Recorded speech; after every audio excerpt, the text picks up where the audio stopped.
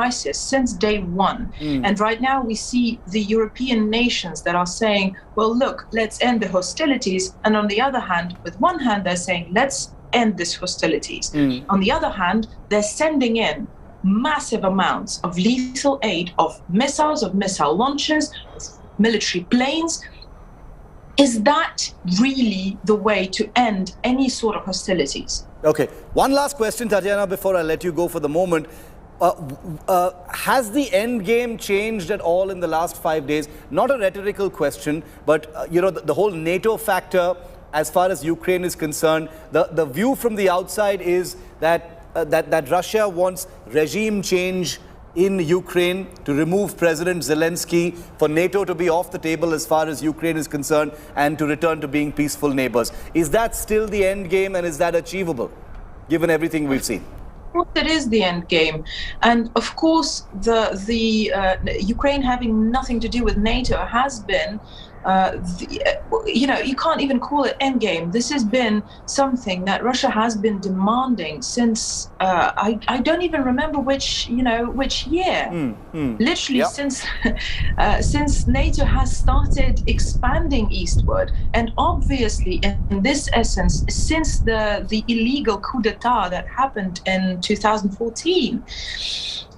That was the only thing, one of the two only things that we've actually demanded. That we was talking about red lines, you know, the president spoke about those red lines on numerous occasions. The other thing that has been on the table since day one is stopping hostilities against Russian-speaking population in the Donbass region, which have been, you know, look, the UN says, and those are, you know, claims by the UN that we can't, unfortunately, again, verify, because there's so much disinformation coming from Ukrainian side, that there are around 300 civilian victims. Again, all of the destruction is by default blamed on the Russian side. In the meantime, we know for a fact that Ukrainian missile launchers are in residential areas, and there is no possible way to verify that those strikes were coming strictly from the Russian side. On the other hand, you know,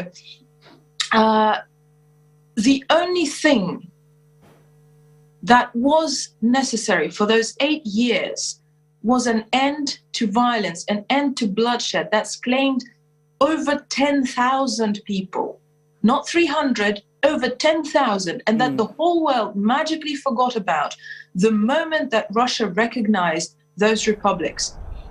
Completely forgot about the fact that there were guarantors of the peace, which never happened.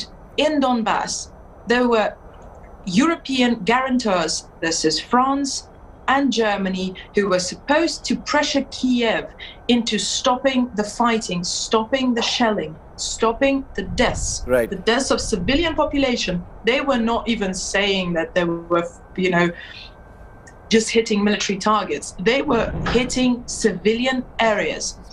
This was happening for 8 years, and everybody, every single person on the face of the planet just magically forgot this even happened. Is that achievable? Well, that's down to the Ukrainian side, isn't it?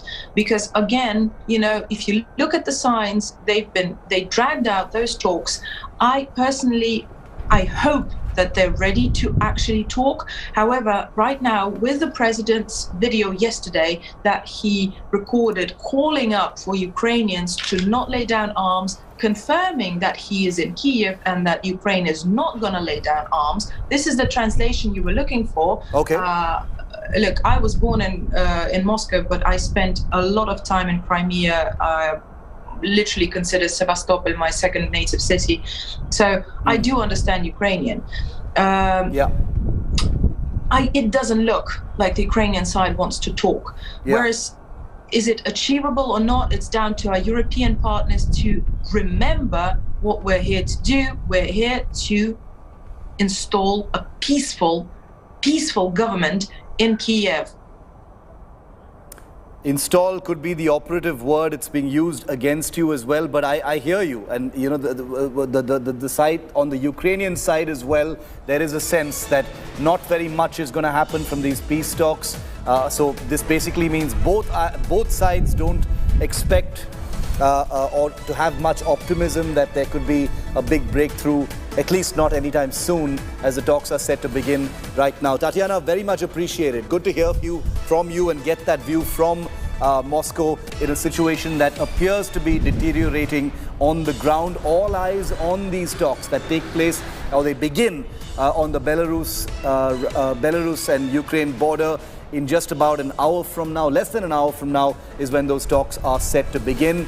Geeta Mohan, our foreign affairs editor, also live with us. Geeta, we've heard from the Ukrainian side, we've heard from the Russian side, not much hope from these talks right now, but all eyes of the world are still going to be on those talks. Whatever little hope is resting on them, this is the tiny glimmer of diplomacy that's breaking through all the carnage and violence that we've seen play out over the last 5 days, with the cherry on top being Putin going nuclear yesterday.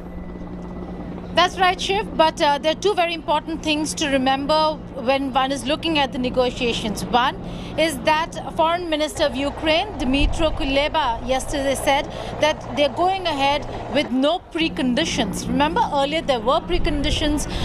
The Russian side wanted certain guarantees, and the Ukrainian side said that there can be no preconditions when you're headed to talks. Secondly, that Putin has said there is going to be no ceasefire. So what we're seeing on our screens, the reports that we're getting from on the ground in Ukraine, Shiv, is that troops are moving ahead. Nobody has stopped. They're going ahead with their operations, and simultaneously we are seeing in Pripyat the negotiations that will be taking place in some time from now. I would not go ahead and call it peace talks just yet. They are initial negotiations that we would be seeing, talks between the two sides, because like you very rightly said, Shiv, the ground seems a little, does not seem firm enough for them to really come to an understanding where Putin would really take back his orders of having recognized territories that are integral part of Ukraine. On the other hand, Ukraine doesn't seem to be backing out or conveying to Russia that they will not go ahead with their idea of being a part of the European Union or their endeavor to be a member of NATO. So with this as your setting, they're going ahead and negotiating. Why are the negotiations taking place, Shiv? They're taking place right now is because there is now an increase in the cost to human life. Human lives are being lost. Again, the Ukrainian side very clearly said that we cannot have this war at the cost of Ukrainian people, and therefore there needs to be some point where we should at least start engaging and talking. It's also very, very important to note over here, Shiv, that the West, for all the support that they've extended to Ukraine, and a disappointed Zelensky, and I keep saying that, has been saying that when the time came to be there, they weren't there. If they would have been there with full force, in all probability they would not have had to go ahead and negotiate or go to Belarus to negotiate. That is one condition that the Ukrainians had to agree on. Remember, Shiv, initially when talk of negotiations had come through, the Ukrainians had very clearly said that they're not going to go to Belarus, a country, an aggressor, working with Russia, sending tanks into their country, and to go to that land and negotiate peace or negotiate an understanding with Russia. But they had to buckle. Why? Because Russia is not stopping, and there's only that much that Ukrainian forces can do on the ground, even if they're getting weapons and ammo from the West and from NATO.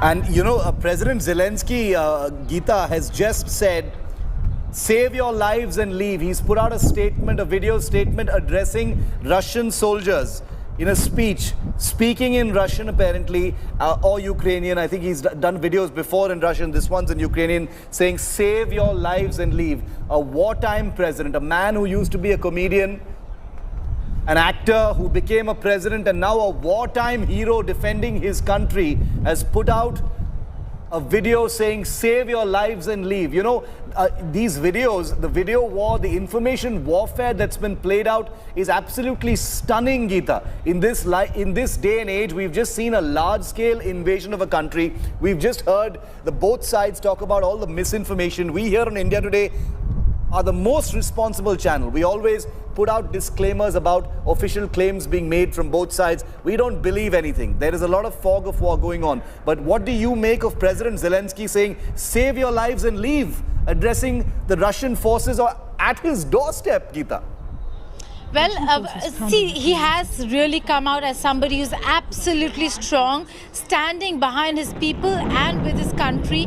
But then again, you know, when it comes to the kind of statements that are coming in, there is certain amount of posturing as well, Shiv, because the situation on the ground does not seem like it is going Ukraine's way to a certain extent, but certainly not going Russia's way when it comes to the economic cost that Russia will have to bear. Look at the kind of decisions that have been taken yesterday by Europe and by the West.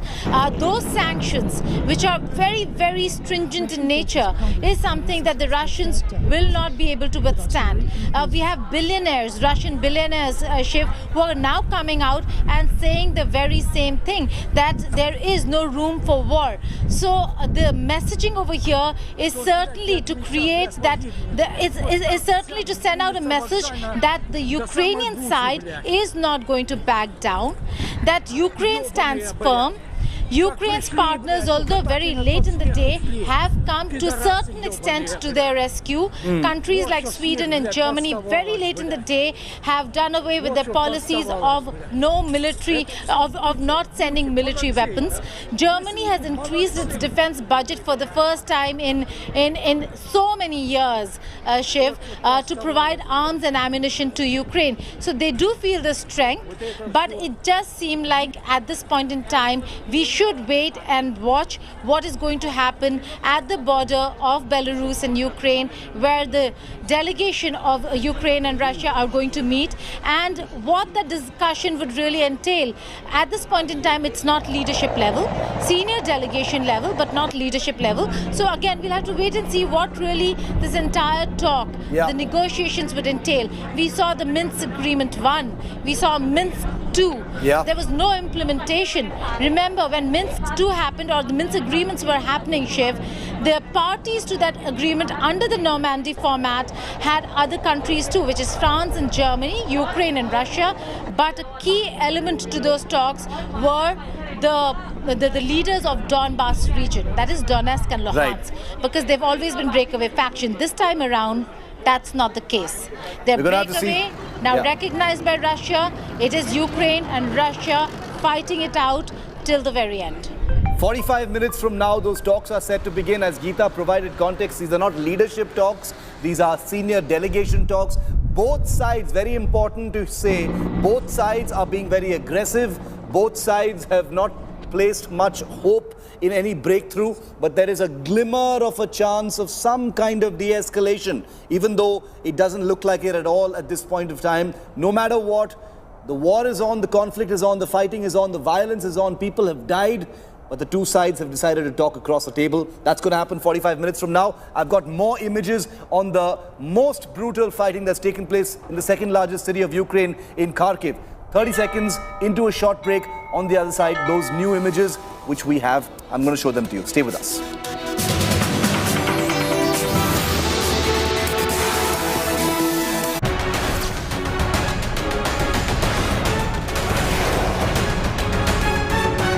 Crypto Watch brought to you by BitBNS.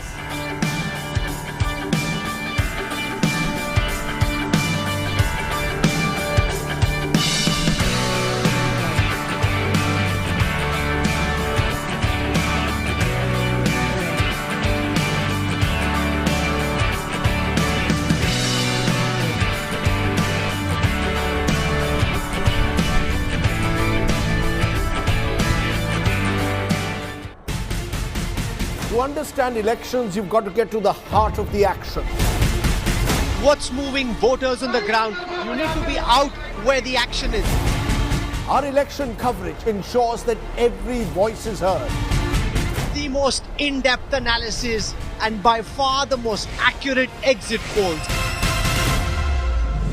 India Today brings together decades of ground reportage with the A-team of psephologists. Most accurate, trustworthy exit polls. With so much at stake in these elections, there's only one destination for everything in Indian politics.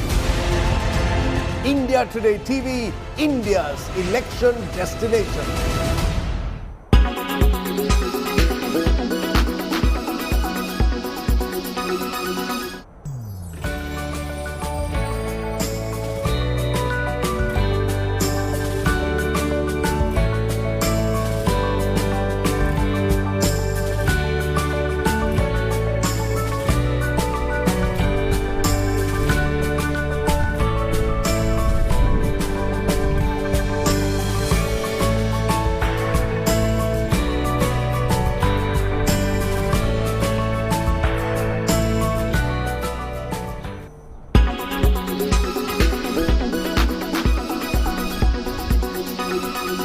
When it's the world's biggest news story, there's only one gold standard of journalism. When it's the world's biggest news story, there's only one gold standard of journalism. You are watching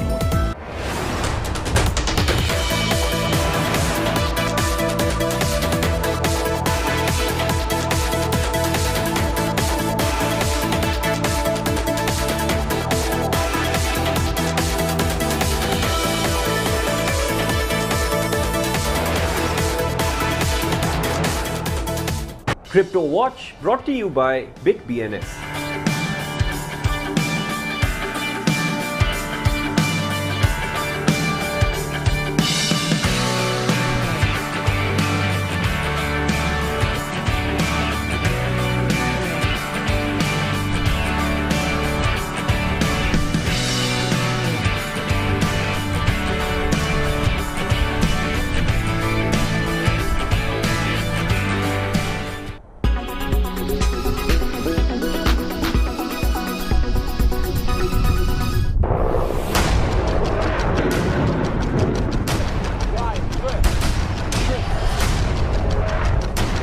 As Russia declared war on Ukraine, as the world was plunged again into crisis, with the only Indian team in the real war zone, This is Mariupol. You hear a series. Hear this sound. I will show you a quick, so to say, bombshell room tour. I can smell the gunpowder in the air. and without pause, India Today totally dominates viewership and smashes the competition. When it's the world's biggest news story, there's only one gold standard of journalism.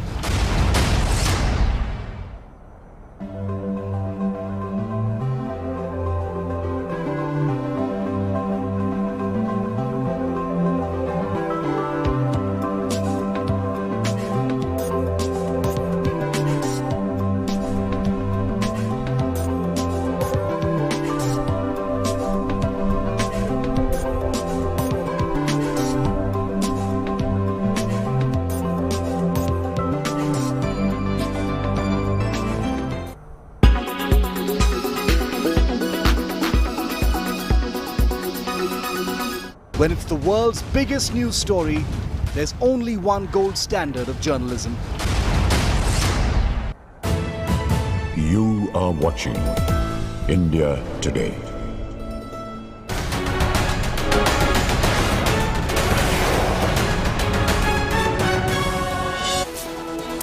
One of the defining images on day 5 of Russia's invasion of Ukraine is how galvanized the citizenry in Ukraine is. Under advice and orders and requests from their president, the people of Ukraine, many of them have come together to actually make Molotov cocktails, petrol bombs to fling and set fire to the invading army. Take a look at this report that's been going viral all around the world.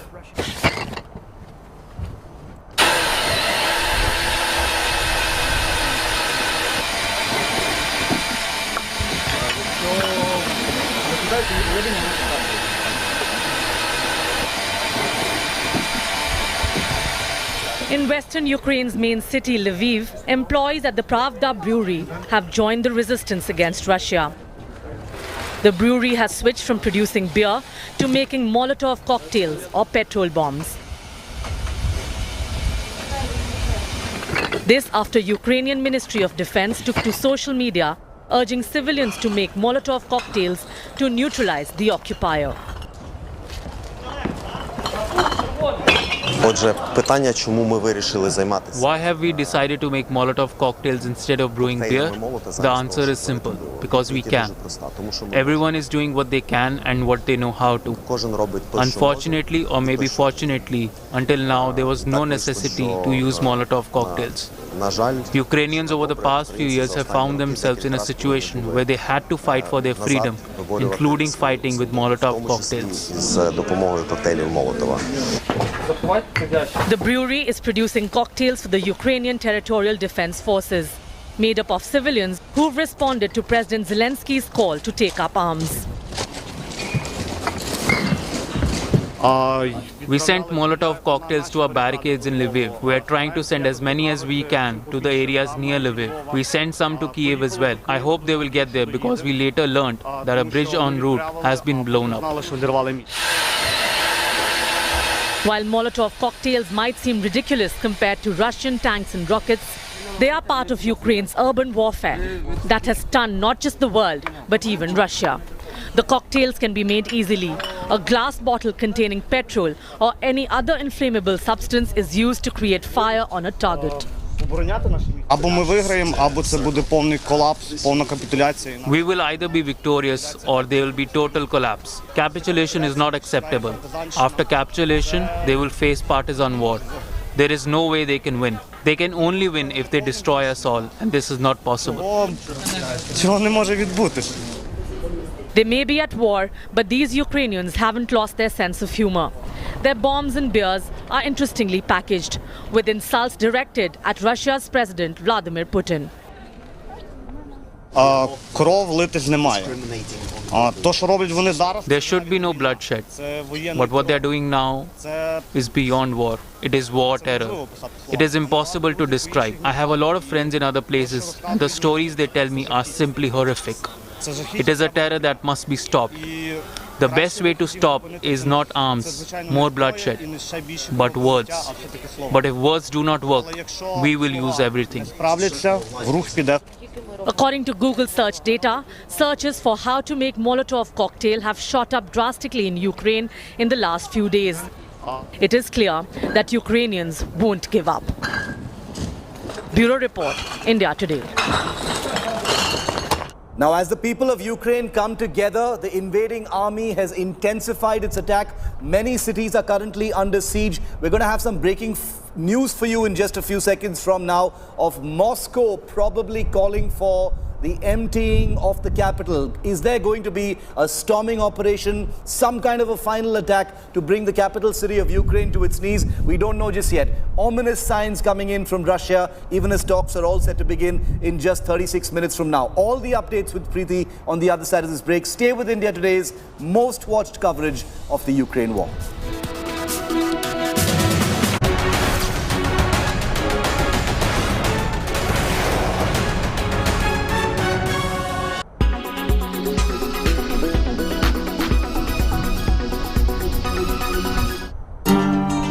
Climate change will greatly affect the monsoon.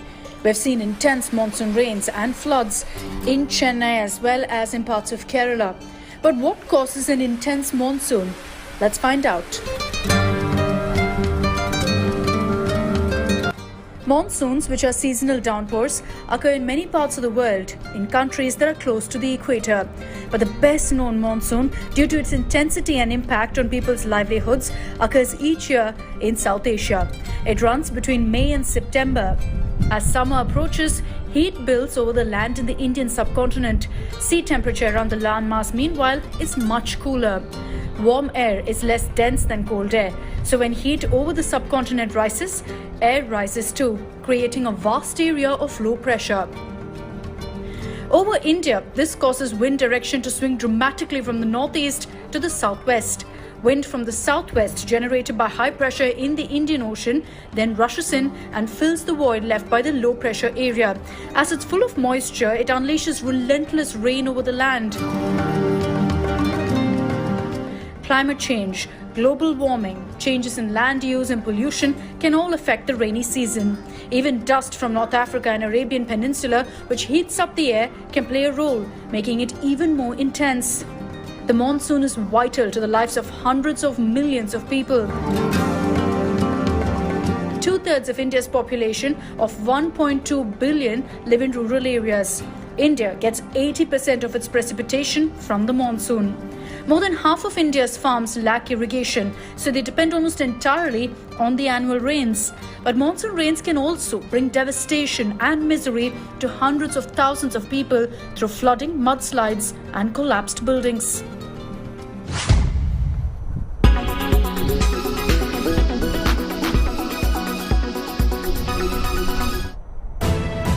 You are watching India Today.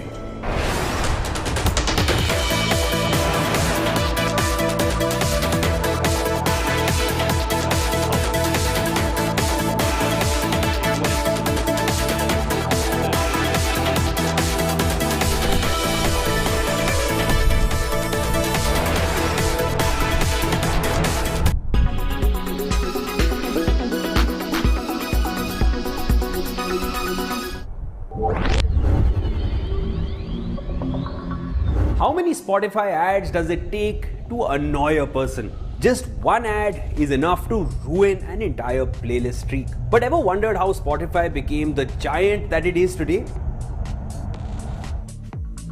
From a startup to a global brand launched in 2008, Spotify was founded by Daniel Ek and Martin Lorenzon in Stockholm. Spotify's aim was to solve the piracy problem in the music industry. Before music streaming platforms were a thing, people would pirate digital music which cost the industry millions of dollars. When it was launched, Spotify offered music fans free service with ads, while hoping they'd be able to plug £10 a month ad-free subscription. But soon after, competitors caught on to the streaming race. Spotify's main rival, Apple Music, secured deals with artists like Drake, Taylor Swift, and Frank Ocean. Apple's deal ensured that these artists launched their music first on their platform. Later, Apple Music introduced a similar subscription model to Spotify. Mark Zuckerberg was an early fan of Spotify. When it was launched in the USA, Spotify started integration with Facebook to show friends what users are listening to. This move helped Spotify secure more users and a significant lead over its rivals. Their 50% discount on students also gave them an edge in the streaming platform race. In 2019, Spotify was launched in India. In the first few months of its launch, they amassed over 2 million users.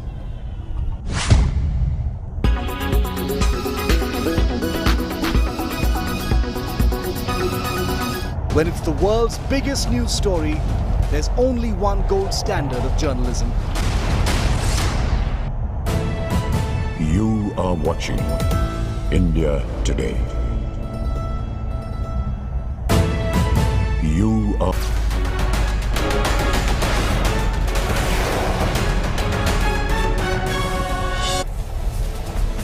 Good afternoon. You're watching our rolling coverage of Ukraine holding strong against the Russian invasion. Continue to get you the latest updates. 30 minutes from now is when Ukraine and Russia will hold talks at the Ukraine-Belarus border. Trust India Today to get you the latest. First up, viewers, let me take you through the headlines.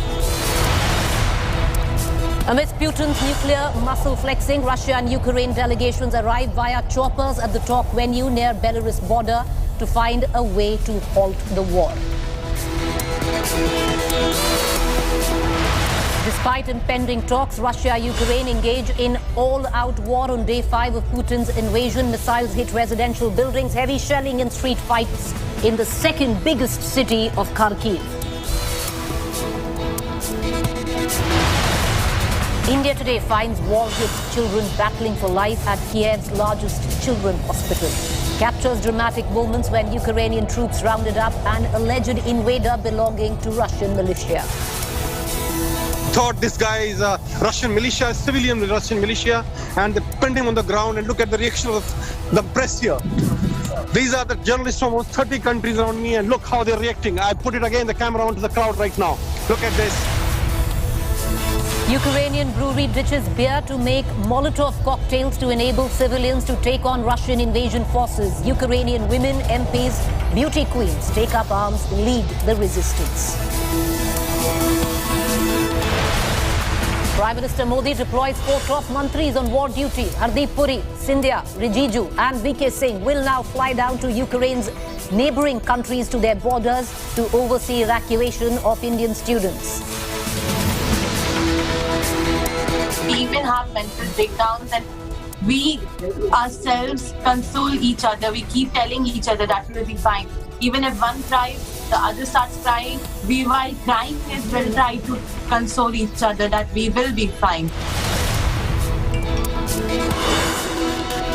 Biden calls huddle of European Union and NATO military alliance crucial UNGA huddle at 8:30 p.m. India abstains at UNSC move to slam Russia.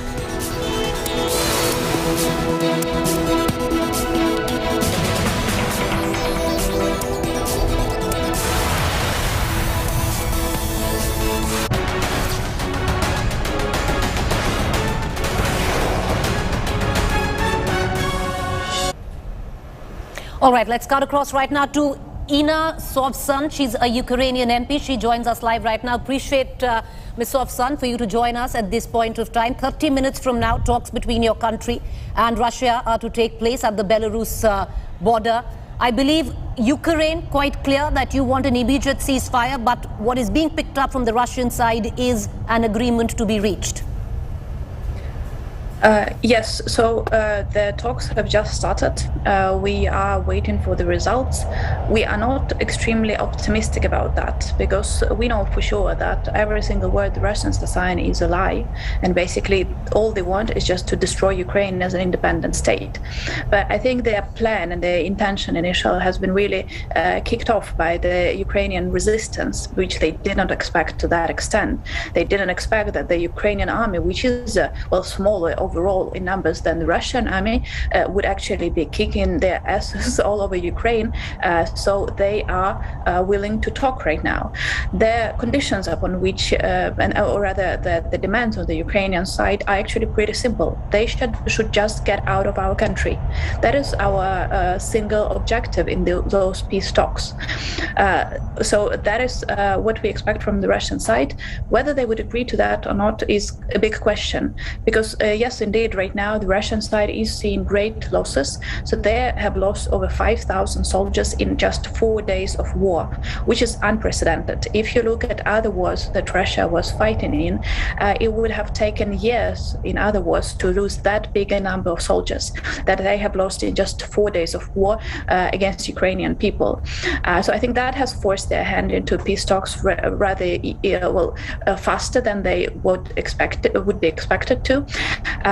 But our single outcome that we shall be able to accept is their withdrawal from the Ukrainian territory. Nothing less than that would not be acceptable by the Ukrainian leadership, by the Ukrainian army, and by the Ukrainian people. Son, you are right to an extent. Your country is holding strong against the Russian invasion. Lots of unprecedented happenings that have taken place over the last 5 days of the invasion. But having said that, Ms. Sovsan, can Ukraine be that hard-nosed about an immediate ceasefire? Or is there a line that you are, or your country is willing to walk when you talk with Russians right now? Let imagine anyone watching this, that some country just started bombing your cities, and then they suggest that, okay, we can talk. I don't think any other country would have accepted anything less than full withdrawal of arms from your territory. We are within our right. We do have the right to defend ourselves. We do have the right to demand that they get out of our sovereign territory. So I don't think there is a middle line anywhere here, because the situation is basically like this. They want us dead, and we want to leave. It's very difficult to imagine a compromise between those two lines. We shall see what the Russian side suggests. We shall see what their offer would be. But feeling here on the ground, talking to the volunteers, talking to the military, talking to the territorial defense units, they will not accept anything less than just full withdrawal of the Russian army from the Ukrainian territory. We have suffered too much, and the injustice done to the Ukrainian people is just so grave and atrocious that accepting anything else than that would be extremely difficult. Ms. Ovsan, if the ceasefire, which is what your country wants very clearly first, comes with riders, with a possible agreement, is Ukraine all right with it? Will they go with that? Well, again, we shall have to wait and see what the Russians suggest, because my general feeling and my understanding of the Russian politics and the mindset of Putin is that they will suggest some things that would be completely unacceptable, like surrendering of the Ukrainian weapons or something else like that. They would not simply agree to the ceasefire just because they have come to the negotiations. They, as you heard from Putin, he doesn't believe Ukraine should exist as an independent state. So I don't think that they would offer something that would be acceptable to the Ukrainian side. I know I sound very pessimistic about the outcome of talks right now, but frankly speaking, we've been living with this neighbor for years now. We do know that they want us destroyed, and well, we'll see if they have changed their mind after all. But for the time being, I'm not overly optimistic about the talks. I would be very happy if bombs stop falling over Ukrainian cities, if they just withdraw. But we shall see where the Russian side would agree to that. Ms. Ovsan, clearly with what you've said in very clear words is that you're not very optimistic, Ukraine not very optimistic to the talks which have started right now at the Belarus border. But do you somewhere down the line at least see this as a beginning of talks, possibly starting today and over the course of hopefully the next few days, that you're willing to continue talking with Russia? Well, we have to do that. We do have to talk. The question is about the result of that talks, and that is the major question. We have agreed to the talks. Our delegation did go there after all. That does mean that we are willing to talk. And of course, we don't want war on our territory. Trust me, no one is enjoying it here. The question is what their ask will be, and that we will have to wait and see for a couple of hours now that the talks are happening as we speak right now. Would you continue to keep the hard stand that you are internationally asking for sanctions, asking countries to support you? Or will now, there will be a ceasefire of sorts in that as well, where you're going to look at maybe possibly finding a solution because there's a humanitarian crisis that you're facing as well? We shall continue to ask for the sanctions from the world right now, because unless the sanctions are imposed for instance, you continue trading with Russia, that would mean that you would be giving Russia the dollars to buy weapons with which they will keep on killing Ukrainians. So any ceasefire from the Russian side would just be a trick in order for them to regroup themselves, to strengthen their military, and just to attack us with a new force. That is why, as long as they have the money to do so, they will do that. Like you have seen, that they want us destroyed. There is no other way for them to accept anything else than that. So yeah, we still continue asking for full-scale sanctions against Russia. They need to be, held accountable for what they did to Ukraine. 16 young children died in those attacks. About 300 other people, grown-ups, have died. So as long as anyone continues trading with Russia and supplying them with the money to buy weapons, they will use it against Ukraine. Even if not now, if they officially agree to the ceasefire, well, they will use it later. So they need to be punished for what they did to the Ukrainians, and they need to be made sure that they simply cannot sustain this war economically. If they will be able to sustain this war economically, they will launch it, even if not right now, but in the future anyways. So they need to be, we need to ensure that they simply do not have the means to continue this war against Ukraine. Mr. Somsa, Ms. Somsan, the one question that needs to be asked of you, you make it very clear that it's non-negotiable, there has to be a ceasefire first. For the Russians, it's non-negotiable that you be part of NATO. Where does Ukraine stand on their stand of joining NATO. Do you still stick by that? Yes, we still stick by that. We are a sovereign state. We are within our right to define and to decide what we want to join, which alliance we want to join. And also, I might remind to the whole Indian audience that Russia attacked Ukraine in 2014 when we were officially a neutral state. So every time Russia is claiming that they are attacking Ukraine because we want to be part of NATO, I need to remind everyone watching this that they did attack us well before NATO was even like somewhere in the future, somewhere around. So this NATO argument is being just made up as not the real thing, propaganda that they're using. Just need to be we need to show for what it is.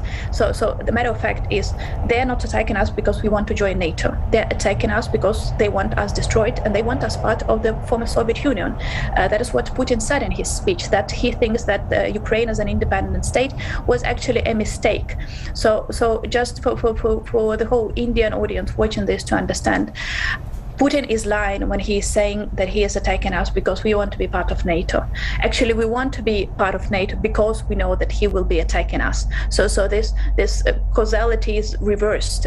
And I think that the number of people in Ukraine supporting joining NATO is actually growing as the war with Russia progresses from 2014. Because in 2014, we were not actually talking about joining NATO, but Putin did attack us. So that's just for you to understand. And when Putin is saying like that he will be satisfied with the neutrality status of Ukraine, he is just lying, because he did attack us in 2014 when we were officially non-allied state, a neutral state. Ma'am, you do say that the reason why Ukraine wants to join NATO is because you fear a Russian invasion, that they've done it before, and the entire, the Minsk agreement, which is constantly brought forward by Russia, is a fig leaf, is what you're saying. But, in that aspect, I want to ask you, do you feel let down at all by NATO itself and other West countries at this point of time? Because other than supplying you weapons by some of the countries, not much help has come, especially where boots on grounds are concerned. We do feel the support which is not enough. We are asking for more. Please send us more weapons. You can see how strong the Ukrainian army is. You can see how the motivated Ukrainian army is. So it is really, we are just asking for weapons. We're not even asking for troops on the ground, even though there are many foreign soldiers who are willing to come and join the foreign battalion, the creation of which was announced by the president, was yesterday, I think. So there are many foreigners coming, but as individual soldiers who are just willing to fight for democracy in Ukraine here against the dictatorship in Russia. But as for other support, the biggest thing that we are asking from NATO now is ensuring a no-fly zone over Ukraine, because those attacks from air are just atrocious. They are extremely burdensome on the civilian population. It is so much against any decency, any human decency, any respect for human life, that the biggest thing we're asking for, not true. We are all right. So, ma'am, you say that you do feel let down by certain West countries and NATO in terms of supplying of arms. That is what you're looking at. I want to ask you one final question. When you're on the talking table with Ukraine and Russia today, what happens to those independent territories which are recognized as Russia by independent territories? What is Ukraine's stand on that? It is Ukrainian sovereign territory. That's as simple as that. It is part of Ukraine. Not a single state has recognized those as independent state, and we continue to claim, we shall never stop to claim them as independent territory, as sovereign territory of Ukraine. All right, appreciate you joining us, Ms. Somsam. We wish you luck, fortitude as you go ahead. It's a crisis that we're going to be covering very closely right now. 20 minutes from now, the talks will begin, as confirmed actually by the MP we were speaking to. The talks have already started. Ukraine not very hopeful. Very hard stand that both Russia and Ukraine have taken. Russia wants an agreement but Ukraine has asked for an immediate ceasefire as of now. With that, let's take you through its day 5 of the crisis between Russia and Ukraine, a full-on invasion by Russia of Ukraine. Let's get you some of the haunting images of this 5-day war. A missile struck a residential building, a city 150 kilometers north from Kiev. According to the state communication service, 2 lower floors were set on fire. There is currently no information about casualties.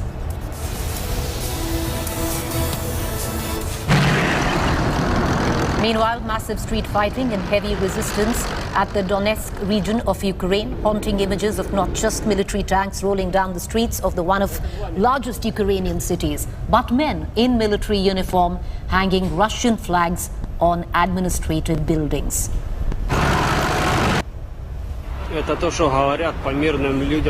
Lying on the ground in streets of Kharkiv, Ukraine's second largest city. The battle for Kharkiv has seen heavy shelling by Russian forces, and the impact of this shelling seen on the streets. What was once a bustling city now sees dead bodies just lying around.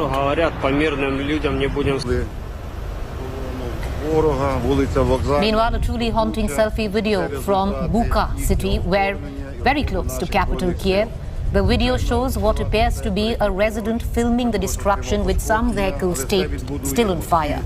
Bucha city is another part of Ukraine that has been pounded by Russian forces. Several residential buildings were reportedly hit. This image is the definition of desperate times, call for desperate measures. Citizens getting together, meeting to make Molotov cocktails after Ukraine government asked citizens to make these cocktails to use as weapons to protect themselves. Even breweries in Ukraine joined in to make not beer, but Molotov cocktails.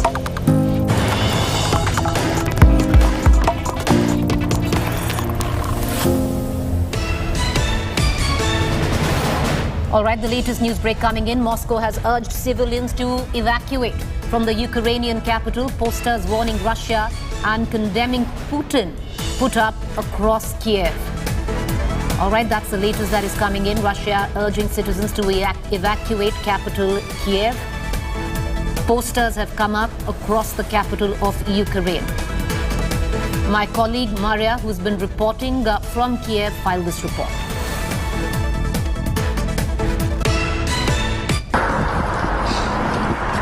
So people are also interested in these signs. You see a dome, as I say, Putin is defeated.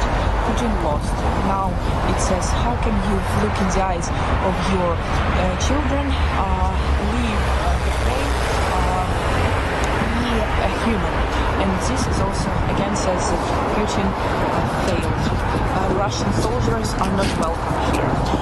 So this is the city center, again, remind you, so this is one banner, one sign, and we will turn around, and there up in the building there is another banner saying the same thing, addressing Russian military, calling them to remember their families, to stop atrocities, to stop killing Ukrainians, stop killing people here, stop shelling the cities, and start not actually do something but leave, because nobody invited Russians to Ukraine. Nobody wants them to be here to kill people. Let's cut across right now to my colleague Gaurav Sawant, who spoke to Indian students stranded in Kiev. Listen in. We are currently walking with a group of Indian students, young budding doctors, who are on their way to the railway station, walking all the way from their hostel, carrying their heavy luggage in temperatures that were below 0 degrees. And let's try and talk to some of them. Hold on, guys, give me a minute before you head to the station. Yes. Tell me your name and tell me where are you coming from. My name is Isham Jalal. I am coming from Bogomolets National Medical University Hostel. Today, our embassy told us you must leave Kyiv today itself, and they arranged some trains. So we are going to Oksana by foot. We have to walk a long way now, but we are tired now. I know. But you look tired. You're scared? Yeah, don't be scared. Don't be scared. Tell me your name. I'm Danya. I'm from Trivandrum, Kerala. I'm studying in Bogomolets National Medical University. You were also told by the embassy leave today? Yeah. We were even told by Russian ministry to leave Kyiv immediately because they are going to attack. And this 24 hours is very crucial, they said. Okay. 24 hours to leave. 24 hours. Yeah, of course, 24 hours. Yeah. There are multiple military checkpoints on the way, and I must tell you this. Are you scared? Are you scared or not scared? Yeah, a bit scared, but we have to take the sound of bombings, missiles and everything. And when we look out of the window, there is always firing sound. And we are always afraid. We can't even sleep.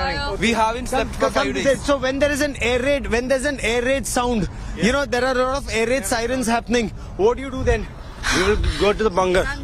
There is a bunker. Yes. Near the underground basement is there. How many kilometers from here to where you want to go, the railway station? No, our bunkers, railway station, we have to walk 3.2 kilometers. Okay. So all of you look very young and very fit. No problem walking? No problem.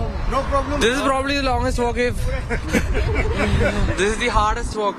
The hardest walk, in fact, if required. Whose dog is that? That's mine. You will take the dog to India? Yeah, probably. We have friends in the, in different... We like it. We have friends in Poland and Romania, Hungary and all. So they'll come to the borders. And she's also having a passport, so no worries. That's another air raid siren. That's another air raid siren, and we'll try to get to safety. We're also walking with these children. That's our luggage right there. We've also been stopped at multiple checkpoints, but look at the way the children are running because of this air raid siren. We will continue to report this story with cameraman Pavan Kumar, Gaurav Sawant in Kiev for India Today. All right, that's my colleague Gaurav Sawant speaking to stranded Indian students. You heard the sound of the air raid siren there. Let's cut across right now to my colleague Rajesh Pawar in Kiev. He filed this report. I'm taking this straight across to Rajesh Pawar, who's reporting right now from the capital of Kyiv. Rajesh, we're hearing that things are slightly better today when compared to the last few days. Tell us what's happening on the ground. All right, I'll come to the situation on ground a little later. I want you to show the viewers what is behind me. If you can see me, if you can see there, these are all the foreign journalists from almost 25 to 30 countries, which have been brought here in 4 different buses by the Ministry of Defense to show them the city around and to show them certain locations like hospitals where people are admitted, children are admitted. If you can you see the things behind? Yeah, we can see. These are all the journalists from different countries, and now they're running for something. Something is there. I'll just put you there. We have a control level.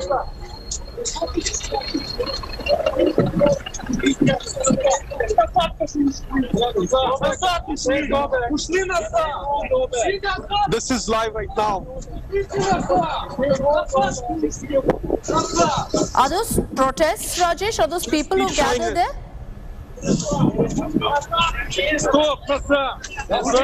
Can you see this what I'm showing right now? Yes, we can. We can.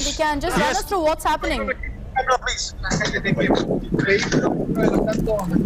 See this guy?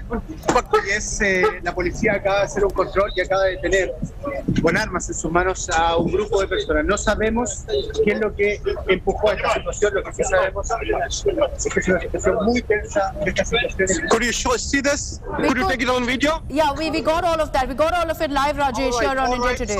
So look at this, the crowd of foreign journalists, everybody crowded around. They thought this guy is a Russian militia, civilian Russian militia, and they pinned him on the ground, and look at the reaction of the press here. These are the journalists from almost 30 countries around me, and look how they're reacting. I put it again, the camera onto the crowd right now. Okay. Look at this. So they've gathered there in huge numbers, Rajesh, telling us that these are about 25 to 30 foreign journalists who've gathered. Rajesh, what I will talk a minute later. Just have a look, please. Have a look. Yeah. Is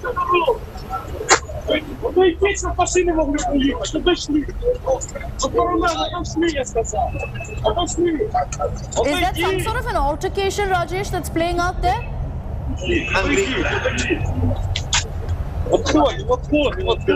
Отходим, я сказал. Okay. Отходим. All right.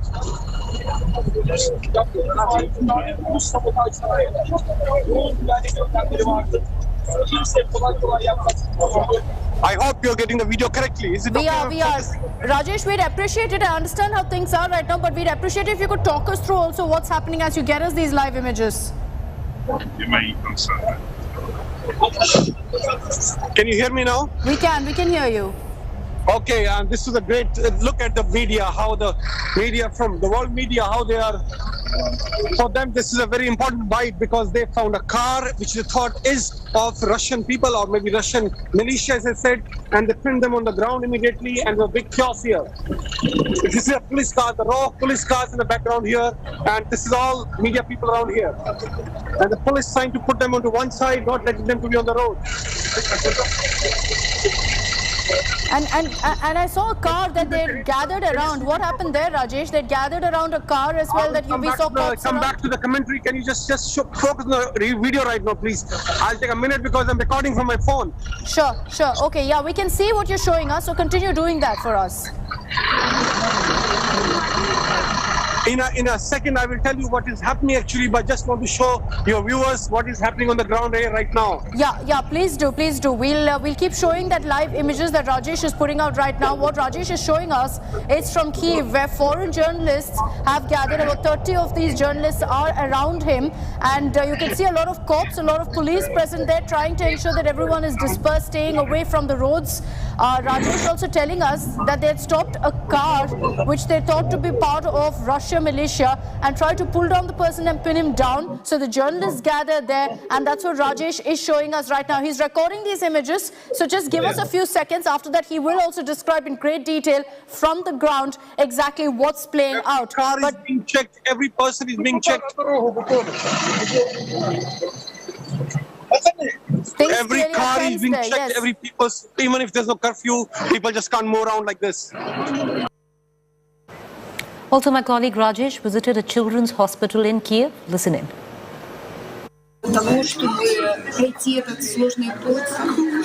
Todos los ucranianos, incluidos los médicos y los pacientes, nos hemos unido para superar este arduo camino.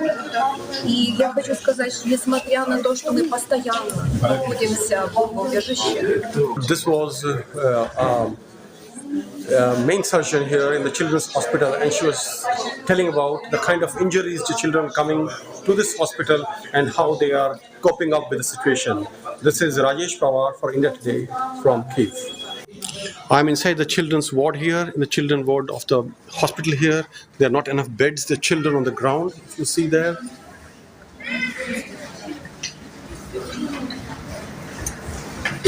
Everywhere children are full, and this is the basement where in case this is the basement of the hospital where they'll be shifted in case of an air attack. In fact, most of the children have already been shifted here. Meanwhile, unprecedented scenes witnessed by India Today's reporter Rajesh Pawar in Kyiv. Local police were seen apprehending an alleged invader. Ukraine believes Russian militia has infiltrated civilian areas. 30 countries around me, and look how they're reacting. I put it again, the camera onto the crowd right now. Look at this. All right. Meanwhile, India Today also went into the largest hospital in Kyiv. Chilling images of children injured in the war. Ukraine claims that at least 14 children have lost their lives, 7 wounded. This on your screen is the extent of damage on people on ground. Children in hand, pets in hand, people seen packing up their lives to move to an uncertain future, unaware of what lies next. Wait, 1 hour. 1 hour. Meanwhile, destruction after a heavy night of shelling and missile attacks in Ukraine's capital. Ukraine's military and civilians furiously fight back Russia's invasion. An unexploded Russian warhead landed in a kindergarten playground. Well, not just Indian students, professionals are also leaving the war-hit Kyiv. My colleague Maria filed this report. Hi, it's Maria Pisarenko reporting from Kyiv, Ukraine, and here I've met a group of Indian people who are now in the progress of evacuation. They are all the workers of Indian restaurant we have shown in one of the reports for India Today TV, and now they are leaving. Let's talk and find out how are they doing this, and is there any problem with it. So can we talk to you at first, or to you, yeah? So can you please tell us why are you with flag? So it's like to show that you're Indian, from India, yes, and go there. And what's the process of evacuation? Yes, now we are going to border, and after that we will go to India. As the situation is very serious over here, so we were staying here till 3 days, but now we will go to railway station and hope we will get a train from there, and after that we will go to the border, on the Hungary border, either Romania border, whatever will easy from that, we'll go that side. Okay, so the embassy, the India embassy works with Yes, you, yeah? for the embassy, just inform us that now we have to leave from here. The situation is not good over here. We have to go. We have to go up by ourselves. We are we just book a taxi from here, from our friends. After that, we'll go to railway station. From there, by train, we'll go to border. Okay, yes, so the embassy will evacuate from the border sides.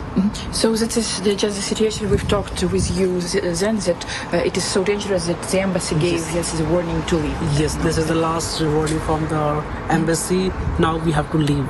This is not a situation we can stay here. We have to leave now. This is the final decision from the embassy. Okay. Yes. Okay. So and can you show the flags? They are makeshift yet? Yes. Printed and then painted with something. Yes. Yeah. This is the little advice from the embassy, from the Indian government. This could be save us if we are traveling on the roads. So if you will show this, nobody will touch us. So this is for our protect. So all of you have your ideas with yes, ideas we which do you have to show. Okay. So and where are you staying these days? Like here in the basement? Since the 4 days we are staying in the basement and we are safe over there, but now we can't be stay there as the Russian army already reached in the Kyiv, so it can be blast over here. That's why we are leaving this place. Okay, yeah. So we've been hearing a lot of blasts these days, so we are hiding there in this shelter, and you're here, so I understand that the situation is really scary. Thank you. So good luck, and I hope you'll all be safe. And you go now to Hungary border, right? Yes. And then the embassy will take care. Yeah, they will evacuate from the border. Okay, guys, take care. Thank you very much. Have a safe. Thank you. Bye. Take care. So these are people from India, the workers of the restaurant, who are now being evacuated because the embassy issued the final warning. The situation in Kyiv is getting really tense, and it's mandatory for them to leave. They're now going to the Hungary border, and then the embassy would take care of them and help them get back home to India safe and sound. So this is the report from city center Kyiv, Ukraine. I'm Maria Pesrenko. I'll be in touch.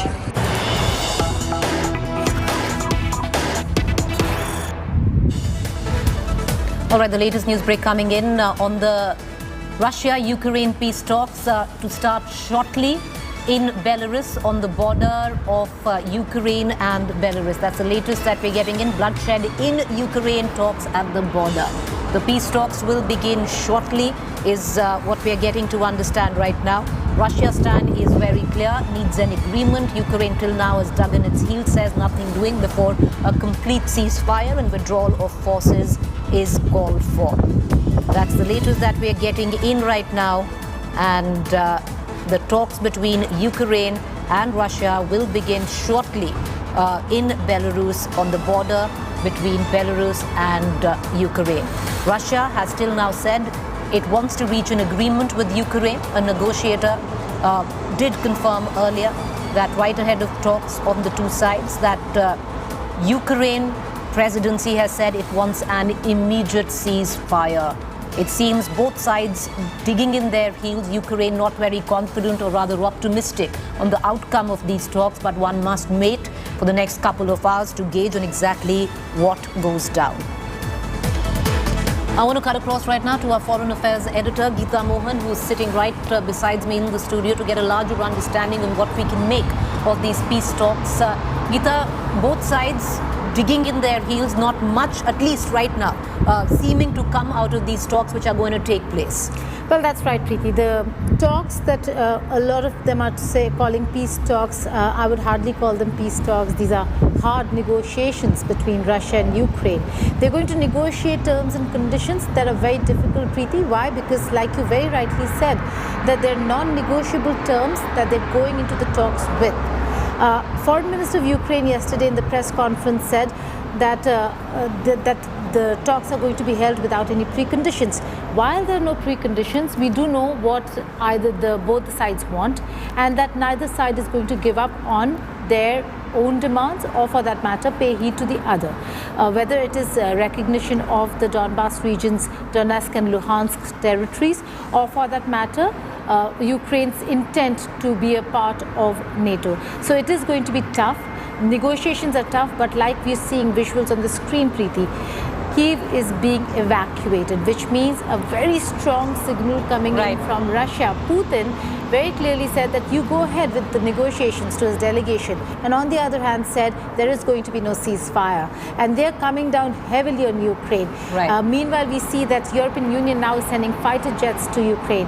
Whether they'll be able to operate, how, and will they be able to counter Russia is something we'll have to wait and see. All right, Geeta, coming right back to you. The reason I'm cutting out of that is because we're cutting across right now to Kiev, where my colleague Rajesh Pawar is joining us. Rajesh, evacuation orders being given where the city, the capital of Kyiv, is concerned. What are you picking up? There is a sense of abject uneasiness because now there is a call to evacuate Kyiv, possibly the lull before the storm. See, right now I'm going all around Kyiv in a bus provided by the government here for the journalists.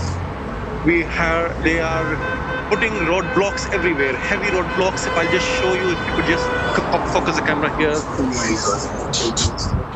This is a supermarket, people crowding outside supermarket, a lot of police there.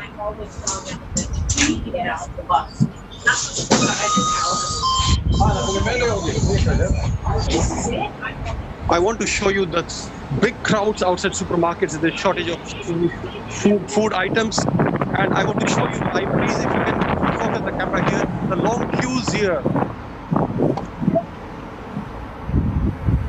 Can you see the queues? Yes, Rajesh, we can see those queues. We can see those long winding queues, people even queuing up to get inside. The biggest supermarket chains here, Novus, and see the people outside here.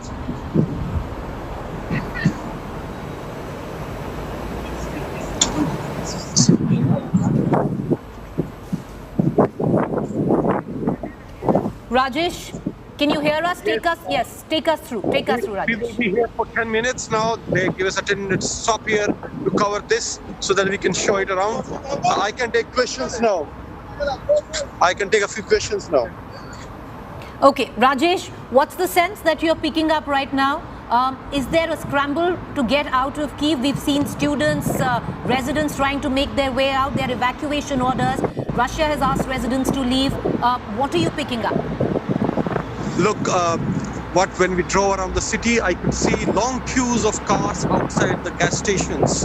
You're hardly getting fuel anywhere for the cars. There are no fuel in the gas stations here. And similarly in the supermarkets, there is a shortage of food items, everything. You are not getting anything outside the market now.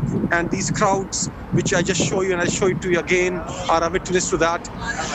There's a situation of panic here. I just sent a few videos of military trying to put some kind of concrete blocks on the roads with the help of bulldozers, which can act as anti-tank obstacles in case the tanks of Russian army try to use those roads. They can be denied to the Russian army. Over to you. Rajesh, is there a clear sense of fear that if the talks fail or don't reach any headway today, there could be a larger military push from the Russian side where Kyiv is concerned? Look, there is a lot of disinformation here and nobody exactly knows what's going to happen and what is happening. Nobody has a clear sense of it, be it in the public, be it in the military, be it in the police. But everybody is afraid, everybody is on the edge, and everybody is prepared for everything which is likely to happen in a war. Over to you. Rajesh, are people, local residents looking, are you seeing them actually putting their bags together and fleeing Kyiv? See, I have lots of friends here in this city, and most of them, the local residents, left this city probably about a week back, or in last 3 to 4 days. Almost everybody whom I know have left this city, and these are people probably who are poor, could not afford to go out, did not have their own cars, or had some other very pressing reasons not to leave the city. Otherwise, all those who could leave have left the city either for other cities, or some of them have left for Lviv, which is very close to the Polish-Ukrainian border, and a lot of them, the poorer ones, have left for dachas, Dachas are the small little houses they have outside with gardens to grow vegetables and all in the villages. All right. Is there a word coming in from the government right now where local residents are concerned? Those who haven't been able to leave Kyiv, Rajesh, right now, the ones you talk about, possibly the poor or for any reason that they are sticking in Kyiv. What is the government telling them? Is there any information on that? No, I have no information as such, as I said. And if I will give an information which will be really false, I mean, I will not pass on information which is not really verified. I'm here with the journalists from around the world, and no such information will pass on to us or have been told in a press briefing by the government to us. From some other source, if it has come, I'm not aware of that. And once again, if you want, I can show the camera around to show you the kind of crowd and the lines here queuing up outside the supermarket to buy the food items.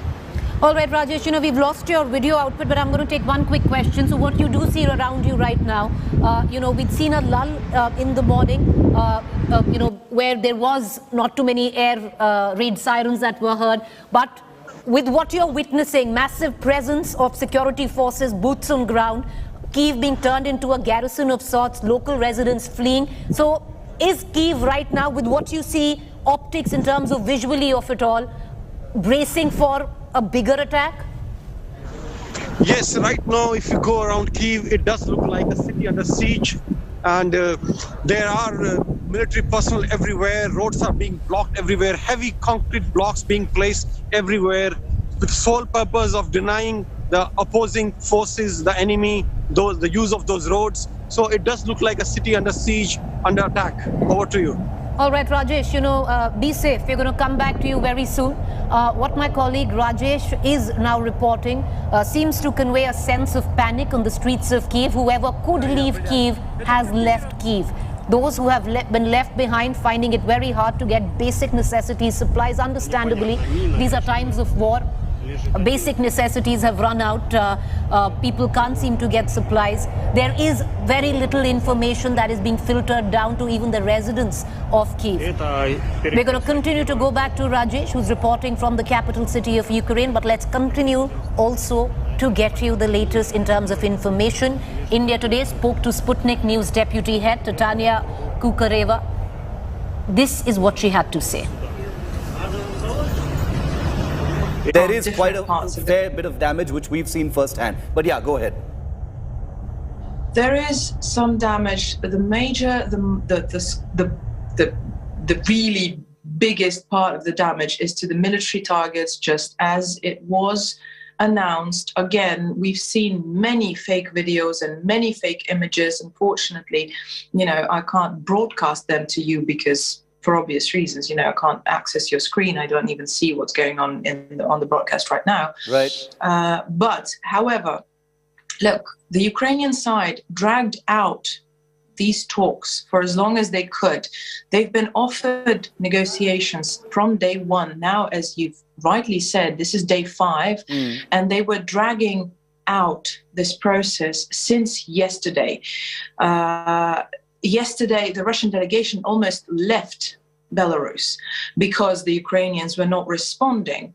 Now we've waited another almost 24 hours to actually see them finally arrive to the table. Yes. And the president isn't even there because he's plainly, it looks like he's incredibly afraid to set foot in Belarus for reasons that are, that are speculative, to say the least.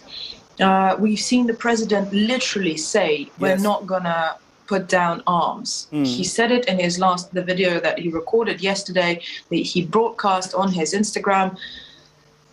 I would like to think that these are going to be real talks by our Ukrainian neighbors, that they're actually ready to talk about exactly what the president has claimed and has said many times now. We're talking about denazification, and again, the president of Ukraine, who asks the people to take up arms, who uses people as human shields, who puts missile launches inside residential areas. I'm sorry, but how can we say that there are no Nazi formations, there are no ultra-nationalists in power in Ukraine after these pictures. Okay, we've got some. Unfortunately, not showing.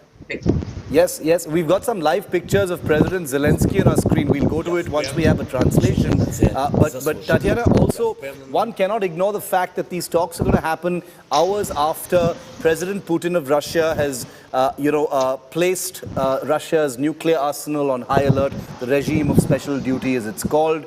Can you explain why that's happened? Because that's just made this entire crisis much bigger than it already is. It involves the entire world right now. It's probably triggered a wave of response actions as well. Why has it happened right now in your view? It has involved the whole world when the whole world decided to send military lethal aid to Ukraine, didn't it? I mean, the US has announced that they're sending in more troops into Poland. They're sending in more troops. They're actually sending troops into Ukraine. There were reports of them deciding to send, and they have been sending lethal aid for years now. They have been sending money to this regime for years now. The latest shipment that happened even before this conflict broke out, this latest escalation broke out, that before Russia was forced to launch this operation by the escalation in Donbass, again, the latest shipment in January was 91 ton.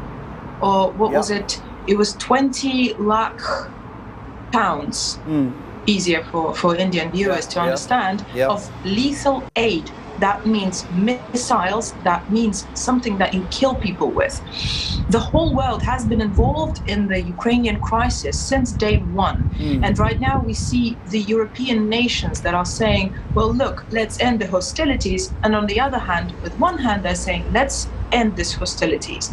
On the other hand, they're sending in massive amounts of lethal aid, of missiles, of missile launchers, military planes. Is that really the way to end any sort of hostilities? Okay, one last question, Tatiana, before I let you go for the moment. Has the end game changed at all in the last 5 days? Not a rhetorical question, but the whole NATO factor, as far as Ukraine is concerned, the view from the outside is that Russia wants regime change in Ukraine to remove President Zelensky, for NATO to be off the table as far as Ukraine is concerned, and to return to being peaceful neighbors. Is that still the end game, and is that achievable, given everything we've seen? Well, it is the end game, and of course, the Ukraine having nothing to do with NATO has been. You can't even call it endgame. This has been something that Russia has been demanding since I don't even remember which year. Literally since NATO has started expanding eastward, and obviously in this essence, since the illegal coup d'etat that happened in 2014.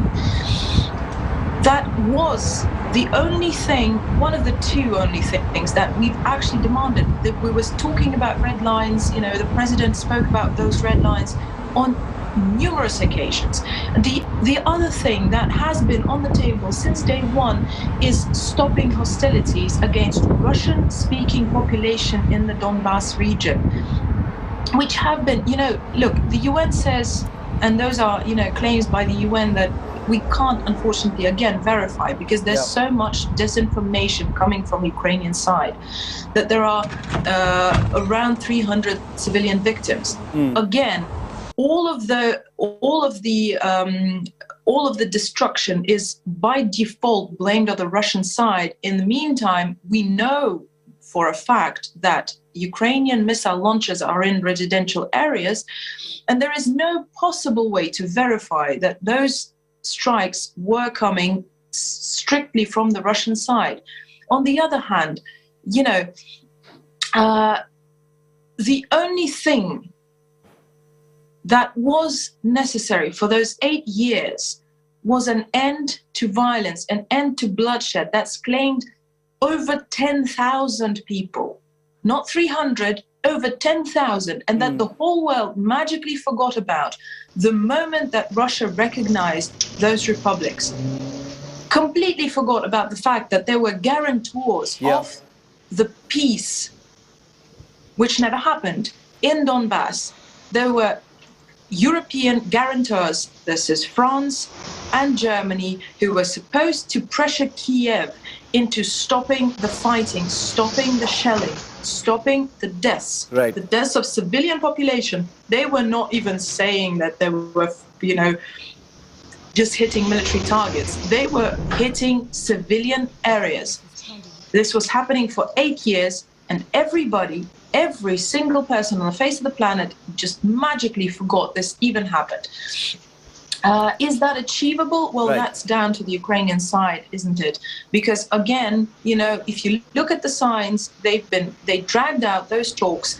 I hope that they're ready to actually talk. However, right now, with the president's video yesterday that he recorded calling up for Ukrainians to not lay down arms, confirming that he is in Kyiv and that Ukraine is not going to lay down arms. This is the translation you were looking for. Okay.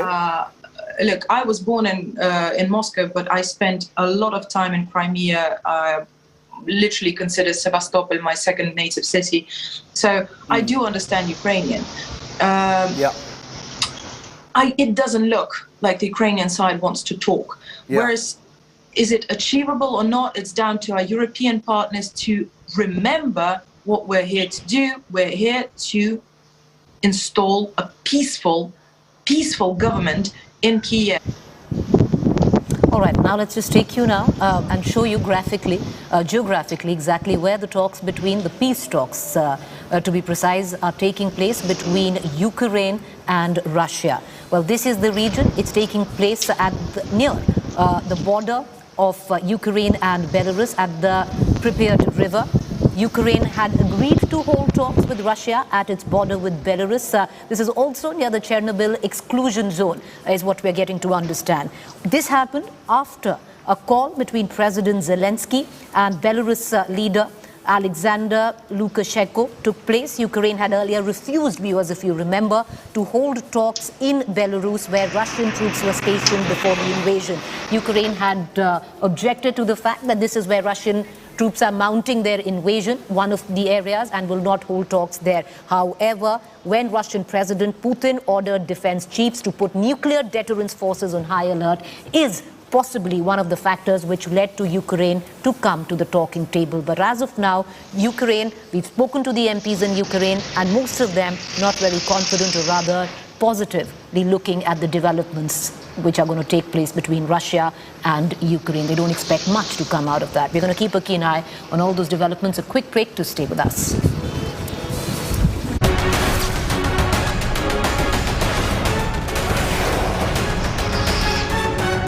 Crypto Watch brought to you by BitBNS.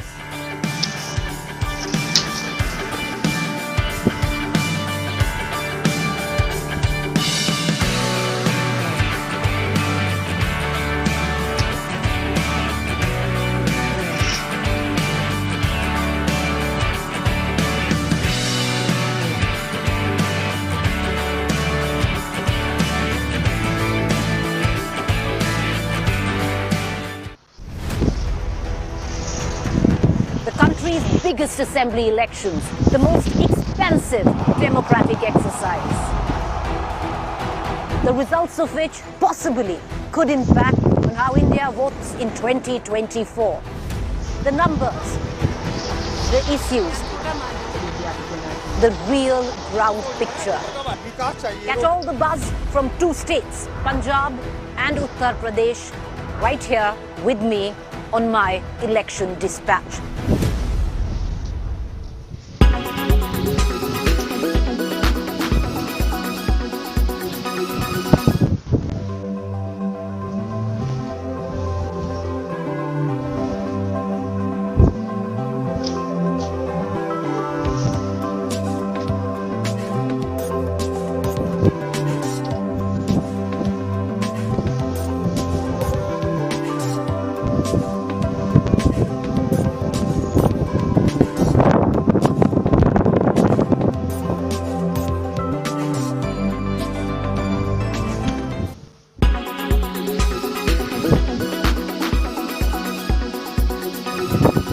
When it's the world's biggest news story, there's only one gold standard of journalism.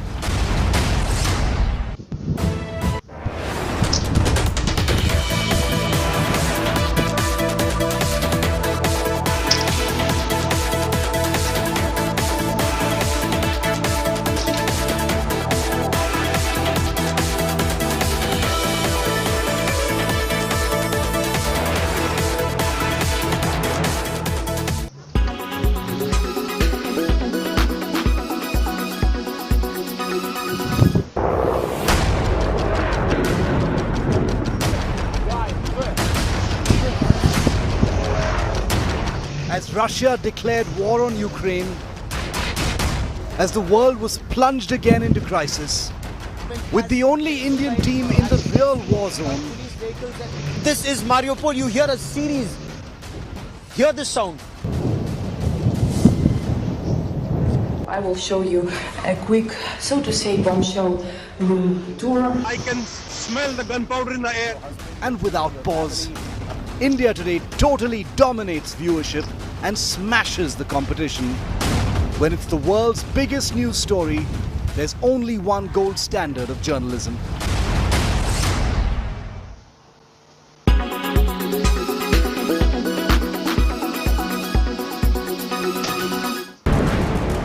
This is Ukraine's true danger zone. Up close and fearless in Ukraine's combat zone.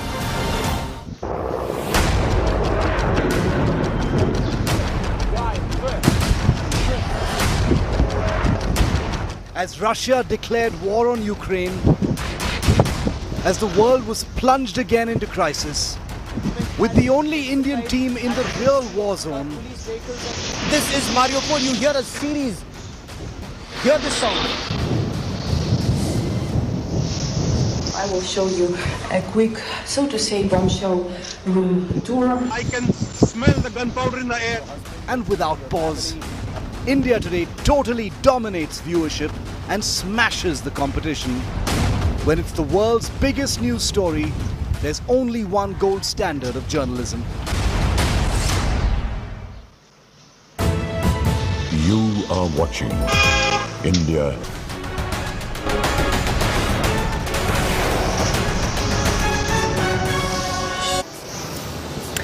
Good evening. You're watching our rolling coverage on day 5 of Ukraine holding strong against the Russian invasion. All eyes on the peace talks between Ukraine and Russia taking place at the Ukraine-Belarus border. We're going to continue to get our viewers the latest.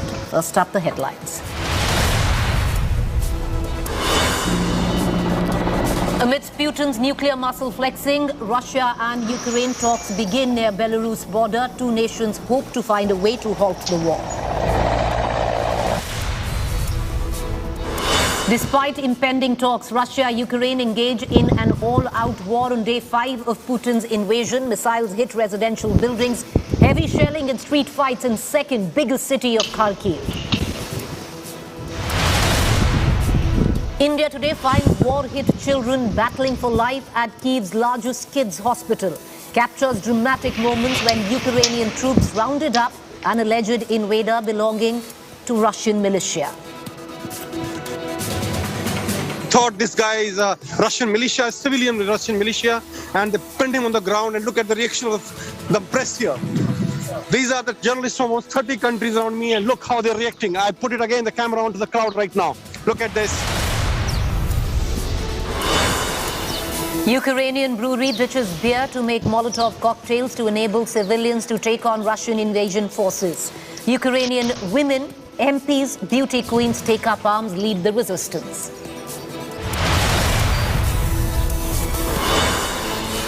Prime Minister Modi deploys 4 top mantris on war duty. Hardeep Puri, Sindhya, Rijiju, VK Singh will fly down to Ukraine's borders, neighboring countries to oversee evacuation of Indian students.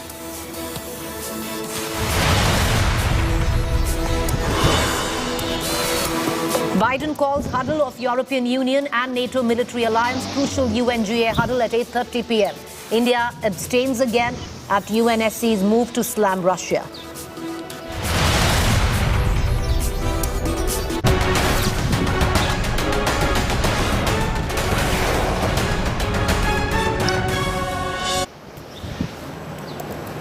All right, let's begin with the latest news break that is coming in. The Russia-Ukraine peace talks have begun. That's the latest that we are getting in right now. These talks taking place at the Belarus border with Ukraine.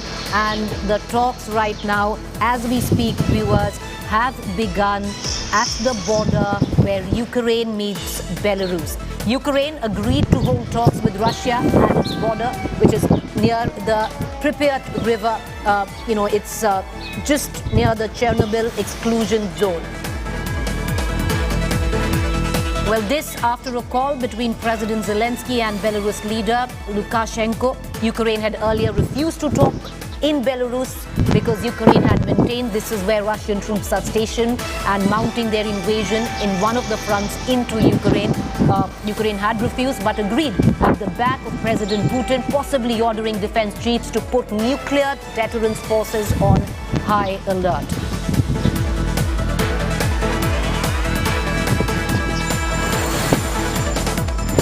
All right, after a lull, the latest that is coming in is that a furious battle is raging for Ukraine's second largest city, Kharkiv. Bodies of civilians were seen strewn on cities. Ukraine forces had yesterday wrested the war-ravaged city from Russian troops after an intense counter-assault. The city witnessed fresh overnight shelling by Russian troops with missiles, rockets, artillery shells. Blasts were also heard in Kyiv and Kharkiv early this morning. Ukraine's State Service of Special Communication and Information Protection reported intense fighting. The city wore a devastated look. Images accessed earlier show bodies strewn lying on the streets. Ukraine admits that at least 352 nationals, including service personnel, have been killed and over 1,600 injured.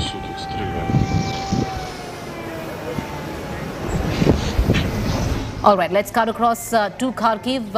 Svetlana reporting from Kharkiv for India Today. Svetlana, what are you witnessing around you? Can you get us the latest? The situation right now is a little bit calmer than this morning, and people now out to find some staple food, you know. Through my window I can see only the small part of the road. This is one of the central streets of my city, and tonight it was pretty calm, so we could sleep at home. But there are many people in our building.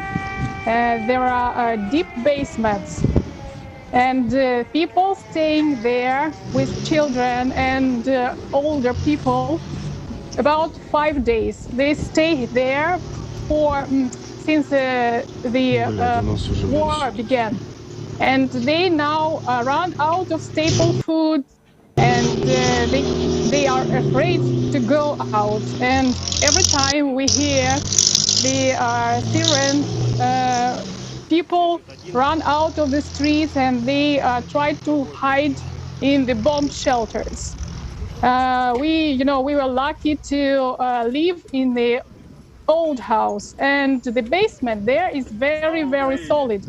So we don't have to go to the closest subway station.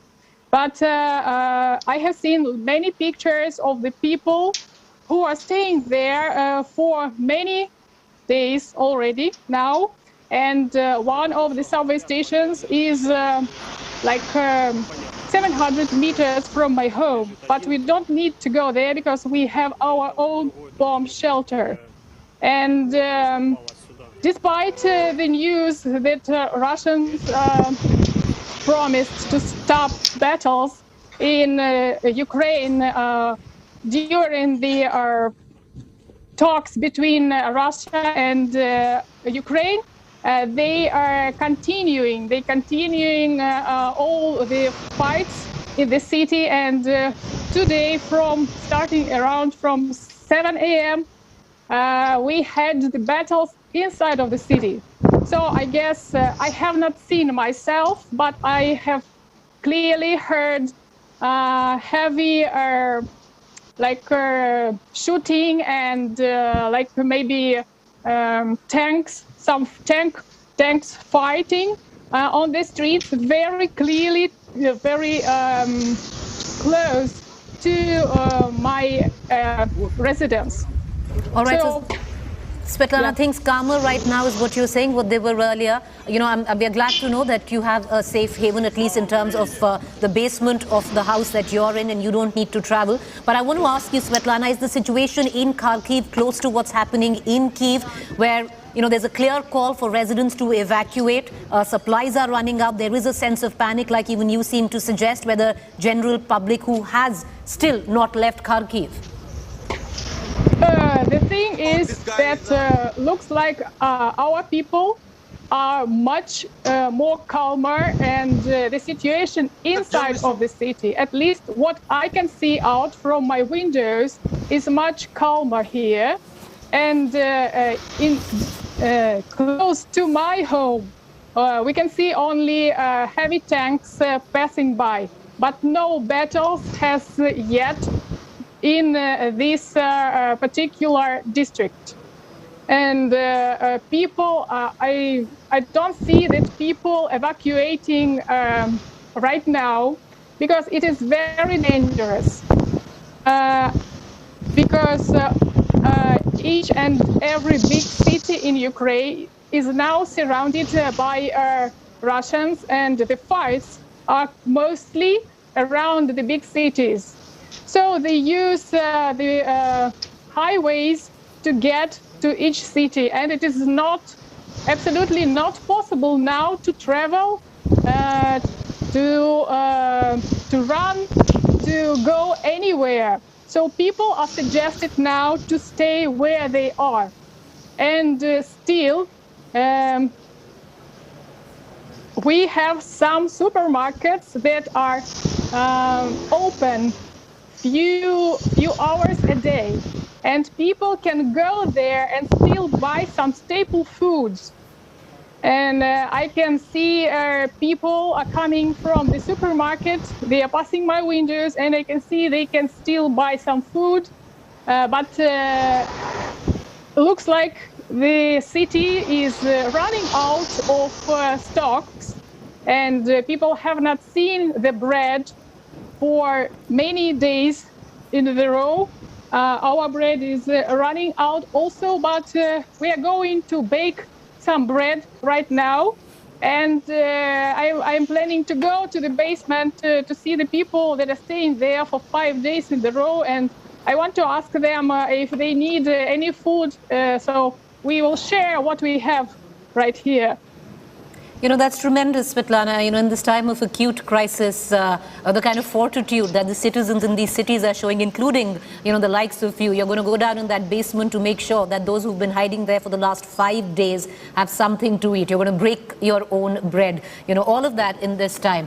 Tremendous, tremendous, Svetlana. But I want to ask you, in terms of right now, the civilian population in Kharkiv, have you been able to speak to those? Is there a sense of panic? Your friends, your family? Yes, all my friends and all my family, they are staying in their homes, and I'm talking to them many times per day. I start my morning every single day with calling my friends, calling my family, and asking if they are okay. There is no panic. We will surrender. We will stay where we are. We are not afraid. And we will defend our motherland as much as we can. Because we strongly believe that God is on our side. And He will do the best to protect His devotees, to protect those people who were attacked by invaders. Svetlana, you know, you've got belief in God, you've got faith in God at this point of time, but Kharkiv itself is a border town, Svetlana. Nobody knows that more than you. If the negotiations fail, you know, with the talks that are going on between your country and Russia, you could possibly face the full brunt or the full face of the Russian army. Kharkiv, a border town itself. That's right. That's right. And we live day by day in the present moment, and we don't want to think about that something really bad can happen. We face our difficulties in the present moment, and we just do what we can do. We don't think that Russia will really destroy the cities. We don't know. But for now, we are not panicking. We just live. We face our reality like as it is, you know. We don't have... Svetlana, before I let you go, are many of you looking at joining the Ukrainian army? Pardon, can you repeat, please? I don't understand. My last question, Svetlana, are many of you, your friends, family, the people you're speaking to in Kharkiv looking at joining the Ukrainian forces? I don't know these people, but many people are joining civilian troops that go outside in the evenings, and they are trying to help our military inside of the cities to prevent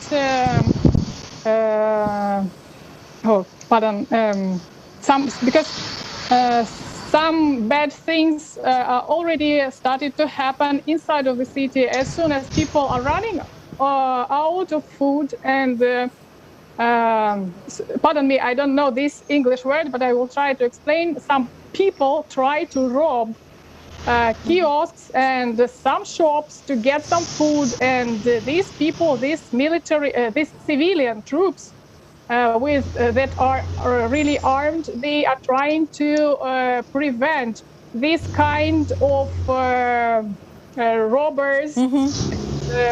I cannot tell you about how many people join Ukrainian army. All right. Svetlana, I wish you luck. I wish you fortitude, and I wish you bake some very, very good bread that lasts you for a very, very long time, and you share it with, your friends in the basement. But appreciate you joining us. I hope to talk to you soon again. Thank you very much. Let's move on right now. India today, like we've been tracking the Russian invasion of Ukraine, the war for the last 5 days, has the biggest boots on ground, our channel. The biggest reporting team in the war zone of Ukraine, Rajesh Pawar, has captured unprecedented scenes in the Ukrainian capital of Kyiv. Here's what he saw. Which will also serve as a kind of...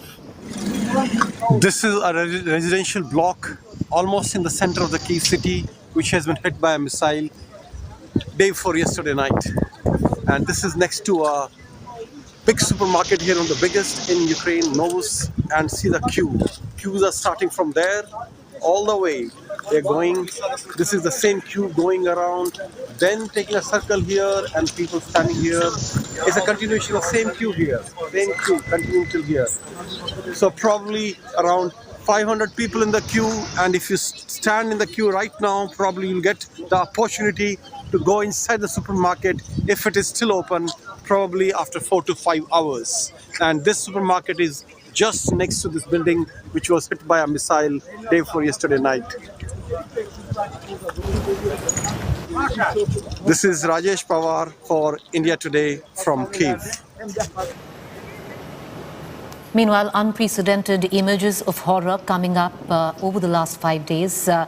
India Today gets you the very latest there. On the ground and look at the reaction of the press here. Local police were seen apprehending an alleged invader, Ukrainian believed as Russian militia. Right now.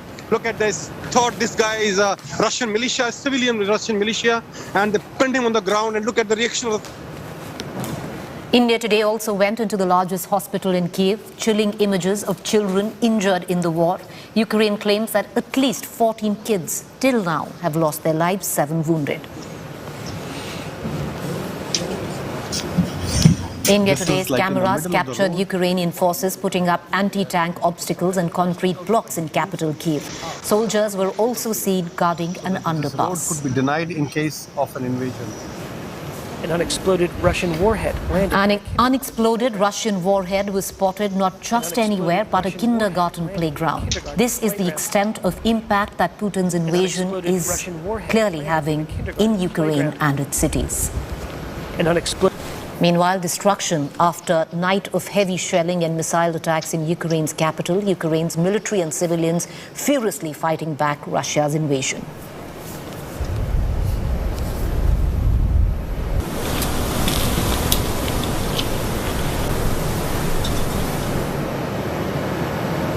Meanwhile, India Today, like I said, has the biggest boots on ground reporting from the Ukrainian war zone.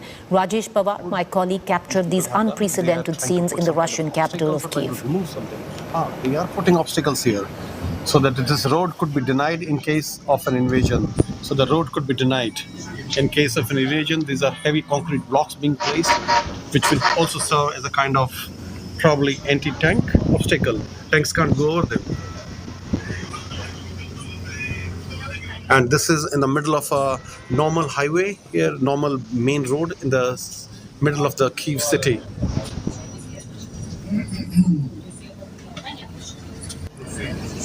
These are the soldiers guarding some kind of underpass here. This is on the main road in the middle of the road. I don't know what exactly they're doing, what happened here, but they are there. This is a residential block almost in the center of the Kyiv city, which has been hit by a missile day before yesterday night. And this is next to a big supermarket here, on the biggest in Ukraine, Novus, and see the queue. Queues are starting from there all the way. They're going, this is the same queue going around, then taking a circle here and people standing here.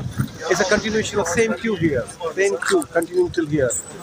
So probably around 500 people in the queue, and if you stand in the queue right now, probably you'll get the opportunity to go inside the supermarket if it is still open, probably after 4 to 5 hours. And this supermarket is just next to this building which was hit by a missile day before yesterday night. This is Rajesh Pawar for India Today from Kyiv. This is like in the middle of the road. What these people have done, they are trying to put some kind of obstacles or trying to remove something. They are putting obstacles here so that this road could be denied in case of an invasion. So the road could be denied in case of an invasion. These are heavy concrete blocks being placed, which will also serve as a kind of probably anti-tank obstacle. Tanks can't go over them.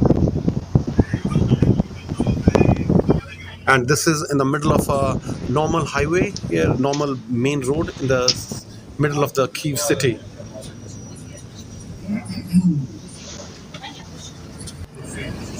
These are the soldiers guarding some kind of underpass here. This is on the main road in the middle of the road. I don't know what exactly they're doing, what happened here, but they are there. I'm here with a Chinese student who's studying in Ukraine and is currently stuck in this conflict. We have seen interview of a lot of Indian students are stuck here. Let's see how the Chinese students feel about it and what is their government doing about it. What's your name, please? My name is Neo. Neo, where are you from? China. Where in China? Beijing. He's from Beijing in China. And what are you studying here? Piano, music. He's studying piano, music here. And do you feel stuck here? You want to get out of Ukraine or you want to stay back here right now? I don't know actually. I want to come back to China, but now it's not possible. Why you think it's not possible to go out now? Because now we don't have flight. It's so many soldiers. Sometimes it has some smaller war. So it's something bigger. So it's because of some kind of war going on, there's no flights, that's why you can't go, but you want to go back to China now, right? Yeah. And have you heard about Indian government is making such a big effort to take students by road to Romania and all? Yes, I know it. I know yesterday, right? Yes. Yesterday some Indian people to Poland. Poland and Hungary and Romania, yes? Yeah, I think yes. So would you like your government to make a similar effort to take you out of Ukraine right now? Yes? And are you in touch with your embassy telling them that you want to get out, the Chinese embassy here? Yeah, it's preparing to... Preparing, still preparing. Yeah. I'm here outside a supermarket where there's long queues of people all around waiting to find some groceries. Can you show around a little bit? Look, it's a long queue here of people showing to... Long queue of people standing outside for hours to get inside the supermarket, and here we talk to some Chinese students who also want to go back to their country, but unfortunately so far their government, unlike the Indian government, have not made any effort. Indian government is one of the best here embassies and government which is making so much efforts to get their students out. This is Rajesh Pawar for India Today. My colleague Rajesh Pawar is reporting from Kyiv. One thing that he said over and over again, whoever could leave Kyiv has left Kyiv. It's those who are extremely poor or because of certain circumstances who cannot actually leave Kyiv are the only ones still stationed there. There is a call to evacuate. It looks like a garrison as of now is what Rajesh is reporting. I want to cut across. Okay, we do have Rajesh right now live with us from Kyiv. Rajesh, the last time you were standing outside the longest snaking line outside a supermarket, people trying to get some supplies which have run terribly short in this war. Right now, can you hear me? Yes, Rajesh, I can hear you. Go ahead. I just want to show you a bombed out residential block here right now, and I'll turn my camera around if you can show it to the viewers. A bombed out residential block, about 8 apartments totally destroyed. A lot of people died here day before yesterday night. I'm turning my camera around to show it to you. Can you see it? Yes, Rajesh, you know, this building has been iconic. You know, it was viral on the internet of a residential complex being targeted. Can you get us more information about it? Over to you, Rajesh. There was no bombing in Kyiv, as I said yesterday. There was no bombing here last night, but last night, it was heavy bombing here. We could hear shells falling most of the time in the night, and that is the time this building got hit by a missile, and about 8 residential apartments were totally destroyed, and I believe there were a lot of civilian casualties. Exact number of casualties is not known, but it seems a lot of people died in this missile attack. And this is not very far from the city center. It is quite in the center of the town here in Kyiv, and there have been now a lot of civilian casualties as well, as reported by the Ukrainian media earlier. Over to you. A lot of civilian casualties is what you're witnessing. Rajesh, you did go to a children's hospital. Ukraine maintains that there have been kids who've died in this war. You know, over 7 kids is what Ukraine maintains, with many of them injured as well. You've been to a number of hospitals in Kyiv itself. You filed those reports. We are beaming those out live. But can you give us an understanding of what you saw? Look, the Ukraine is right now bracing for an overall attack, a big attack on Kyiv tonight, in case the ongoing talks on the border of Belarus and Ukraine fails, which in my opinion will most likely fail. And this is what I think the government here, the local administration also fears. As I go around on the streets of Kyiv, I see police and military trying to put huge concrete slabs on the roads so that these roads could be denied to any invading army of Russians which try to enter inside the Kyiv. Over to you. All right, so, you know, this is what we were discussing earlier. There's been a lull of sorts, but it seems to be the lull before the storm. All eyes on the meeting between Ukraine and Russia, which is taking place at the Belarus border, where Ukraine meets Belarus.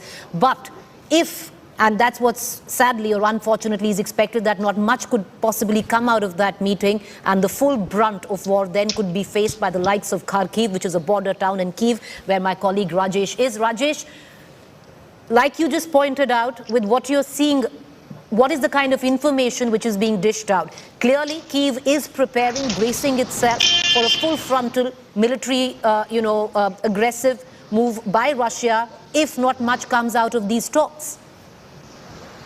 Look, as I said, the likelihood of this talks succeeding are very, very slim.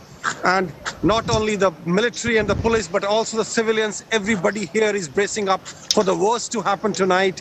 And most of the civilians with children, with families, have already left Kyiv, and it's only able-bodied men or all those who can't afford to leave Kyiv for certain pressing reasons are staying back. Rest, everybody who could leave have left this city, and the city as a whole is bracing up for a huge assault tonight. Over to you. All right, the city of Kyiv bracing for a huge assault that could possibly take place, all depending on the talks which are taking place between Russia and Ukraine at the Belarus border. My colleague Rajesh reporting from there. Rajesh, what are you picking up from the people? Like you also had pointed out, whoever could leave Kyiv has left Kyiv. They're trying to get in supplies, store them, and possibly brace for this attack. Look, the supplies are running short. As I showed you the queues outside supermarket, not many shops and supermarkets are open. All which are open, there are huge queues outside the supermarkets. It's impossible to get anything. Give you an example, despite of me having support here, yesterday it was impossible to get a meal in the whole day. So things are really getting bad, the shortage of everything, and things are getting from bad to worse over here. And the civilians, they know this, and that's what the reason they're all trying to move out just now met a couple of Chinese students who are stuck here, and I feel so proud of my government today that Chinese, they requested me if I can help them to get out of Kyiv because their government is not doing enough for this. And I feel so proud to be an Indian today that our government could evacuate thousands of students already from Kyiv and still doing it.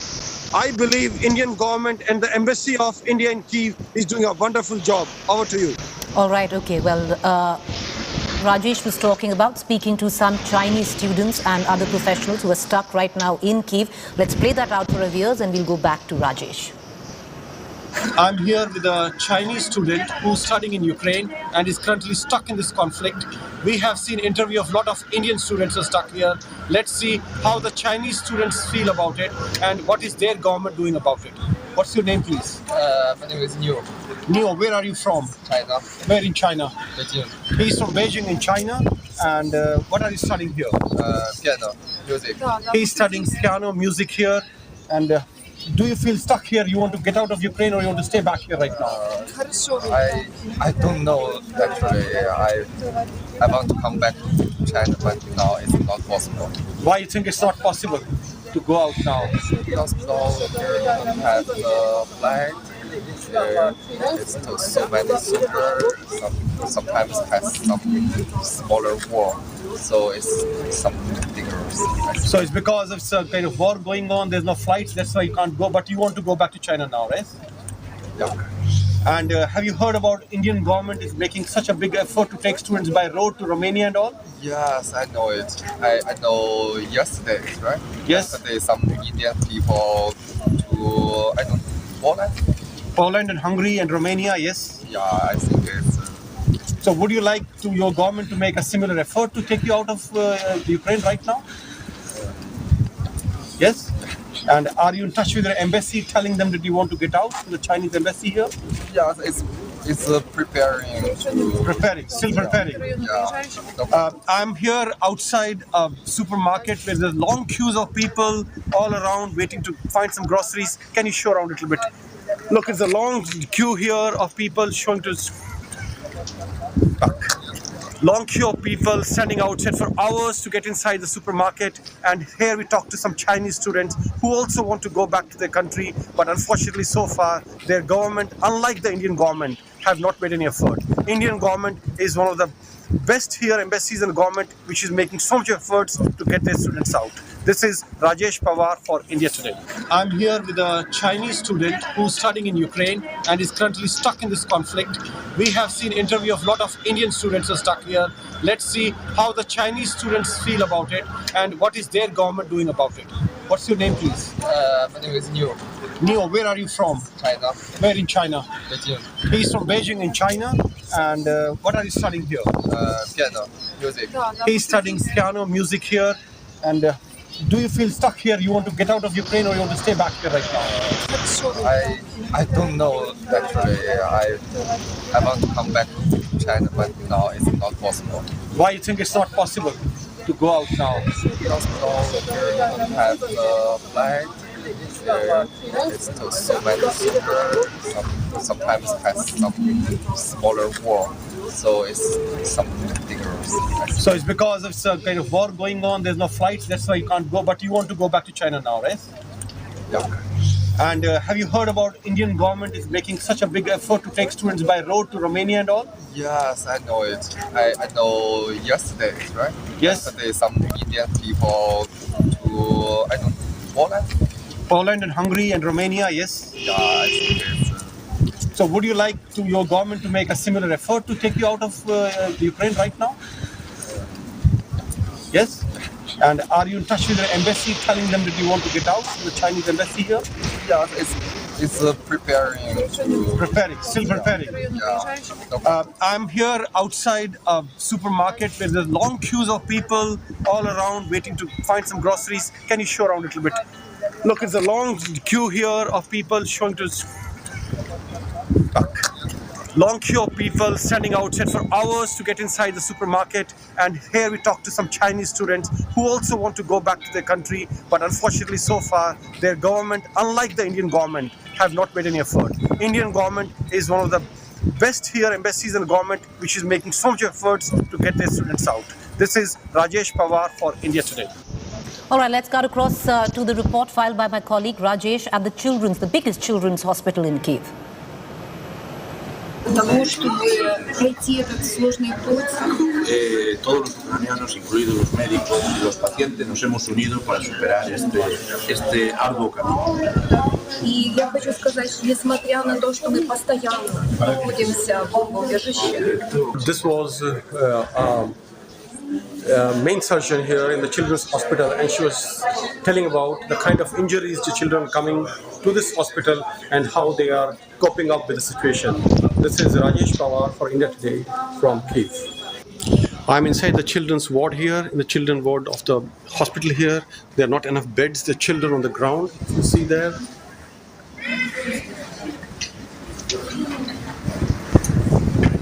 Everywhere children are full, and this is the basement where in case this is the basement of the hospital where they'll be shifted in case of an air attack. In fact, most of the children have already been shifted here.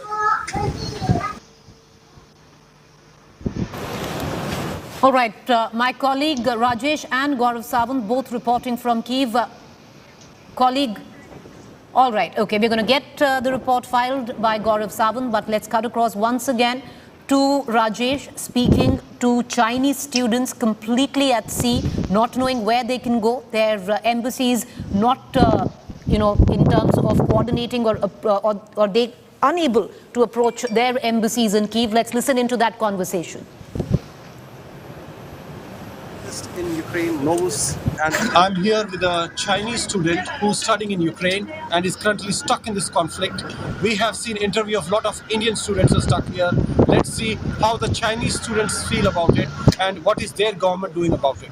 What's your name, please? My name is Neo. Neo, where are you from? China. Where in China? Beijing. He's from Beijing in China. And what are you studying here?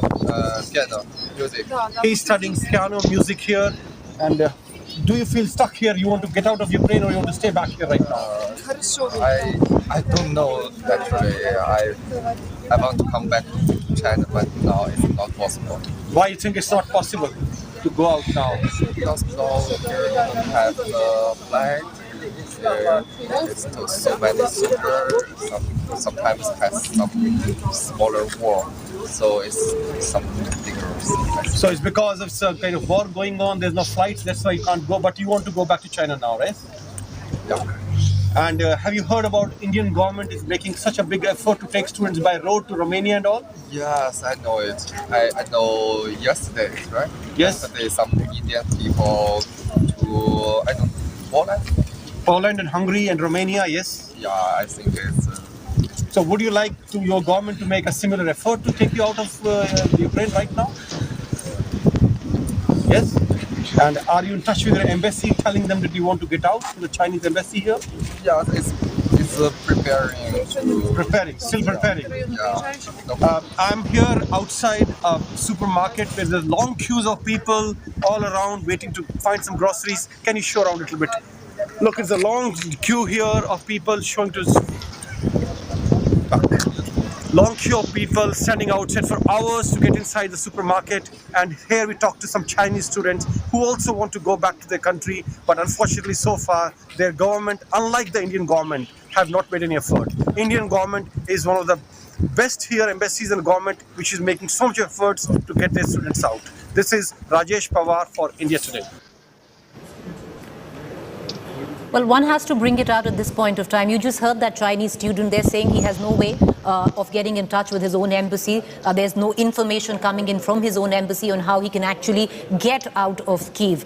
He actually asked my colleague Rajesh, who's from India, who's interviewing him, and said, is there a way that Rajesh could help him out? You know, at this point of time, one has to stress about how important optics are. Because as we speak, we have 4 ministers who are making their way from India on Operation Ganga to bring back all those students who are stranded in various parts of Ukraine, especially in Kyiv and Kharkiv there.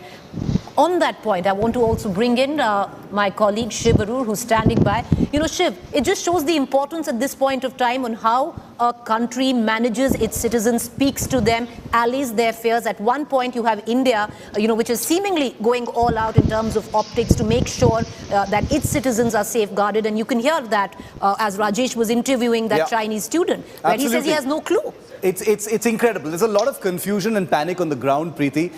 The Chinese government at some level must be trying to pull its students out. But the fact that you've got one student, and let's remember the symbolism between India and China. We are two countries who are actually at war at this time. But for a student on the ground in Ukraine, a Chinese student on the ground, this young man, to actually say, I hope that the Indian government can do something for us, speaks volumes at this point of time. The Indian government has just deployed, a group of ministers over there. They've been, trying to reach in an extremely volatile situation to make sure that no young Indian is actually left behind. But the very fact that, like Rajesh said, Preeti, that you've got this reputation on the ground among the people of Ukraine, among those affected, and now a Chinese student, it doesn't get bigger than that, praising the Indian embassy, praising the Indian government's efforts on the ground to pull people out, at the same time, very tellingly, pointing at the lack of a similar kind of effort by the Chinese government, perhaps, is perhaps the most symbolic thing we've heard so far from Kyiv. And let's remember that the number of advisories we hear, Preeti, that have been going from the Chinese embassy and other embassies in Kyiv have been far less than the Indian ones. The Indian embassy has been sending out a lot of advisories, Chinese embassy and others, far fewer and less detailed advisories we are given to believe. And also what Rajesh said is something that he and Gaurav have been hearing from person after person, nationality after nationality, that the Indian embassy is one of the best and most, fully functional embassies right through. There are many other embassies that have either, curtailed operations, shortened staff, sent people away, reduced the number of working days. But the Indian embassy, right through this conflict, 5 days of conflict, Preeti, have been fully functional. And we're not saying it. The Indian government's not saying it. A Chinese student, no less than that, is saying it. Well, appreciate you joining us, Shiv. India is one of the very few countries which is actually engaging in a very aggressive operation to bring back its stranded citizens, most of them students, back to India. We're going to continue getting our viewers the very latest on that, but let's speak to some more students, and my colleague Maria, reporting from Kyiv.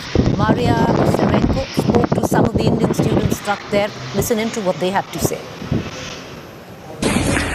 Hi, it's Maria Pisarenko reporting from Kyiv, Ukraine, and here I've met a group of Indian people who are now in the progress of evacuation. They are all the workers of Indian restaurant we have shown in one of the reports for India Today TV, and now they are leaving. Let's talk and find out how are they doing this, and is there are any problem with it. So can we talk to you at first, or to you, yeah? So can you please tell us why are you with flag? So it's like to show that you're Indian, from India, yes, and go there. And what's the process of evacuation? Yes, now we are going to border, and after that we will go to India. As the situation is very serious over here, so we were staying here till 3 days, but now we will go to railway station, and hope we will get a train from there. And after that we will go to the border, on the Hungary border, either Romania border, whatever releases from that, we'll go that side. Okay, so the embassy, the Indian embassy works with you, yeah? For the embassy, just inform us that now we have to leave from here. The situation is not good over here. We have to go. We have to go up by ourselves. We just book a taxi from here, from our friends. After that, we'll go to railway station. From there, by train, we'll go to border. Okay, yes, so the embassy will evacuate from the border sides. So that is just the situation we've talked with you then, that it is so dangerous that the embassy gave the warning to leave. Yes, this is the last warning from the embassy. Now we have to leave. This is not a situation we can stay here. We have to leave now. This is the final decision from the embassy. Okay. Yes. Okay. So and can you show the facts? They are makeshift, yet printed and then painted with something. Yes. Yeah. This is the little advice from the embassy, from the Indian government. This could be save us if we are traveling on the roads. So if you will show this, nobody will touch us. So this is for our protect. So all of you have your ideas with Yes, ideas we which do you have. to show. Okay, so and where are you staying these days? Like here in the basement? Since the 4 days we are staying in the basement and we were safe over there, but now we can't be stay there as the Russian army already reached in the Kyiv, so it can be blast over here. That's why we are leaving this place. Okay, yeah. So we've been hearing a lot of blasts these days, so we are hiding there in this shelter, and you're here, so I can understand that the situation is really scary. Thank you. So good luck, and I hope you'll all be safe. And you go now to Hungary border, right? Yes. And then the embassy will take care. Yeah, they will evacuate from the border. Okay, guys, take care. Thank you very much. Have a safe. Thank you so much. Bye. Take care. So these are people from India, the workers of the restaurant, who are now being evacuated because the embassy issued the final warning. The situation in Kyiv is getting really tense, and it's mandatory for them to leave. They're now going to the Hungary border, and then the embassy would take care of them and help them get back home to India safe and sound. So this is the report from city center Kyiv, Ukraine. I'm Maria Pesrenko. I'll be in touch. All right, things clearly getting tense. There is a hint that there could be escalation through the course of the night and the course of the next few hours if the talks fail between Ukraine and Russia. My colleague Maria also went to a pharmacy. Understandably, at this point of time, things are running out, supplies are running out, and medicine, one of the biggest things right now that is running out. Hi, I'm Maria Pesrenko reporting live from Kyiv. Today is the first day after a 3-day curfew. There are still not much changed in the streets. The streets are still really empty, not many people, but they're starting to go out to do some groceries, to stock up on food and also medicine, buy the things they need, because 2 days before it was forbidden to be in the streets unless you have special paper, special accreditation for that. And people are now going, as you see, with bags, trying to buy what is left in the grocery shops, and nothing left there, especially no bread, no eggs, no goods which are really needed for all people. And what has changed in the streets is the special banners appeared here. For example, you can see the one here. It says Putin is defeated because all the world supports Ukraine. The next one says, do not be a killer, a Russian soldier, stop. So these are the signs which are targeted, especially Russians. They are in Russian, and so this is how the Ukrainians are trying to target Russians to combat them informationally. So this is also targeted as, so to say, I'm sorry, very cold today, psychological attack on them, and this is how it is done right here in the city center of Kyiv. All right, let's now get you the report that I was talking about. Maria went to a pharmacy at this point of time when everything is in short supply in times of war. Medicine is one of those few things much needed but running short. What can you also see now in the streets are a lot of long lines near the pharmacies. People as well are trying to stock up on medicine, buy some things that they really need of first necessities, and people are standing here in the lines for half an hour, even longer, but you do not know what to do else when you really need this stuff, and you understand that there are no procurement, no supplies now in the streets because of the martial law and the war going on in the streets. All right, I'm going to take a quick break. We're going to continue to put the spotlight on the peace talks that are taking place at the Belarus border between Ukraine and Russia, what comes of them. And if nothing, then is it going to be a tough night where Kyiv is concerned, the capital of Ukraine. A quick break to stay with us.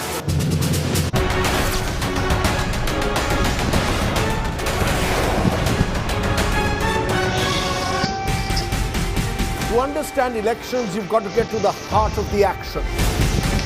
What's moving voters on the ground? You need to be out where the action is. Our election coverage ensures that every voice is heard. The most in-depth analysis and by far the most accurate exit polls. India Today brings together decades of ground reportage with the A-team of psephologists. Most accurate, trustworthy exit polls. With so much at stake in these elections, there's only one destination for everything in Indian politics.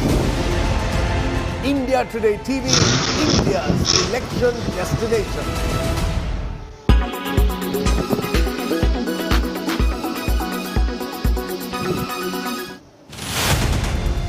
Rahul Kanwar, 23 years of experience, 5 conflicts covered, unmatched time in war zone. The first embedded operation in the history of Indian television journalism. Gaurav Sawant, 28 years of reporting, 8 conflicts covered, unmatched hours in conflict areas. Actual firing is taking place, the grads are firing. Shivaru, 19 years of reporting, 5 conflicts covered, unmatched view of international crossfires. And the Attack guns are firing away. Geeta Mohan, 18 years of reporting, 3 conflicts covered. When the world is at war, there is no compromise on India Today.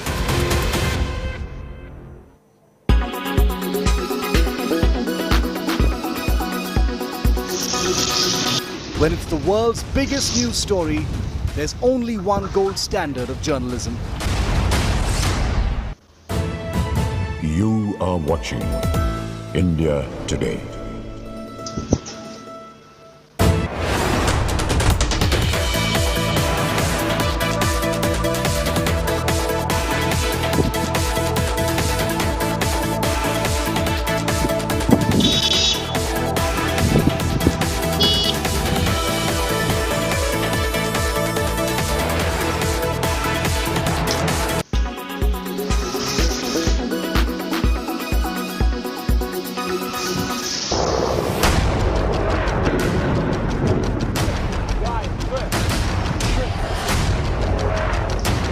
As Russia declared war on Ukraine, as the world was plunged again into crisis, with the only Indian team in the real war zone. This is Mariupol. You hear a series. Hear this sound. I will show you a quick, so to say, bombshell room tour. I can smell the gunpowder in the air. And without pause, India Today totally dominates viewership and smashes the competition. When it's the world's biggest news story, there's only one gold standard of journalism.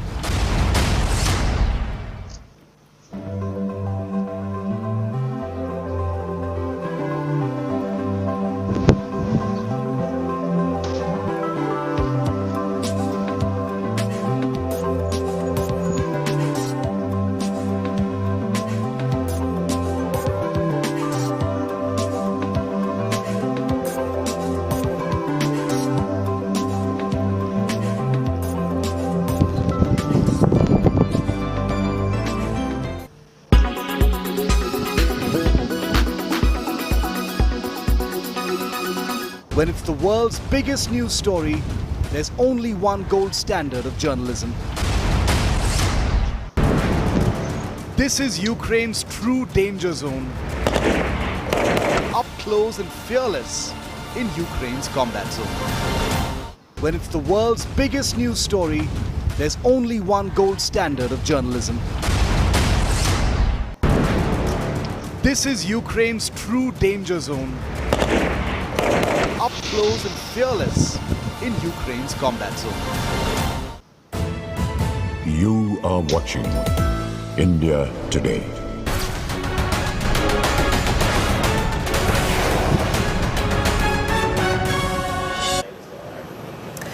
Welcome back. Let's get you the latest ground report filed by my colleague Ashutosh. As war rattles Ukraine amidst bombings and explosions, Ukrainian citizens under panic flee from their motherland. India Today's Ashutosh brings you this ground report from the Hungary-Ukrainian border, where citizens await to leave the war-torn country. Her father decided to stay back. How is the situation, ma'am, there back in Ukraine? Because he is the citizen of Ukraine and he must help his army and and his country. It's normal position. Are you worried for him? Of course I am. I hope that we will come back home soon. The picture was worldwide viral. Everyone, saw those videos. How did you reach here? How did you manage to come here? We just decided that our kids mustn't see those awful picture of our country and the war. That's all. What is your message for the world, particularly what we are seeing in Ukraine, what is happening, perhaps the biggest humanitarian crisis? What is your message for the world, and what is your message for the people of Ukraine? My message for the people of Ukraine is that we are very strong nation and everything will be okay, and our guys are just great people and they will make our Ukraine be free again and be peaceful again. And for the whole world, please help us, because it's awful. It's just awful. So when did you leave Ukraine? Today in the morning. How's the situation there at the moment? Actually, the situation is very bad because Russia attacks us like crazy, and actually we have war during the last 8 years, but it was more in the east part of Ukraine, which is Donetsk and Lugansk. We see that most of the people from Ukraine are have literally left their country. Where you see the future of the people, those who have already evacuated? Now, what's next for them? It depends of which part of the country, because the most people come from central part and east part, and most of them come. There the situation is more vulnerable. No, it's worst. They come to west part, and for example, as for us, I want to stay in my country, but because we are with my aunt, with little kids, it's so hard, when you hear this. You should go to downstairs to keep yourself alive. How many people left in your family? You all came along? 4 of us, only women and kids, and our sister, 6.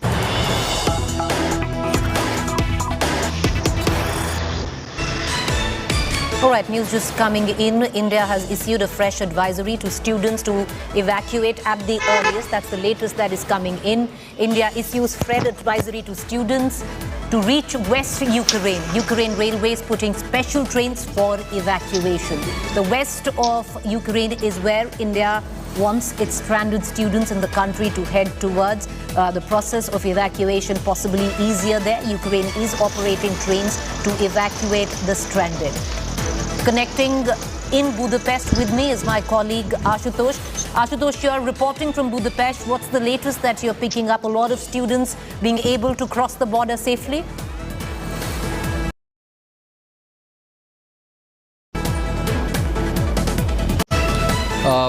Well, Preeti, I'm on board with the special train which is coming from the Hungary-Ukraine border, Zahony, and this train is en route to Budapest, and now which is carrying the nationals from Ukraine and, of course, other foreign nationals who were stranded in eastern and central part of Ukraine. And now mostly that you see right behind me, of course, it's chilly, extremely, cold winter.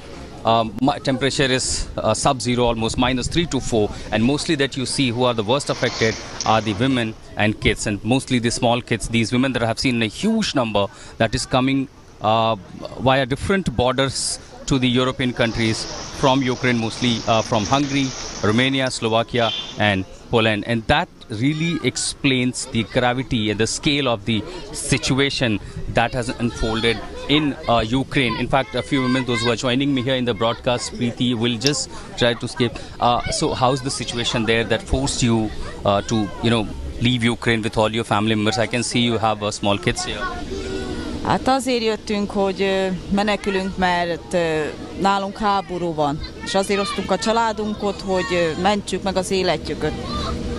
You may not even, if you may not understand the language, the expression itself explains what has happened perhaps. And if you see this entire coach, there are more than 50 those who are nationals who are coming from Ukraine, but as far as luggage belongings are concerned, extremely less. And that says that how they were forced to leave Ukraine, and of course, since there's a clogging of huge crowd at the border points, and moreover the temperature also decreasing further, it's literally snowing outside and in Romania border at the Poland side, and that also making the evacuation process totally difficult. Now here in Hungary, the administration, the local government has arranged some transportation, particularly at least train services for these stranded nationals who are reaching at the Zahuni borders, and from there to Budapest, actually the special trains have been provided free of cost. We have met several people who haven't eaten anything, no food, no water for the last 48 hours. Forget about clothes, jackets, anything. Right. They were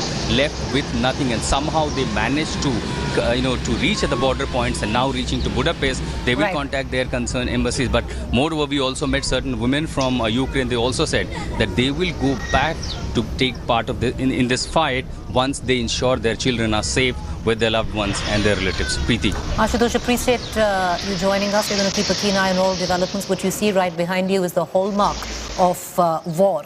A lot of refugees moving out of Ukraine, most of them women and children, and getting into Hungary.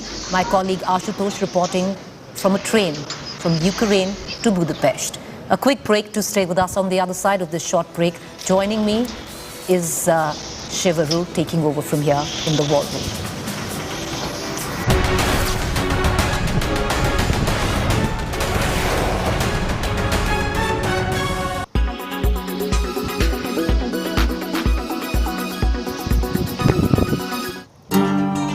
Climate change will greatly affect the monsoon.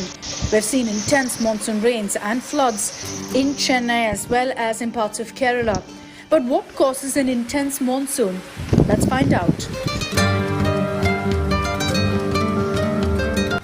Monsoons, which are seasonal downpours, occur in many parts of the world, in countries that are close to the equator. But the best known monsoon, due to its intensity and impact on people's livelihoods, occurs each year in South Asia. It runs between May and September. As summer approaches, heat builds over the land in the Indian subcontinent. Sea temperature around the landmass, meanwhile, is much cooler.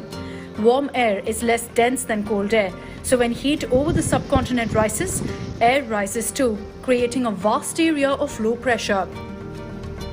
Over India, this causes wind direction to swing dramatically from the northeast to the southwest.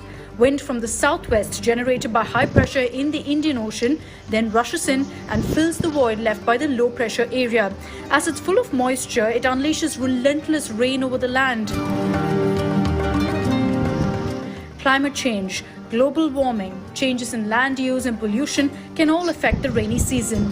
Even dust from North Africa and Arabian Peninsula, which heats up the air, can play a role, making it even more intense. The monsoon is vital to the lives of hundreds of millions of people. 2/3 of India's population of 1.2 billion live in rural areas. India gets 80% of its precipitation from the monsoon. More than half of India's farms lack irrigation, so they depend almost entirely on the annual rains. But monsoon rains can also bring devastation and misery to hundreds of thousands of people through flooding, mudslides, and collapsed buildings.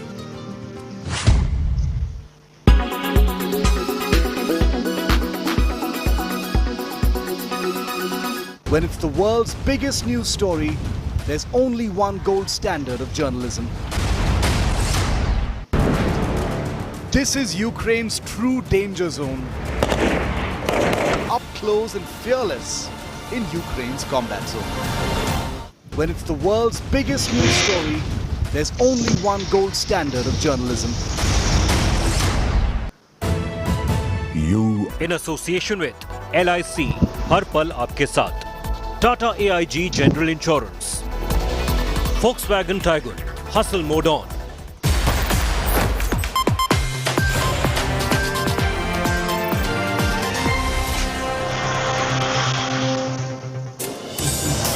It's perhaps the most decisive day for the military conflict in Ukraine. Day 5 of the Russian army's invasion of Ukraine. I want to quickly get our viewers up to speed before I take you to the most compelling images from the conflict. Here's what Ukraine looks like right now, ladies and gentlemen. Let me draw your attention to the two cities where most of the fighting is either taking place inside or around. Kiev is the national capital of Ukraine. That's a city that's currently under siege. And you have Kharkiv, very close to the Russian border, where most of the most intense combat is taking place.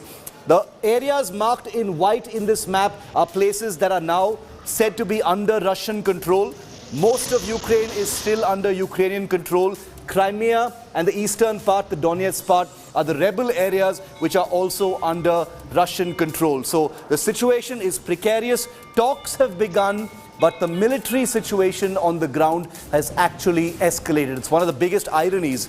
Bloodshed, missiles, bombs dropping in Ukraine, and just across the border in Belarus, they're trying to talk peace. Not that there's much hope of any kind of breakthrough. These are the headlines at 5 p.m.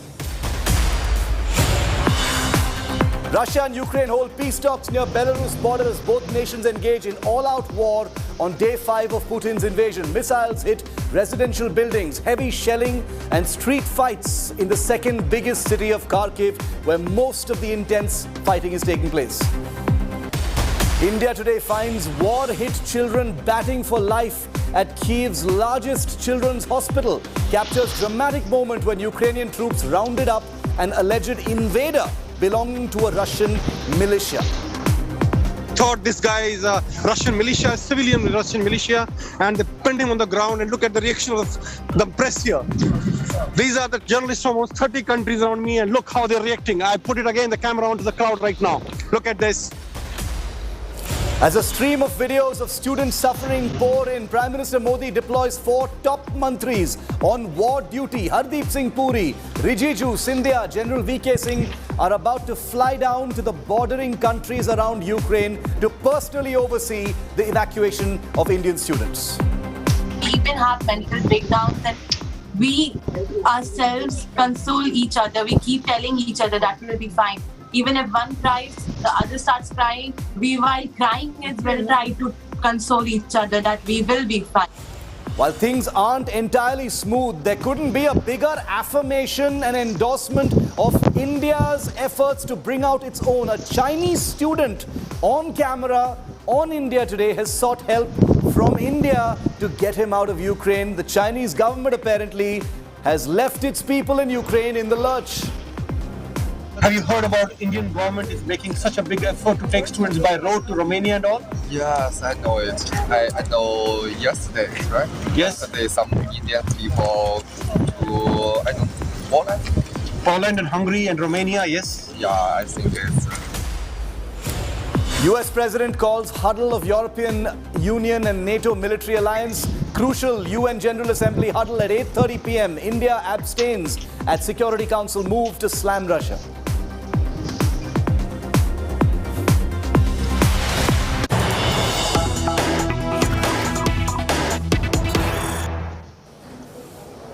And we're starting with some breaking news coming in on the talks that began over an hour ago between Russia and Ukraine. The first peace talks are currently underway.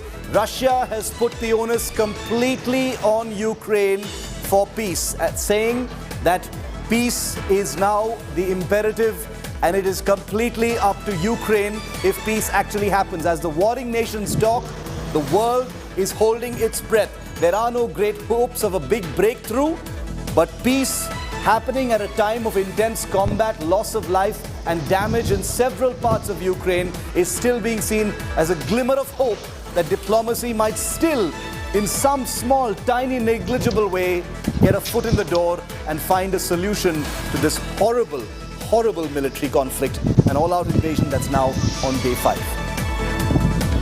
I want to go across to India Today's Rajesh Pawar, who's live with me from Kyiv. Let's go straight across to him. Rajesh, you've been sending us Amazing reports from the streets of Kyiv, really giving us a sense of what things are looking like with curfew lifted right now. The Indian embassy has just issued an advisory asking students to get to trains and move to the western part of Ukraine. But all eyes now, Rajesh, are on those peace talks that are on near the Belarus-Ukraine border.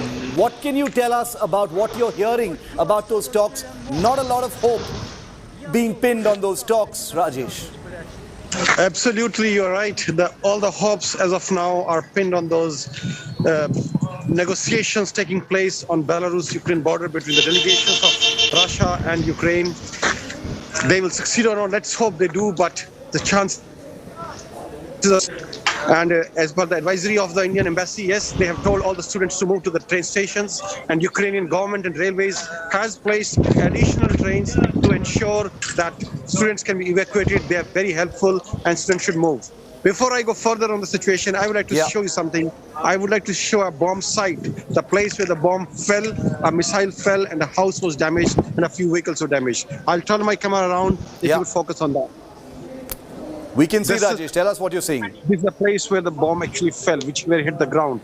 And this is a building behind me, which was totally shattered after the attack, after the bomb fell. The impact, if you could see, has gone beyond 30 to 40 meters all around. And if you see, that is what remains of a car. You know, half of it is hung across the tree. This is the remnants of in fact, two cars. If you could see how the effect of the bomb. Can you see it clearly? Is my camera focused? We can see it clearly. It's a little jerky, but we can see it clearly, Rajesh. We're seeing everything that you're showing us. Keep going.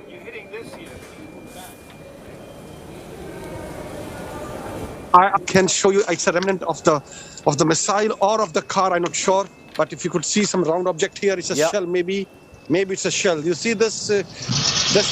Can you see it? Yes, please be careful, Rajesh. Yeah, we can see it. Yeah, that maybe the remnant of the bomb which hit this building, this site. This is a civilian area, and I said the fighting took place. A lot of fighting took place in north of Kyiv. This is towards the north of Kyiv, and we have been brought here by the officials of the Ukrainian government to show us the damage to the civilian areas. Any questions for me, Shiv? This is a residential area you're reporting from, Rajesh. Incredible. The first, I'm guessing this is the first up-close evidence that residential civilian areas have been targeted.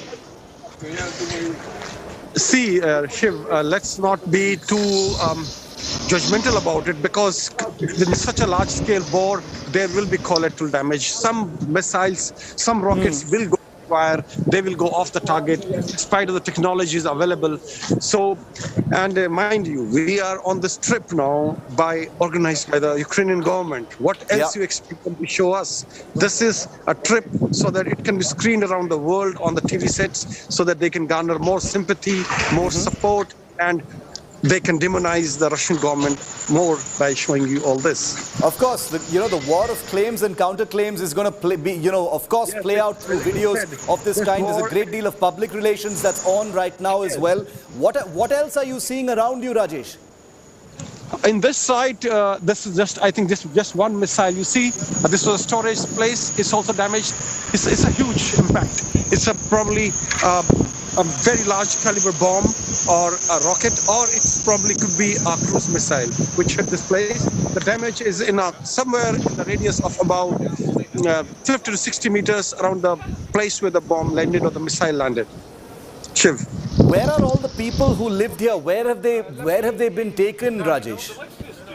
Man, there are no people here. Everybody has left. There's only just a dog there I see there who's there in this yard. There's nothing else. Everybody has moved out. Civilians have moved out of Kyiv. Shiv.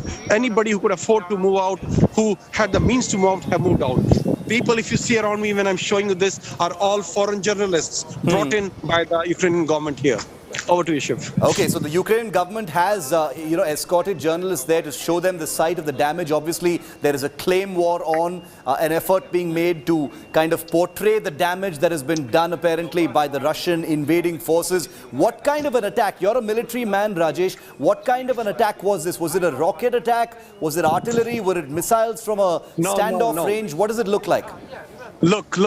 I have heard analysts and people talking on TV shows, talking about Smerch and Grad and all. Yes, in Donbas region they have been used, but in Kyiv and the areas which are far off from the Russian border, from Donbas, there is no use of Smerch or Grad rocket launchers. Most of them have been attacks by cruise missiles, depending on different calibers, of different capacities, but most of them have been precision cruise missiles, some of which went haywire and as a result hit the residential areas. Shiv.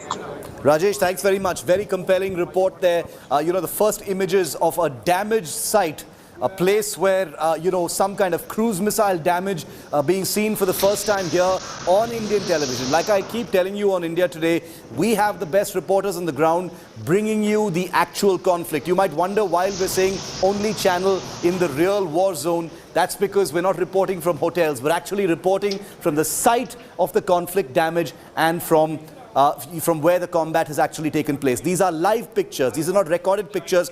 These are out of Rajesh Pawar's camera. He's showing you a site that has clearly been attacked. Gaurav Sawant continues to be with me as well. Gaurav, in Kyiv, curfew lifted right now. Indian embassy, trying to get students, up and out towards the western part of Ukraine. But I want to ask you something that sounded very ominous to us, Gaurav. Moscow apparently sounding an alarm, sounding a warning, asking the people of Kyiv to evacuate.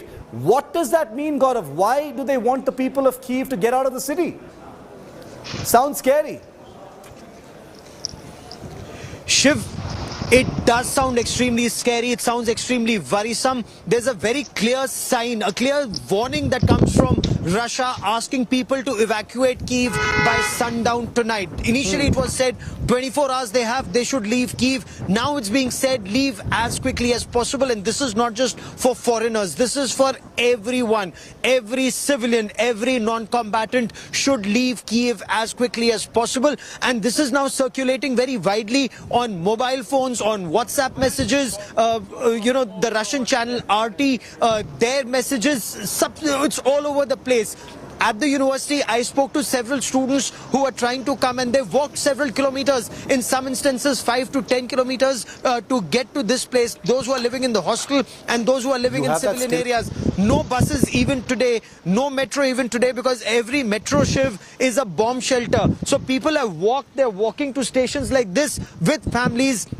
Their aim is to leave Kyiv by sundown. The apprehension is, Shiv, later tonight, if these talks fail between Belarus, at the border between Belarus and Ukraine, talks from the Ukrainian side being headed by the defense minister, because Ukrainian president has made it very clear he will not surrender, his country will not surrender. That means the offensive could intensify in the hours and days ahead, and should that intensification happen, then the Russians want to ensure that there are only military targets to take out here. So far there have been very specialized operations that have been undertaken to target either the airfields or military installations, but from this point on, it may just be a free-for-all war zone to target and take down the adversary and the adversary's defenses. And that is why when you look around here, that's a bank, and that bank is packed to capacity, and people standing in long queues outside because they want to withdraw money. ATMs are now no longer working. The aim is to withdraw money as quickly as possible and get out of Kiev and get to safer areas, Shiv. It's a task that's easier said than done, giving long queues even outside railway stations here now. Very, very ominous when Russia actually makes a call for an entire city to be emptied. I want to go across now to Sviatoslav Yurash. He's the youngest sitting member of parliament from Ukraine. He joins me live from the streets of Kiev. Yurash, good to see you. We spoke to you yesterday. You're now on the streets of Kiev, a city that Russia wants emptied as quickly as possible. I hear you're carrying your weapon and you're out there on the streets of Kiev. Yurash.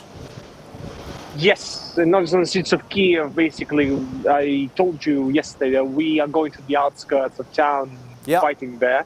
And the point is that basically when we are in Kiev, we're trying to help with supplies, transferring medical supplies, transferring weaponry, transferring vests, and trying to provide as much as possible to help defend the city, to everybody that wants to defend the city. Again, this is a battle for our capital, I'm not going to just lay down up weapons and let them do as they wish. Are you armed right now and you're headed towards the outskirts right now? Yes. I will get some weapons for some people and then we'll go to the outskirts. Are you holding your weapon right now? Sorry, I couldn't see it. I just wanted to see. Yes. Sorry, this is. Cool. Okay, let's go to Yurash full frame so we can see him with his weapon, because that's an image that is going to go out to the citizens of Ukraine as well. That's the youngest member of Parliament of Ukraine holding his assault rifle, headed to the outskirts of Kyiv. Yurash, you know, the Russian government has sent out a call asking for Kyiv to be emptied. They want Kyiv to be completely evacuated. What do you think that means? That sounds pretty scary coming from an invading force. Why do they want everyone to get out of Kyiv?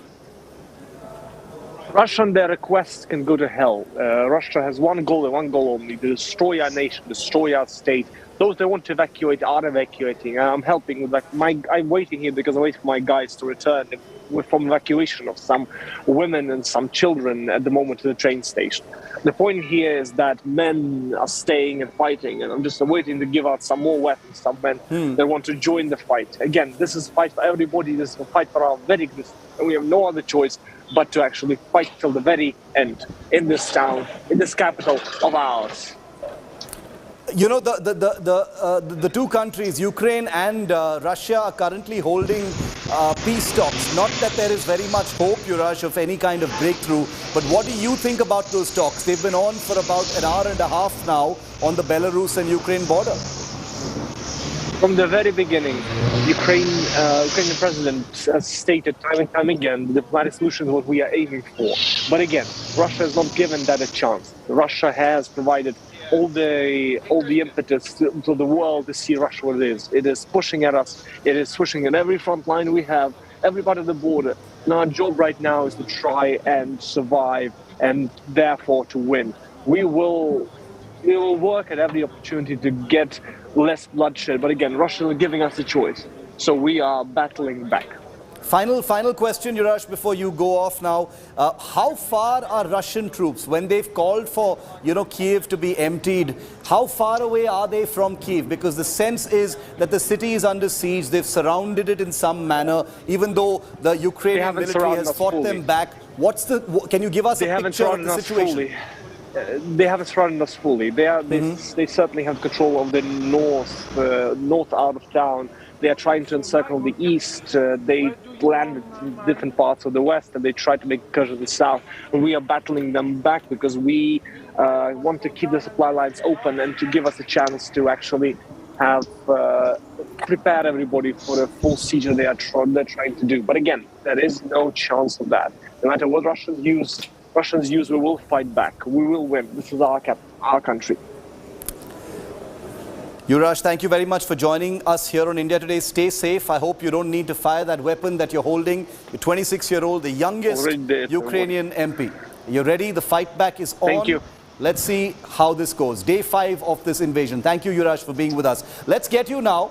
That image of him with his Kalashnikov rifle has, of course, also gone viral. How many young MPs from Ukraine have we seen all wielding their assault weapons as a kind of symbol and a message to Russia and to the world about what young members of parliament used to the high table of politics in Ukraine are now being compelled to do in defense of their motherland. Let's get you the most compelling, most dramatic and defining images on day 5 of this invasion that we've put together for you to paint a picture of where things are at. Here's image number 1. The first image is of a missile striking a residential building in Chernihiv, a city 150 kilometers north from Kiev, according to the state communication service. This was an attack on a building where 2 lower floors were set on fire. There's currently no information about casualties. These were nighttime images from late last night. Big defining image number 2, massive street fighting, heavy resistance in the Donetsk region of eastern Ukraine. Haunting images of not just military tanks rolling down the streets of one of the largest Ukrainian urban centers, but men in military uniform, the invaders hanging Russian flags on administrative buildings in Donetsk. Defining image number 3. Dead bodies lying around on the streets of Kharkiv, Ukraine's second largest city, a place where Indian students are situated. The battle for Kharkiv has been defined by heavy shelling by Russian forces, and the impact of this shelling is seen on the streets. What was once a bustling urban center now has dead bodies strewn everywhere around it. Kharkiv, remember, is a place of some of the most intense battling between the two countries. The next defining image that we have from day 5, a truly haunting selfie video from Bucha city, very close to capital Kyiv. The video shows what appears to be a resident filming the destruction with some vehicles still on fire. Bucha city is another part of Ukraine that's been pounded by the Russian forces for days on end.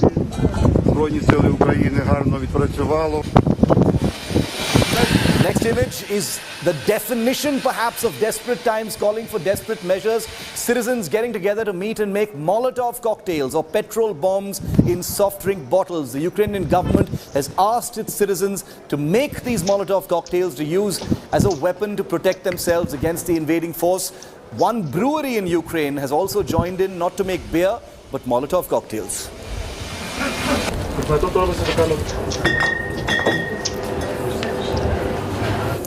Now, one of the most viral moments that India today has encountered in the last 1 hour, and everybody's talking about this encounter, is the fact that a Chinese student we found on the streets of Kiev, not far from a building that was hit by a cruise missile, has actually asked for Indian help.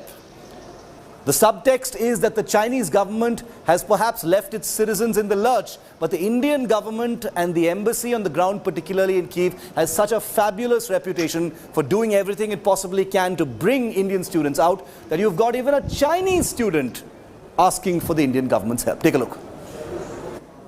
I'm here with a Chinese student who's studying in Ukraine and is currently stuck in this conflict. We have seen interview of a lot of Indian students who are stuck here. Let's see how the Chinese students feel about it and what is their government doing about it. What's your name, please? My name is Neo. Neo, where are you from? China. Where in China? Beijing. He's from Beijing in China. And what are you studying here? Piano, music. He's studying piano, music here. And do you feel stuck here? You want to get out of Ukraine or you want to stay back here right now? I don't know actually. I want to come back to China, but now it's not possible. Why you think it's not possible to go out now? Because now we don't have flight. It's so many soldiers. Sometimes has some smaller war, so it's something dangerous. So it's because of some kind of war going on. There's no flights. That's why you can't go. But you want to go back to China now, right? Yeah. And have you heard about Indian government is making such a big effort to take students by road to Romania and all? Yes, I know it. I know yesterday, right? Yes. Yesterday, some Indian people to Poland. Poland and Hungary and Romania, yes. Yeah, I think it's. So would you like your government to make a similar effort to take you out of Ukraine right now? Yes? And are you in touch with your embassy telling them that you want to get out, the Chinese embassy here? Yes, it's preparing. Still preparing. Yeah. I'm here outside a supermarket where there's long queues of people all around waiting to find some groceries. Can you show around a little bit? Look, it's a long queue here of people showing to... Long queue of people standing outside for hours to get inside the supermarket, and here we talk to some Chinese students who also want to go back to their country, but unfortunately so far their government, unlike the Indian government, have not made any effort. Indian government is one of the best here, embassies and government, which is making so much efforts to get their students out. This is Rajesh Pawar for India Today. More defining images, positively inundated with images from the conflict areas of Ukraine where we have the maximum number of reporters. Here's another defining image that we've been getting. Unprecedented scenes witnessed by India Today reporter Rajesh Pawar in capital Kyiv. Local police seen apprehending an alleged invader. Ukraine believes Russian militia are trying to infiltrate civilian areas. Watch this dramatic moment. And look at the reaction. This guy is a Russian militia, civilian Russian militia, and they pinned him on the ground. And look at the reaction of the press here. These are the journalists from almost 30 countries around me, and look how they're reacting. I put it again, the camera onto the crowd right now. Look at this. thought this guy is a Russian militia, civilian Russian militia, and they pinned him on the ground. And look at the reaction of the press here. These are the journalists from almost 30 countries around me, and look how they're reacting. I put it again, the camera onto the...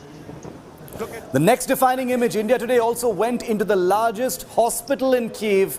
Chilling images of children injured in the crossfire. Ukraine claims that at least 14 kids have lost their lives so far and at least 7 have been seriously wounded. India Today has also captured Ukrainian forces putting up anti-tank obstacles and concrete blocks in the city of Kyiv. Soldiers were also guarding an underpass. Citizens have been coming out in their droves to add to the defense effort. In place, which will also serve as a kind of probably anti-tank obstacle. Tanks can't go over them. And this is in the middle of a normal highway here, normal main road in the middle of the Kyiv city.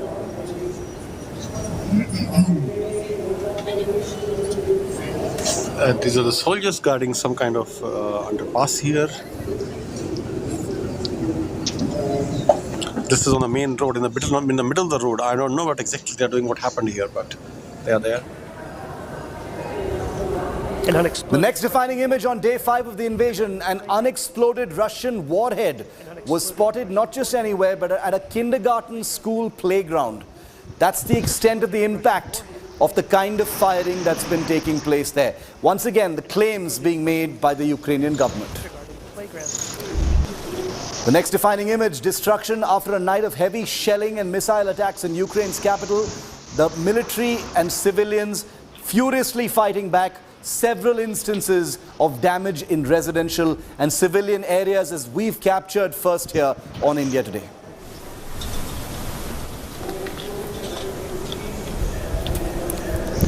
Now remember that India Today has the biggest team of reporters on the ground, and that's the reason why we're able to capture what's unfolding in Ukraine from day 1 to day 5 today better than anybody else, closer to what's happening than anybody else, no second-hand information. Unprecedented scenes on the streets of Kyiv with curfew being lifted. Take a look at this report. Probably anti-tank obstacle. Tanks can't go over them.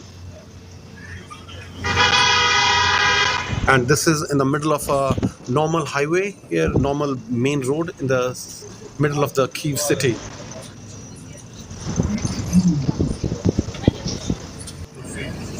These are the soldiers guarding some kind of underpass here.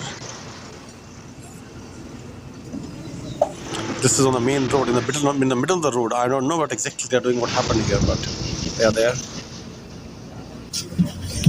This is like in the middle of the road, what these people have done. This is a residential block almost in the center of the Kyiv city, which has been hit by a missile day before yesterday night. And this is next to a big supermarket here, on the biggest in Ukraine, Novus, and see the queue. Queues are starting from there all the way. They're going, this is the same queue going around, then taking a circle here and people standing here. It's a continuation of same queue here, same queue continuing till here. So probably around 500 people in the queue, and if you stand in the queue right now, probably you'll get the opportunity to go inside the supermarket if it is still open, probably after 4 to 5 hours. And this supermarket is just next to this building, which was hit by a missile day before yesterday night. This is Rajesh Pawar for India Today from Kyiv. Now, one of the things that the Ukrainian government has been talking about since the last 3 days is that a certain Russian militia has been trying to infiltrate Ukraine using special operations tactics, dressed as Ukrainians in order to, maybe sabotage certain sites. India Today's cameras happened to capture one such interception. Take a look at this. Middle of the Kyiv city.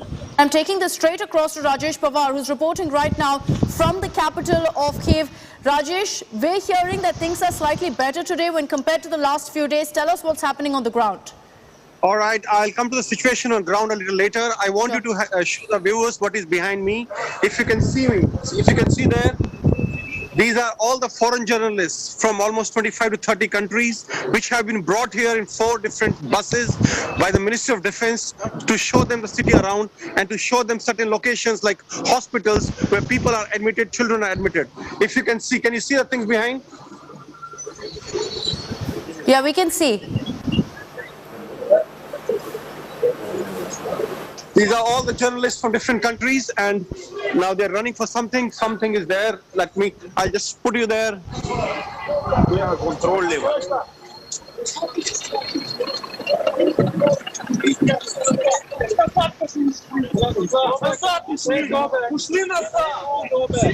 This is live right now. Are those protests, Rajesh? Are those people who gathered there?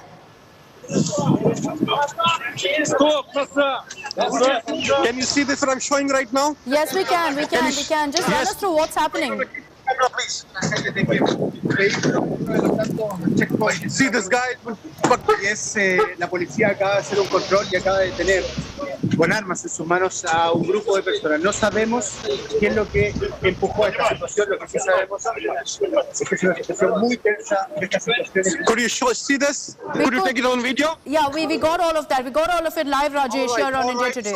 So look at this, the crowd of foreign journalists, everybody crowded around. They thought this guy is a Russian militia, civilian Russian militia, and they pinned him on the ground, and look at the reaction of the press here. These are the journalists from almost 30 countries around me, and look how they're reacting. I put it again, the camera onto the crowd right now. Okay. Look at this. So they've gathered there in huge numbers. Rajesh telling us that these are about 25 to 30 foreign journalists who've gathered. Rajesh, what I will talk a minute later. Just have a look, please. Have a look. Yeah. Is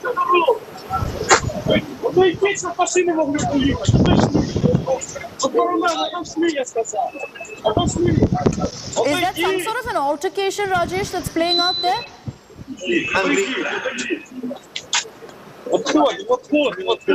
Отходим, я сказал.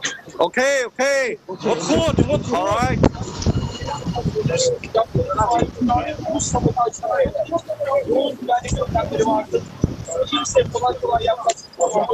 I hope you're getting the video correctly. Is it We are. Rajesh, we'd appreciate it. I understand how things are right now, but we'd appreciate it if you could talk us through also what's happening as you get us these live images. Can you hear me now? We can hear you.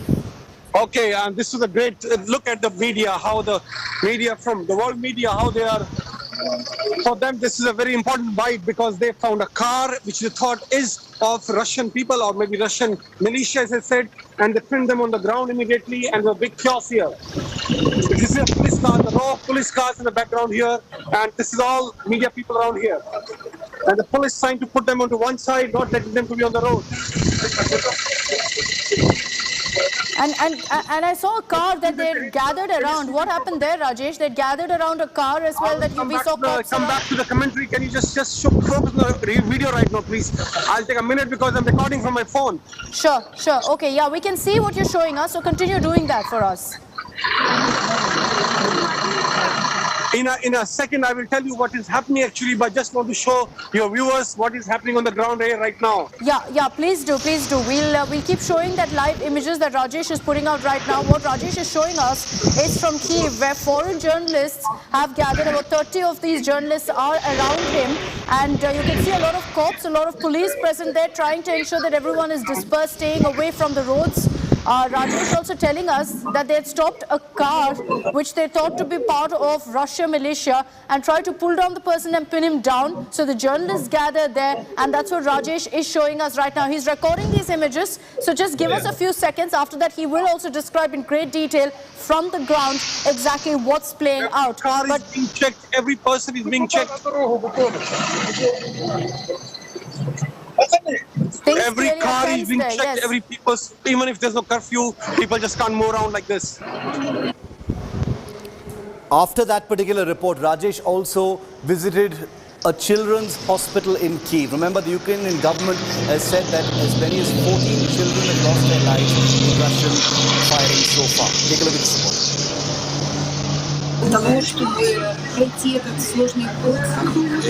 Todos los ucranianos, incluidos los médicos y los pacientes, nos hemos unido para superar este arduo camino. И я хочу сказать, что несмотря на то, что мы постоянно находимся в бомбоубежище, This was main surgeon here in the children's hospital, and she was telling about the kind of injuries the children coming to this hospital and how they are coping up with the situation. This is Rajesh Pawar for India Today from Kyiv. I'm inside the children's ward here, in the children's ward of the hospital here. There are not enough beds, the children on the ground, if you see there.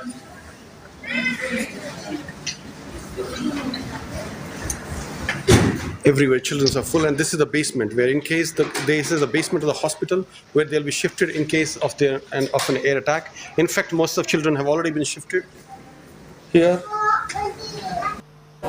So these are the two cities that are currently apparently under siege. A battle is raging in Kharkiv, but the fight for Kiev is still currently very much on. What's next? What is the scale of the destruction? I'm going to show you when you come back.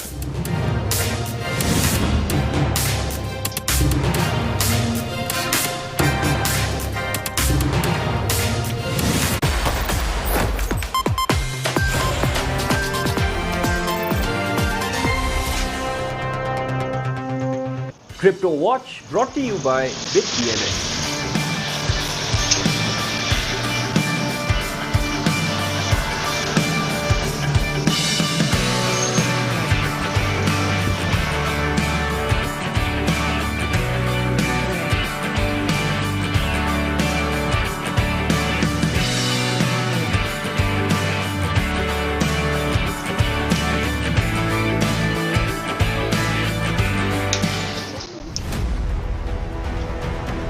The country's biggest assembly elections, the most expensive democratic exercise.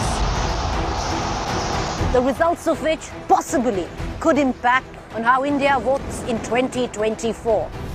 The numbers, the issues, the real ground picture. Catch all the buzz from two states, Punjab and Uttar Pradesh, right here with me on my election dispatch.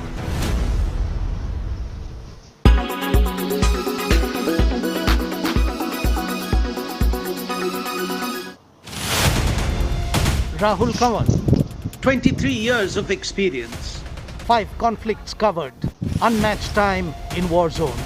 The first embedded operation in the history of Indian television journalism.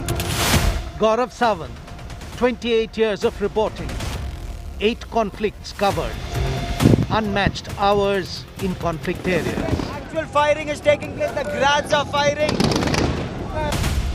Shivarur, 19 years of reporting, 5 conflicts covered, unmatched view of international crossfires.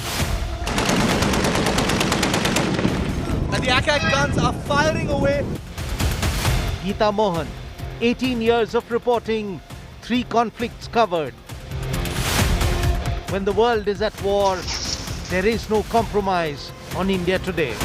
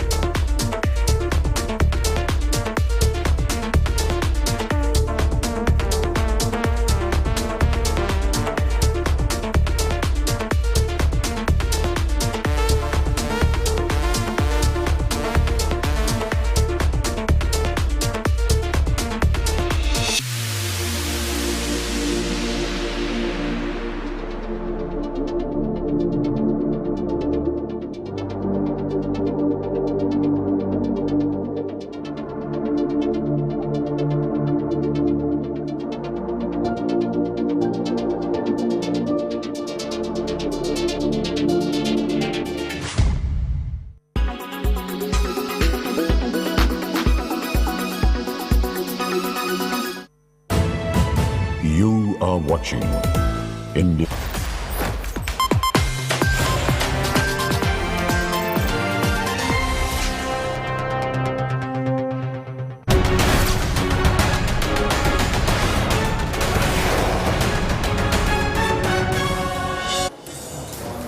Now we're on day 5 of President Putin's invasion of Ukraine. A quick reminder of where things are at, how it began and where things are at right now. Remember, it started last Thursday, February the 24th, early in the morning. That's when Russia declared this full-scale invasion of Ukraine. February 25th is when Russia captured the Chernobyl nuclear power plant. They surrounded it with their tanks. That was the big action on the next day. February 26th, missile attacks began on the capital city of Kyiv and the second largest city of Kharkiv, where I'm going to take you in just a moment. On February the 27th, Putin put his nuclear deterrent forces on totally high alert. And finally, February 28th is when the crucial talks are now underway between, as we bring you this broadcast, in fact, between Russia and Ukraine on the Belarusian and Ukrainian, on the Ukrainian border is where those talks are actually happening at this time. I want to now tell you what's happening in Kharkiv. It happens to be the second largest city of Ukraine, but that is where some of the worst fighting and the worst violence has actually taken place. Let's show you some of those images and tell you what it actually looks like. Before that, give you a sense on the map of where Kharkiv is. Remember, this is Kyiv. This is the national capital of Ukraine. Somewhere around here on the Belarus and Ukraine border is where the talks are taking place, and this is Kharkiv. So it's due east about 300 kilometers, if I'm not mistaken, from Kyiv is where Kharkiv is. Let's show you pictures of what's happening in Kharkiv right now. The city has witnessed fresh overnight shelling by troops from Russia with missiles, rockets and artillery shells. Blasts were also heard in the city of Kyiv and Kharkiv early this morning. Ukraine's State Service of Special Communications and Information Protection has reported very intense fighting here. The Indian Embassy has corroborated that. The city has worn a devastated look in images accessed earlier today. Several Ukrainian civilians were reported killed in massive firefighting overnight.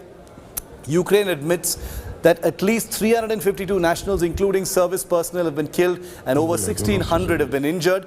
Kyiv also says that its forces have killed over 4,500 Russian soldiers. These are massive claims to make, and they remain in the realm of claims with no corroborations of any kind so far.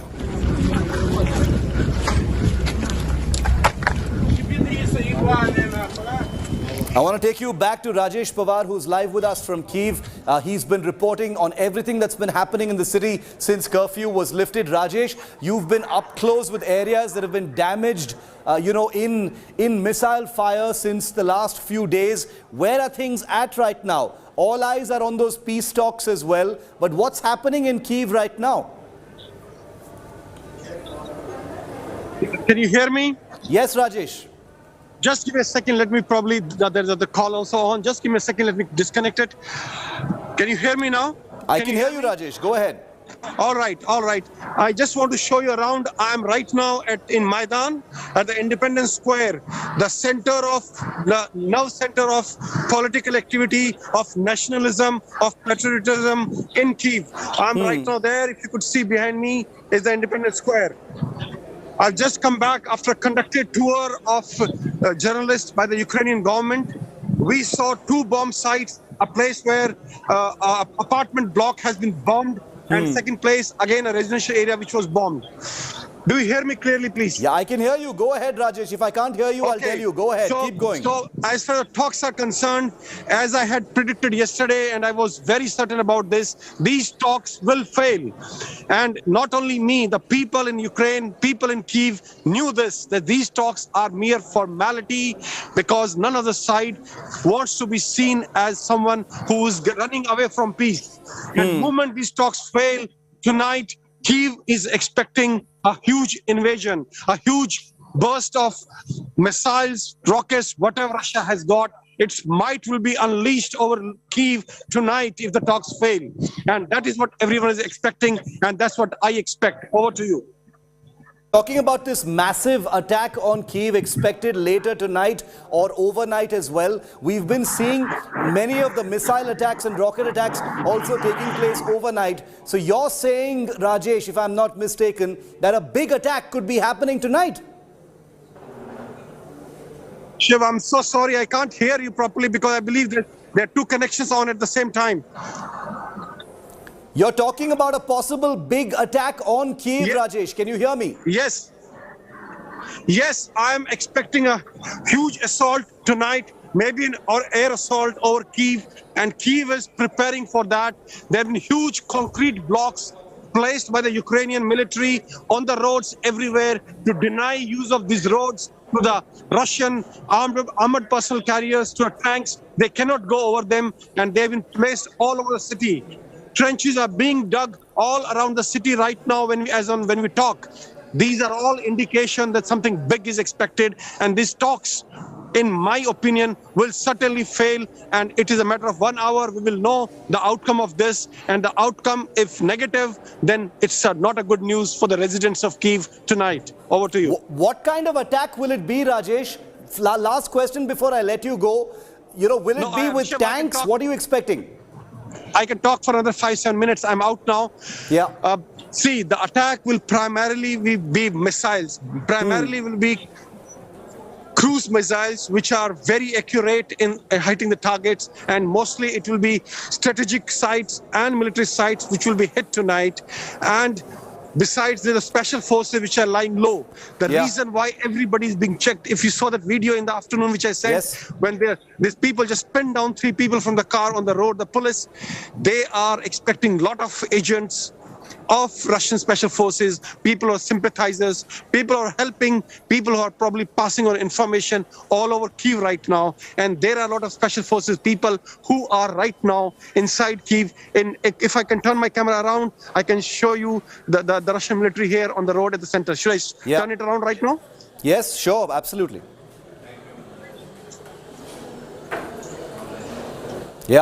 Yeah, we see that, Rajesh. Journalists, the journalists who are here, and then on there, it seems to be some kind of important person. Who is he, I can't say. But these people are there, guarding him there right now. Some kind of a VIP who's there inside, I don't know who is it. But the people just came, and this all armed guards just surrounding his car from all directions. And this is the center of Kyiv. This is Maidan, Independence Square right now, where we are. Yeah. I'm going to leave it there for the moment, Rajesh. You're saying that a massive possible attack on Kyiv could take place later tonight. That's an ominous prophecy. I hope somehow that doesn't come true. But with everything we've been seeing so far, including the latest, which is that Russia has asked for a full evacuation of Kyiv at the earliest, rings a very ominous note right now. Could this be a big storming attack or a big assault operation on Kyiv to bring it finally to its knees? This entire invasion by day 5 has slowed down in many ways. Perhaps the objectives have not been reached despite a large amount of force. Have things been miscalculated and underestimated by President Putin? We don't know. But at this time, even as Russia could be planning a big attack on the capital city of Kyiv. Take a look at the kinds of weapons that have flowed in over the last 48 hours into Ukraine from neighboring countries. At least 2,000 anti-tank weapons called NLAW have come in from the United Kingdom. $48,000 per single shot unit. Anti-tank weapons called NLAW from the United Kingdom have come in. It's launched off the shoulder of soldiers, can be fired from very confined spaces. This is also because Ukraine is expecting a lot of guerrilla-style urban warfare, perhaps going into the final confrontation with Russian soldiers. Also, 152 mm artillery ammunition has been sent to Ukraine from the Czech Republic. Nearly $1,000 per round, we are told, provides fire support for armor and infantry forces. A lot of artillery shelling that's taken place as well. The other weapon that's coming in large numbers is the Javelin anti-tank missile. It's a very advanced guided anti-tank missile that's manufactured by the United States. Ukraine already has quite a few of them, but more are apparently coming in. They have infrared systems to lock onto targets, can be used at pretty good distances day and night. They've got a top-down attack mode in which the firing soldier can view his target before it actually hits, used in the Glukov area of Ukraine. So these have been quite widely already deployed among Ukraine's military forces. Apart from that, you've also got Stinger missiles, the famous Stinger missiles. These are shoulder-fired missiles sent by Latvia and Lithuania, originally Americans. They are $130,000 per unit. These are shoulder-fired surface-to-air missiles. Because of the air power threat from Russia, many of these missiles will perhaps be useful to the Ukrainians. They've been asking for more and more Stinger, and Stingers are being now sent by Lithuania, Latvia, as well as Germany. Apart from Stinger missiles, and remember, Ukraine's been asking for every kind of thing. The Bayraktar TB2 drones. These are combat drones manufactured by Turkey, and several batches have, we are told, already been sent by Turkey. 5 million apiece. Very capable, not very high maintenance, capable of top-down attacks on tanks and bunkers. The big video of a combat drone in action earlier today could possibly have been one of these in action. We're not sure yet. But remember, the big war recently between Armenia and Azerbaijan also saw this particular combat drone deployed in very large numbers. We're going to wrap up 5 p.m. now, but remember, a possible big imminent attack on Kiev with the Battle of Kharkiv continuing to rage will be our top focus. Rahul Kamal takes over on the other side. We get you the big images, the big updates, and we have a news break from Kiev on the other side. Stay with India Today, non-stop coverage, day 5 of the invasion of Ukraine.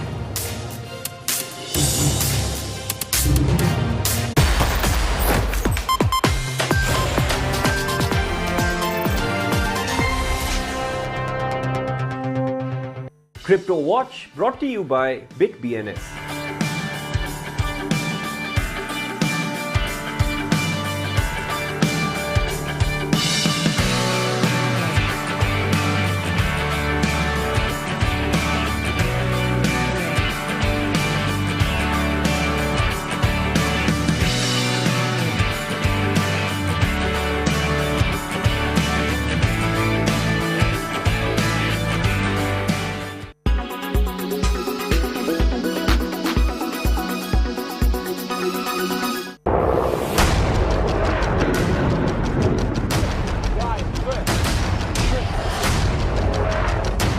As Russia declared war on Ukraine, as the world was plunged again into crisis, with the only Indian team in the real war zone.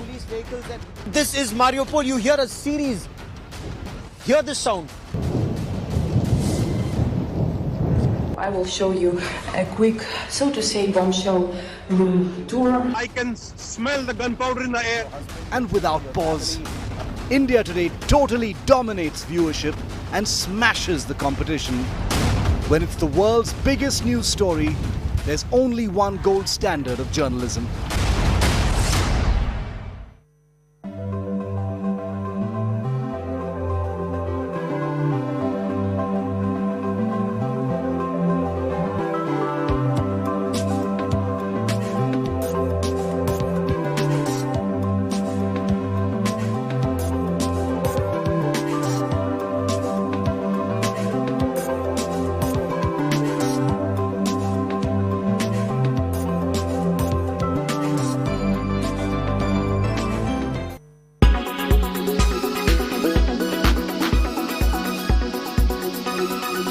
When it's the world's biggest news story, there's only one gold standard of journalism.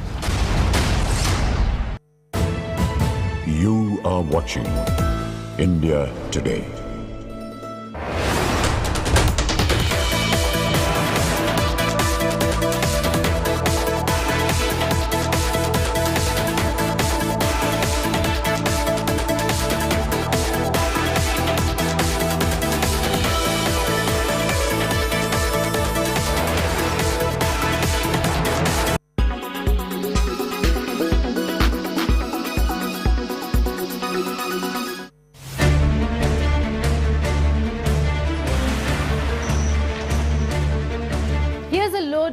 on many questions that a lot of people are asking on various aspects to do with Ukraine-Russia crisis. Let's begin with one on the top of the list. That is Russian President Vladimir Putin going to invade or annex Ukraine? Well, there is a bit of a background to it. Let's start by looking at the map. The map of Ukraine over here with all the borders clearly spell out that the bordering countries on the western side of Ukraine are all NATO member states. Russia does not want Ukraine to be a NATO member, and that's the only demand, the one key demand which is non-negotiable. Why is that? Because Russia thinks that a country like Ukraine can act as buffer between Russia and the whole of NATO. Russia does not want NATO, particularly the United States of America, in its backyard, the backyard being Ukraine.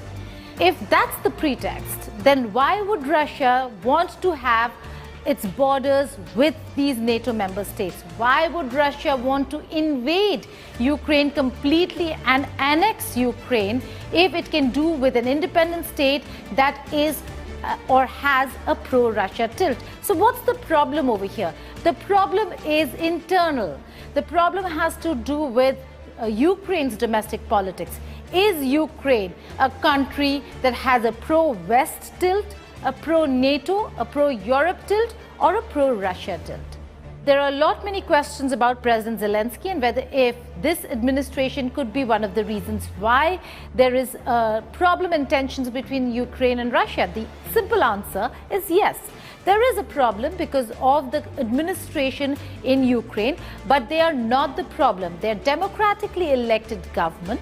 There have been governments in the past as well who've not had a pro-Russia tilt, and they've always been a problem for Russia. The reason why Russia has managed to create instability in Ukraine.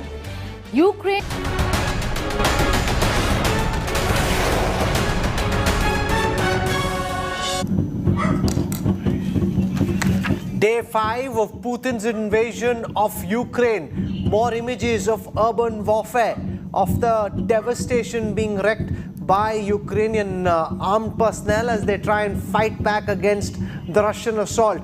Make no mistake, President Putin's battle plans are being challenged. The Ukrainian army and people putting up a heroic resistance so far.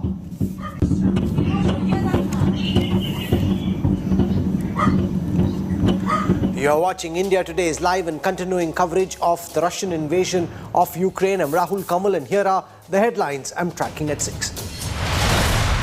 Russia-Ukraine talks underway at the Belarus border. Russia hints at a big escalation. Zelensky asks Russian soldiers to save their lives and leave.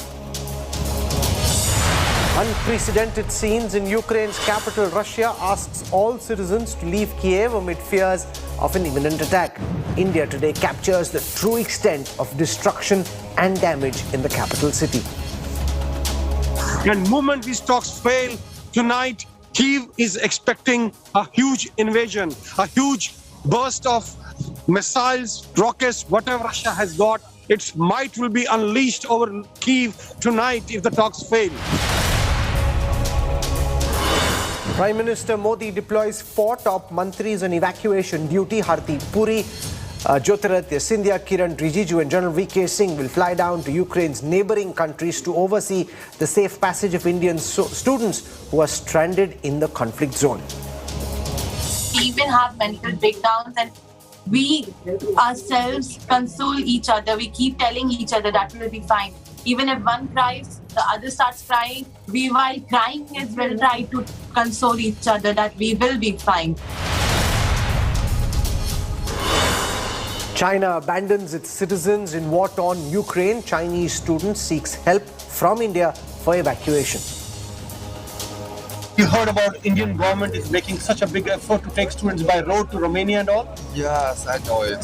I know yesterday, right? Yes. Yesterday some Indian people to, Poland?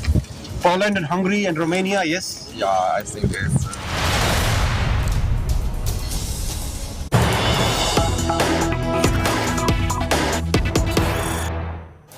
Package link. There's been a massive escalation in the Ukraine-Russia tensions. President Putin has told the Russian defense minister that the nuclear triad is on standby alert duty. The Russian defense ministry has called on Ukrainian civilians to evacuate from Kiev. The question is an attack on the Ukrainian capital inevitable?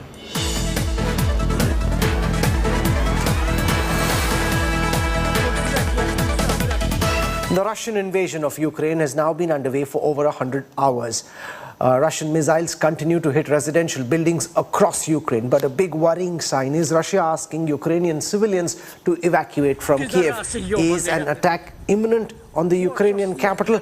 In a moment from now, I'll be going across to London, where Gideon Rachman, one of the world's top foreign affairs experts, chief foreign affairs commentator for the Financial Times, will be joining us live and exclusive. But before I start that conversation, I want to show you all of what's happened so far on day 5 of the Russian invasion of Ukraine. Буча, в Буче.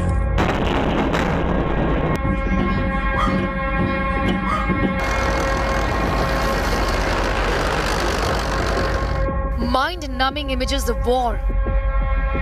Russia relentlessly assaulting Ukrainian cities. Outflanked Ukrainian troops hitting back with all their might. Suffering damages, but bruising the aggressor superpower. Heavy war broke out for control of Ukraine's second largest city, Kharkiv.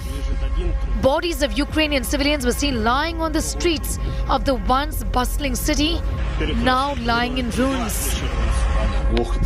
After a day of relentless missile, tank and rocket attacks, gut-wrenching images show a lone Ukrainian soldier's body lying in the war zone. After heavy fighting in some of the biggest cities, Russian missiles continued to target civilians and residential complexes. A devastating attack on a high-rise with a missile exploding into a huge ball of fire sent shockwaves. A deadly missile attack took place at a residential building in Chernihiv, 50 kilometers north of the capital city, Kyiv.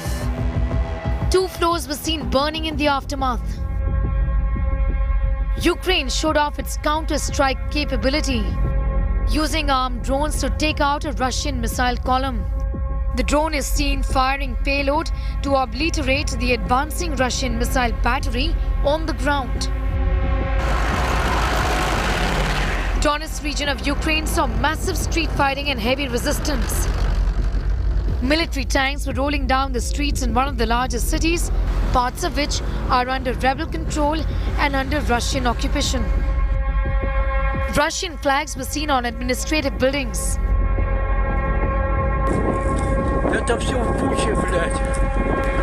While Kyiv has been fighting hard, it is now paying a heavy price, with destruction, rubble and missile splinters seen all around. Damaged streets, neighborhoods and buildings show the ferocity of the Russian assault and Ukraine's fight back.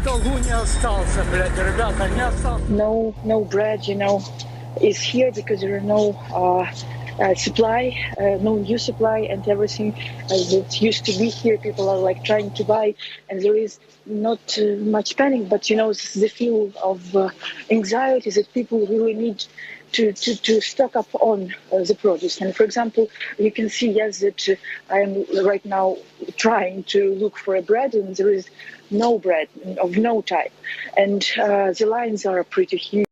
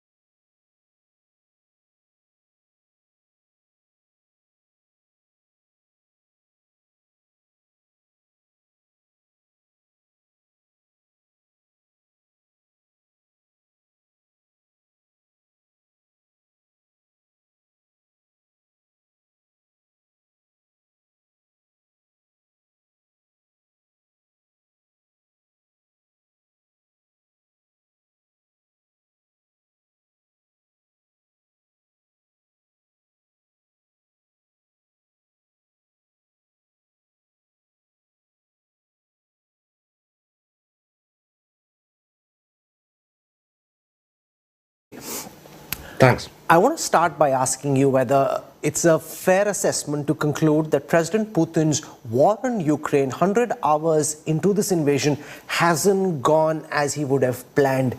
I want to ask you why that's the case. Well, we don't know what was in his head. He's never been frank about that. But I think it's fair to say that probably they were hoping for a swift victory. I mean, that Putin believed elements of his own propaganda, that this was a puppet government, that the Ukrainian people regarded the Russians as brothers and would welcome them. And obviously, they've been hit with extremely fierce resistance. Western intelligence hasn't always been faultless over the last 20 years, but they've been pretty good on this.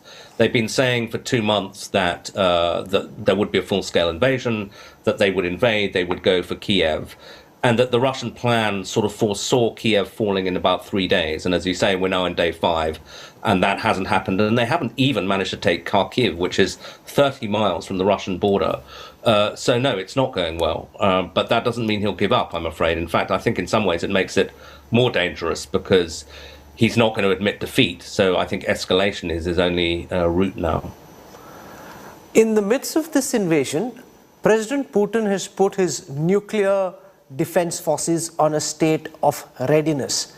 What, according to you, apart from the obvious, is the message that Putin is sending internally, externally to Ukraine and to the rest of the world? Well, obviously, as you say, it's deterrence. It's saying to the West, back off, don't intervene, or, I could unleash a nuclear war.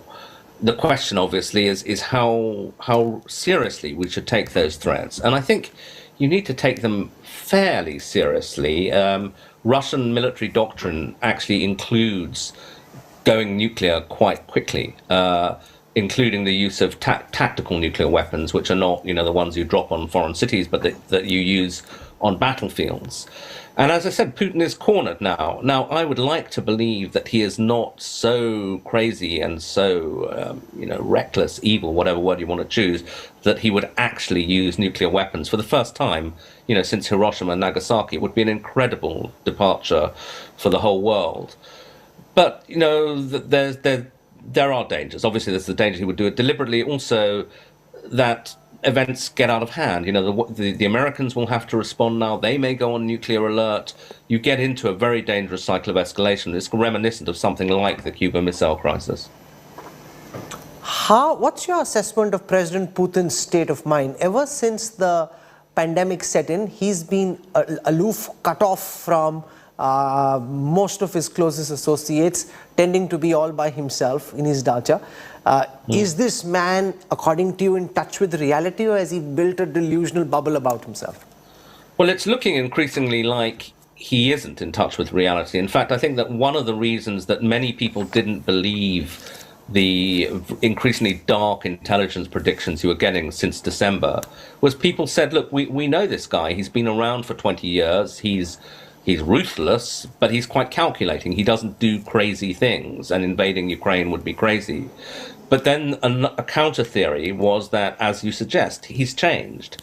That 20 years in power have made him increasingly paranoid and megalomaniacal, and that the COVID outbreak has meant that he, as you say, he's been very isolated, been talking mainly to 2 or 3 advisors who seem to be extreme nationalists. And he's old now, he's 69. He may feel that, he's more than 20 years in power, that this is his last chance to secure his legacy. And he wants to secure a legacy as a sort of equivalent to a Peter the Great, a great Russian leader who, was ruthless, was willing to kill, but who reunited the country as he sees it. And that, I think, is what we're seeing happen now. Given the ferocity of the Ukrainian pushback, given also the fact that the rest of the world, especially NATO countries, are sending military aid and weapon systems to Ukraine, is it now almost inevitable that over the next few hours, the intensity of Russia's assault on Ukrainian cities is likely to go up dramatically? I hesitate to say inevitable, partly because, in these kinds of situations, nothing is completely foretold. And also because, we're all human and I don't want to believe that they're going to flatten Kiev. But again, the kind of security sources in the West who so far have got this conflict pretty right have been saying from the beginning that he will use very, very ruthless tactics, that he will do what he did in Chechnya, in Aleppo, in Syria, where they did flatten cities. They used the most intense weapons in urban areas. They killed a lot of civilians. And I think particularly because he hasn't won easily, assuming he's still committed to victory, then I think there is a big danger that they will escalate and that they will accept killing a lot of civilians in the search of victory. What do you make of the global response to this Russian invasion of Ukraine? A lot of the inertia in Europe seems to have been shaken off. Germany vowing to rearm itself, Switzerland also condemning and acting against what Russia is doing. So we're seeing Europe galvanized in a way that it hasn't been of late. It's extraordinary, isn't it? Yeah, I mean, I think that is a big part of Putin's miscalculation. I think that after Crimea, the West also made threats saying, we'll damage you economically, we'll destroy the Russian economy, and not that much happened. And I think Putin might have calculated, well, it'll be the same this time. They'll huff and puff, but not much will happen. But he was wrong, so that, within days, as you say, really quite historic shifts in German foreign policy. And Germany is obviously the most powerful nation in the European Union, but a country that, because of the Second World War, has a strong pacifist streak. But suddenly they are committing to, hugely increase defense spending, and almost as significant, they are sending weapons, anti-tank weapons and so on to Ukraine. Now, just last week, I was in Munich, where the German foreign minister had a conversation in public with the mayor of Kiev, Vasily Klitschko, the former world heavyweight boxing champion. And Klitschko stood up and said, we need defensive weapons. All you've sent us is 5,000 helmets. That's just not enough. And the German foreign minister, Baerbock, said, look, we sympathize, but because of our history, we can't do that kind of thing. We can't supply weapons into a conflict area. And in a week, that has completely turned on its head. So, yeah, it's a dramatic shift. And then, of course, there's the financial and economic sanctions. There were doubts. Would we really cut Russia out of the SWIFT banking system? Because that can have blowback on the West.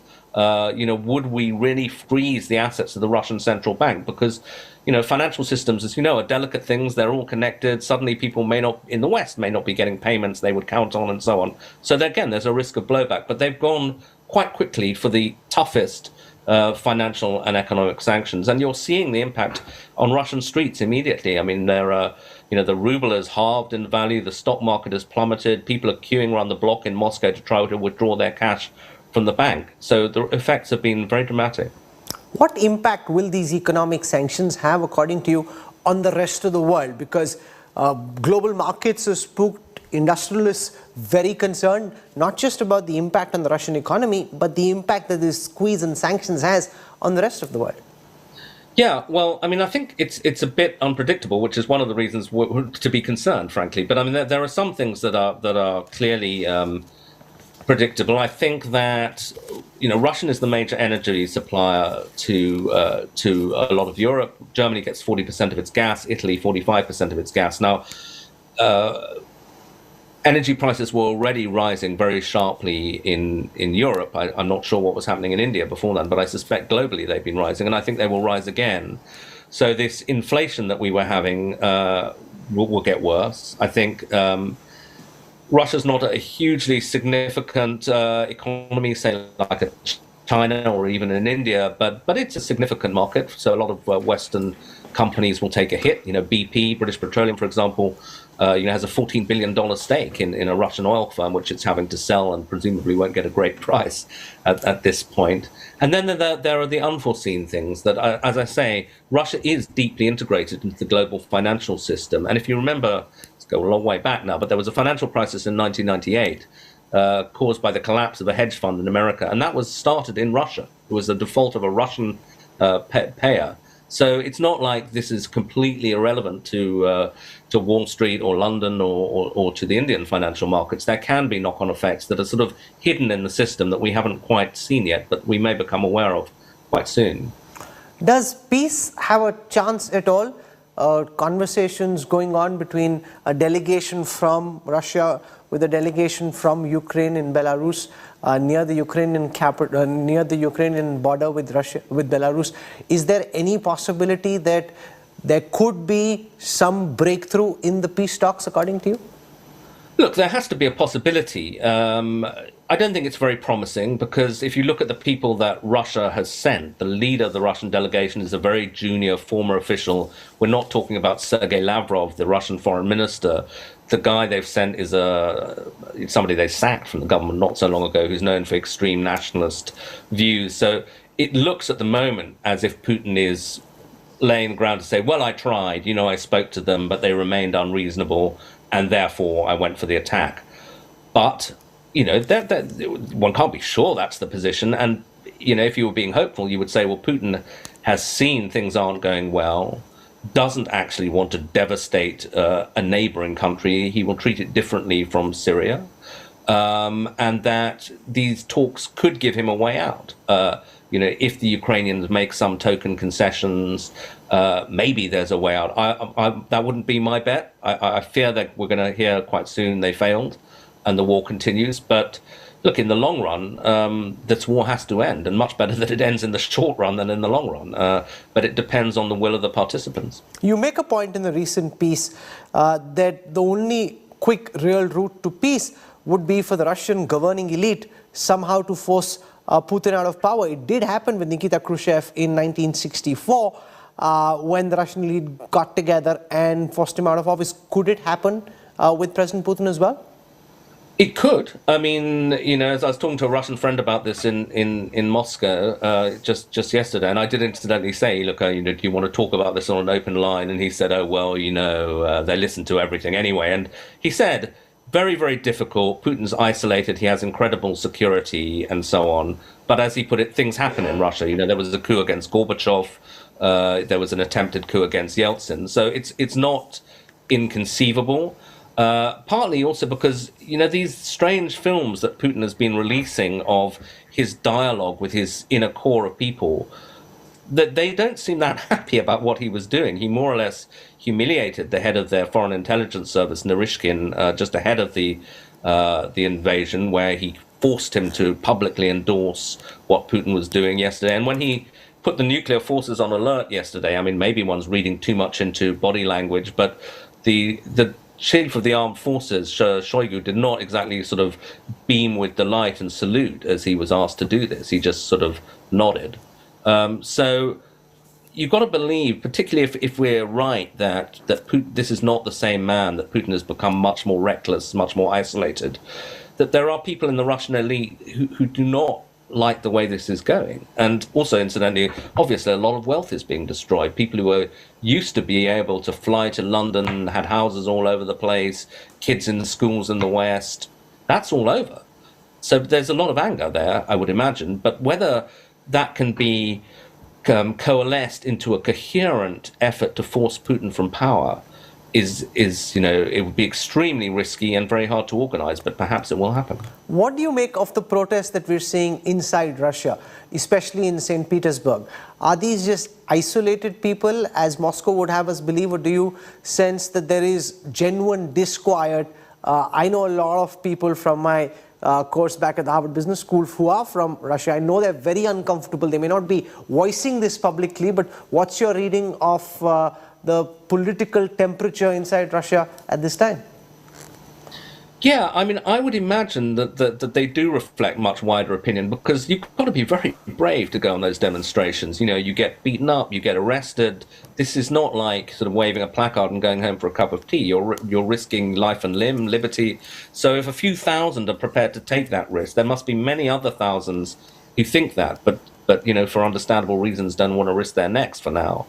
So, and we also saw around the time when Navalny was, before he was arrested, there were demonstrations mainly in Moscow and St. Petersburg, but actually in towns and cities right across Russia in support of Navalny, which is also, I think, a proxy for discontent with Putin. So, yeah, I think that there is probably quite deep-seated discontent with this. And it may go deeper than the normal kind of, if you like, liberal intelligentsia of the cities, who they have their equivalents probably in Delhi and London and New York, the kind of people who would demonstrate against Donald Trump or whatever. They have their Russian equivalents. They're not necessarily the whole country. But now you've got people being killed in this war, in a war that the Russians haven't even admitted to, really. They say it's still a kind of special military operation. And this is a largely conscript army. So, Russia's taking heavy casualties, and I'm not sure why should the Russian people think that's fine? I don't see why they would accept that. President Trump gave an interview to Business Insider where he talks of a world war, while of course we're at a very early stage yet. Is that something that concerns you, Gideon? Yeah, a bit. I mean, normally I would try to avoid talk that's like that, but obviously Russia is, one of the world's nuclear powers. It's cornered. And it is in confrontation with the West. And Putin is deliberately attempting to intimidate the West by making these threats of nuclear war. But there is always a danger of confrontation, particularly given that the Europeans and the Americans are flying arms into Ukraine. Let me say at this point, I don't think it will happen. I mean, I think the conflict will be contained. But you can see there are clearly risks. The one is that Putin takes a deliberate decision to escalate, to confront the West. But the other is that, for example, let's say the Russian Air Force chases the Ukrainian Air Force into Polish airspace across the border, and the Polish Air Force comes up, scrambles, you get a clash between the Russian and Polish Air Forces. Then you have Russia actually in direct conflict with NATO powers. And then Article 5, the mutual security guarantee, comes into play. So I think there's the risk of deliberate confrontation, unless we're really radically misreading Putin's mind, or he's really gone crazy. I don't think that'll happen. Can't rule it out. But then there's also the risk of unintentional escalation.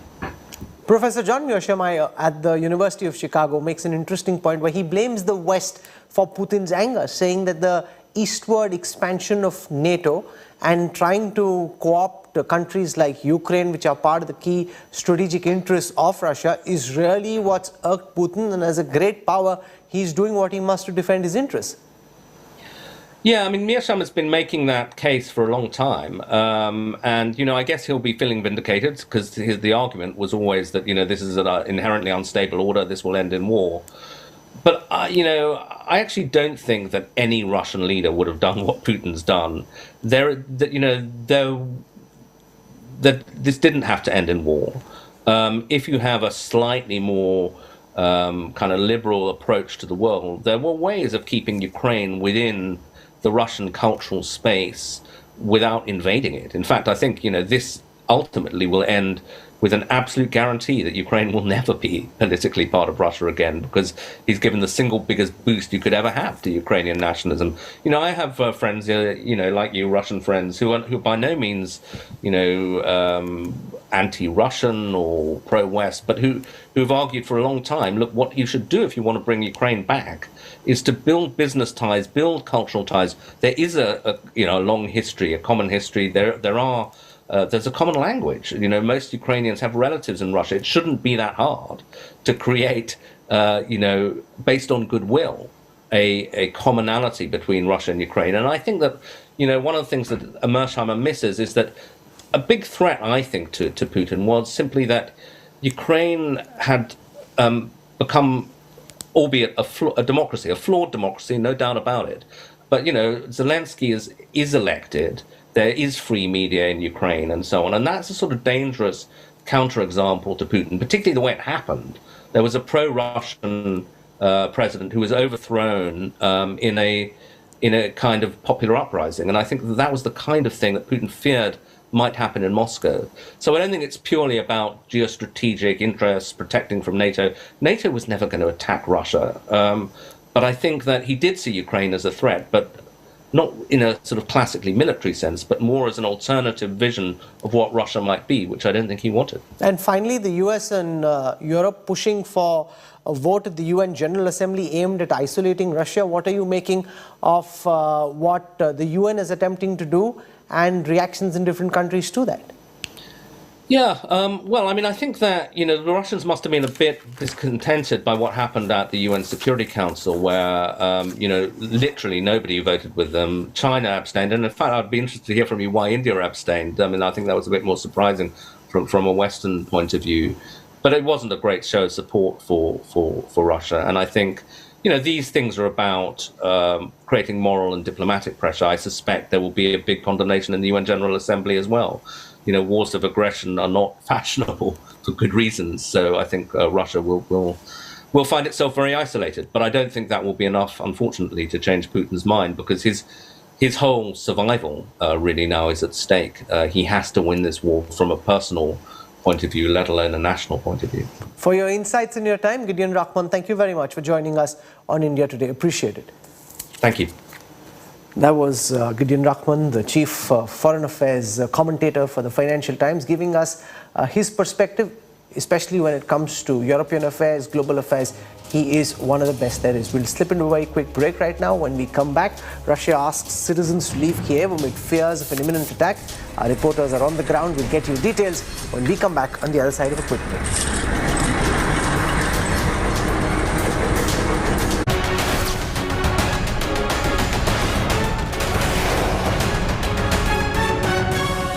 Crypto Watch brought to you by BigBNS.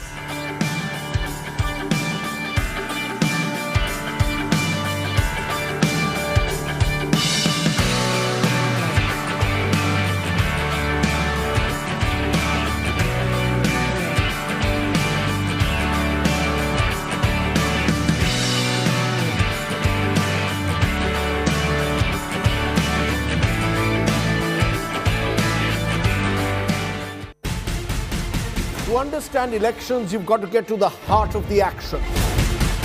What's moving voters on the ground? You need to be out where the action is. Our election coverage ensures that every voice is heard. The most in-depth analysis and by far the most accurate exit polls. India Today brings together decades of ground reportage with the A-team of psephologists. Most accurate, trustworthy exit polls. With so much at stake in these elections, there's only one destination for everything in Indian politics. India Today TV, India's election destination.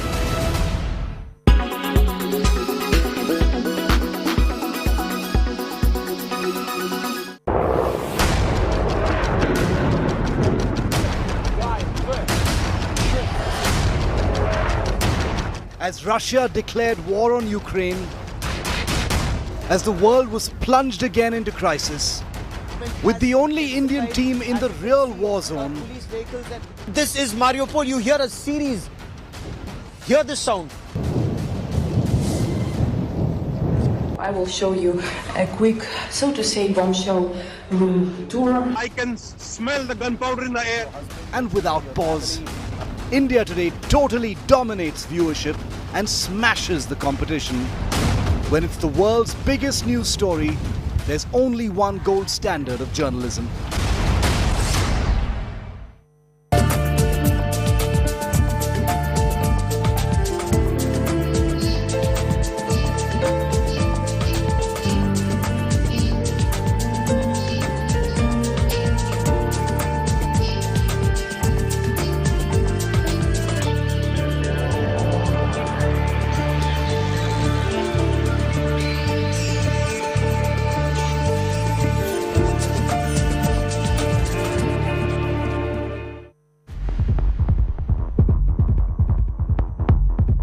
Russia has declared war on Ukraine with the intention to invade it. While Ukraine stands up to Russia's aggression to maintain its independent identity, let's take a look at Ukraine's rich history.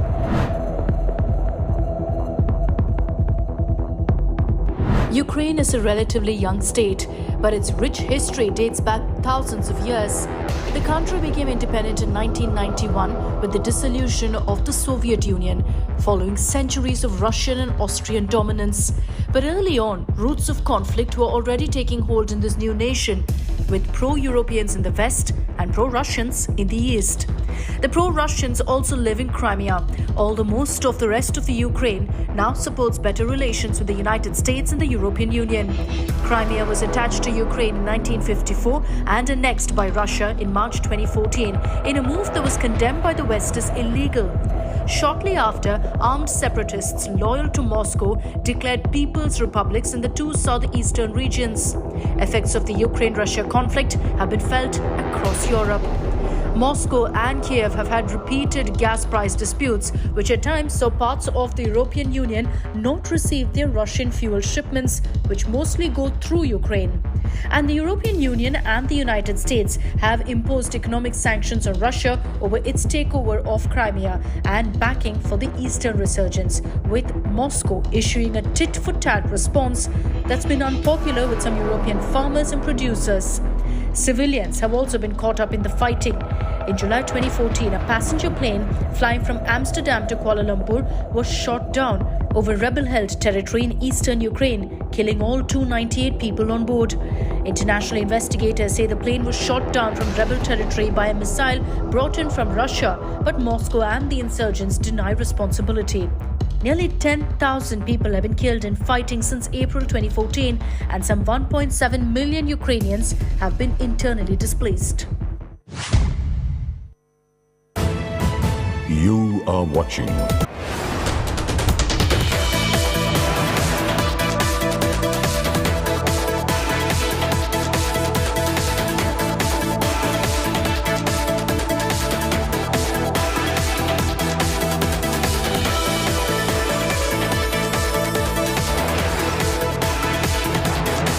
Crypto Watch brought to you by Big BNS.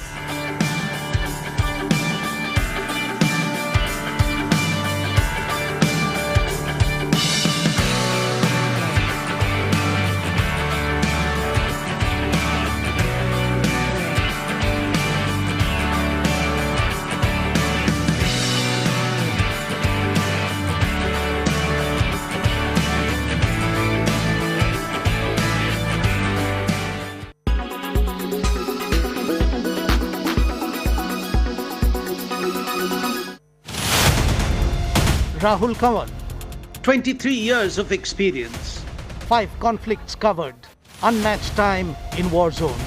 The first embedded operation in the history of Indian television journalism. Gaurav Sawant, 28 years of reporting, 8 conflicts covered, unmatched hours in conflict areas. Actual firing is taking place, the grads are firing.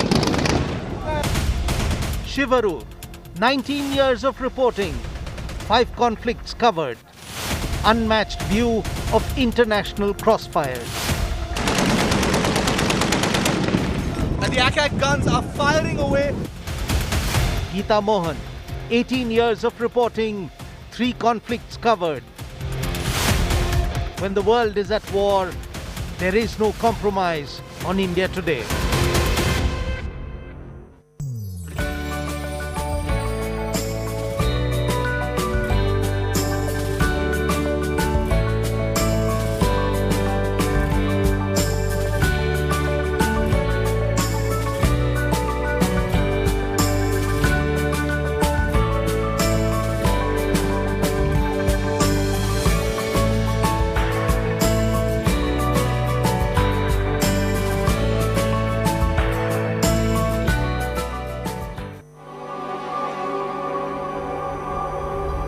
The one industry that could be majorly affected should the Ukraine-Russia conflict escalate is the aircraft industry. On the 31st of January, Boeing in a statement had said that the tensions over Ukraine create an adverse climate for their business. In case of an economic sanction, supply chain for titanium could be impacted, and further, the ability to produce aircraft could be impeded. The other aspect is food security. Not many know how important and rich Ukraine is when it comes to food. Russian invasion means they will bottleneck these exports, which will create food security issues because Ukraine is one of the largest distributors of corn and wheat. Grain exports are a cornerstone of Ukraine's economy. Much of Ukraine's wheat and corn are destined for West Asia, that is Middle East and Africa, that are heavily dependent on imports for food items. Global food security is of top concern if Ukraine's exports are disturbed. On the other hand, because of distance, US's wheat amounts to less than 10% that cater to those regions. In fact, Ukraine this year is aiming to clinch number 3 in wheat and number 4 in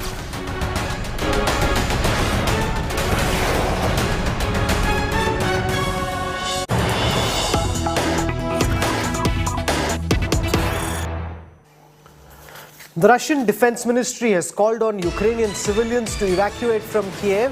Is an attack on the Ukrainian capital now imminent? Satellite images show convoys of Russian ground forces, including tanks, self-propelled artillery, moving towards Kiev. Joining us from the capital of Ukraine this evening, my colleague Gaurav Sawant, also Rajesh Pawar joins us. I just want to tell our viewers that this, in fact, is Gaurav's birthday, and as luck would have it, Gaurav's out on the streets of Kiev, and there's not much of a celebration happening there, but we'll speak to Gaurav, we'll speak to Rajesh as well. Rajesh, your sense of whether an attack on Kiev is now inevitable? For 5 days, the Ukrainian people and armed forces have been able to push the Russian army back. Does that mean an increase in the level of hostility is almost inevitable now? Look, Rahul, I will not agree with this, that the Ukrainians have been able to push back the Russian army. Wherever Russian army advanced, it was only in Donbass and some parts of eastern Ukraine. And of course, in Chernobyl, they have not been pushed back from there. With regards to rest of Ukraine, it was only special forces operations and precision airstrikes. Russia will invade full scale only if these talks fail. And it is my analysis, seeing by the news reports around, it looks like it was a mere formality from both sides, because none of the sides want to be blamed for war, especially by the people of Ukraine and Russia both. So in my opinion, these talks, if they fail, which they most likely will, then there will be a full-scale invasion, which we will see in next 24 to 48 hours. With regards to Kyiv, Kyiv has been surrounded. There are troops all around. The Russian troops are around Kyiv, and their special forces operatives are in the city. That is the reason every car, every vehicle moving, even people walking on foot are being checked thoroughly, their documents being checked, their luggage being checked. So in case this talk, which is going on right now, fails, we see a kind of full-scale invasion unfolding in Ukraine today. Walking around the capital city of Kiev through the day, describe to our viewers, Rajesh, what you've been seeing around you. This is the day when curfew got lifted this morning. Is there a great sense of alarm and panic? See, the curfew was lifted from today, but it has not made much difference. I show you behind me, if you can see, it is a center. It is Maidan, the nerve center, the capital, the political center, and the actual center of Kyiv city. No people around here, no people at all. Few cars moving, probably they are of some government officials or for some essential services. Otherwise, no people outside. Long queues, huge queues outside supermarkets, most of which are as it is closed, and most of them as it is have run short of food items and other groceries. Apart from this, people who could leave Kyiv in time, they have all left Kyiv in last 2 or 3 days. Only very few people are left behind. Either they're too poor to afford to go out of Kyiv, or there are people who are determined to fight back. Over to you, Rahul. To show our viewers the satellite images accessed by India Today's open source intelligence team, which show the extent of Russia's plan. Satellite imagery company Maxar has shared these images with India Today, which show a huge convoy of Russian ground forces with military vehicles moving fast towards Kyiv. The question is, will the Ukrainian capital be able to stand up, or will it fall? Day 5 of the conflict, and a relentless Russia is not done yet. Ukraine says 4,500 Russian soldiers are dead in counter-offensive. But the Russian government has ordered more boots on the ground. Satellite images show fresh Russian ground troops moving towards Kyiv, the besieged capital city of Ukraine. Satellite shots show long Russian columns stretching up to 5 kilometers, advancing to Kyiv. Hundreds of military vehicles, tanks, infantry units, artillery batteries, missile cells are all part of the fearsome Russian onslaught. Russia is also using dirty tricks, deploying the fearsome troops of Chechen mercenaries known for their brutality. The man entrusted to execute Putin's plans is the leader of Russia's Chechnya region, Ramzan Kadyrov. Bureau Report, India Today. Ukrainian nationals aren't just picking up arms, they're also lining up to volunteer for the IT army that's fighting back online. It's a full-blown hybrid information war that's not just being fought on the ground, but also in cyberspace.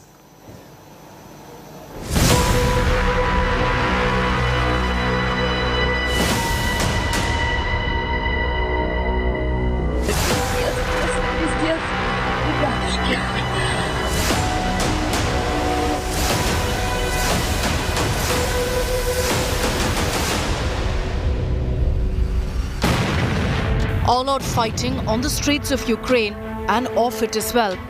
The Ukraine war has seen endless bloodshed and violence, and in a 21st century war, the battle is also in the cyberspace. Russia and Ukraine are now locked in a fierce cyber war, with hackers of both countries uniting to target the enemy. Ukraine has announced the formation of a volunteer cyber army for techies and hackers to join hands and launch a digital strike on Russia. Reportedly, over 1.75 lakh Ukrainians have signed up on a Telegram channel, and multiple tasks have been handed out to them. The admin of the Telegram channel have told subscribers to target over 25 Russian government websites, including the Defense Ministry, the Kremlin account, etc. Subscribers have been told to fire denial of service attacks at Russian sector leaders' websites and even launch a digital strike on Russian news websites. The cyber war is also over YouTube to mass report Russian YouTube channels. Several countries have also offered cyber help to Ukraine, including United States. A hacking group called Anonymous has also fired an all-out cyber attack on Russia, and in this video, they declared their mission of targeting Russian government websites. And invaded Ukraine, all because Vladimir Putin wants to dominate a sovereign nation and to control Ukraine's autonomy. What followed was a slew of Russian and even Belarus sites becoming unresponsive, courtesy an all-out hacking attack. But Russia had its own cyber arsenal out in action, with a mega information warfare led by Russian hackers allegedly targeting Ukraine's information network. Amid threats of a full-fledged blackout crippling its telecom, power and IT sector, Ukraine turned to a billionaire for help, sending an SOS to SpaceX founder Elon Musk. Elon Musk responded positively in less than 12 hours of his Starlink service for Ukraine, which operates a constellation of more than 2,000 satellites that provide internet access across the world. Musk confirmed, saying Starlink service is now active in Ukraine, adding more terminals are en route. Hybrid warfare has taken center stage now in the Russia-Ukraine conflict, and both countries are trying to use all their digital resources to fire an all-out cyber strike. Bureau Report, India Today.